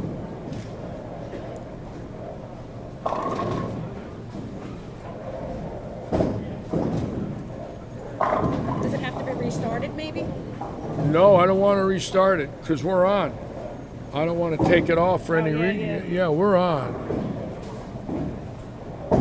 Russ Bouchard, you still got me on there on Facebook, Russ? Ray Sansavois, you got me? Kenny Fry, you got me on Facebook?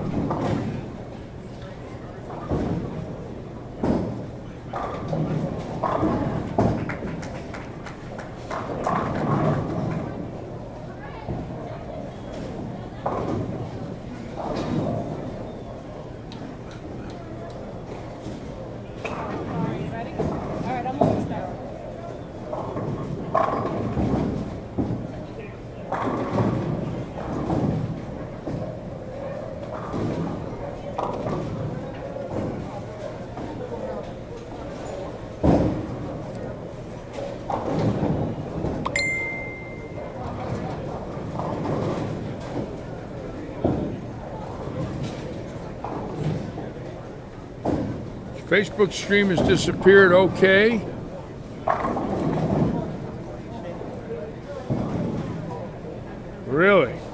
Let me see what I can do about that, folks. Bear with me. Bear with me. We'll figure it out in a moment.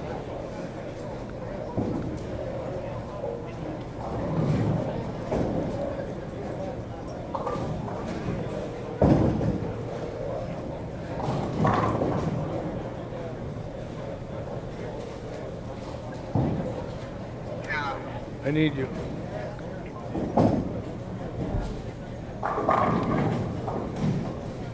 Okay, we're going to see what we can do about Facebook, so bear with me. We might go off the air for 1 minute and just come right back on. I might have to do that to restore Facebook, so just bear with me for a moment, folks.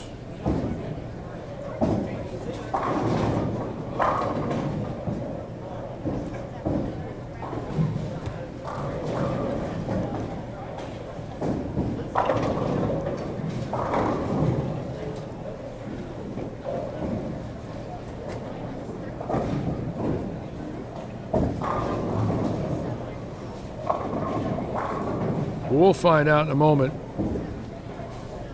We don't want to lose anything.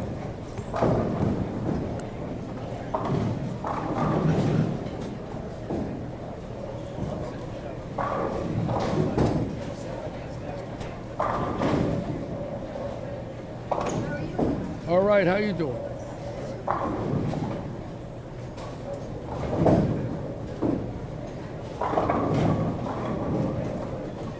May I ask a question?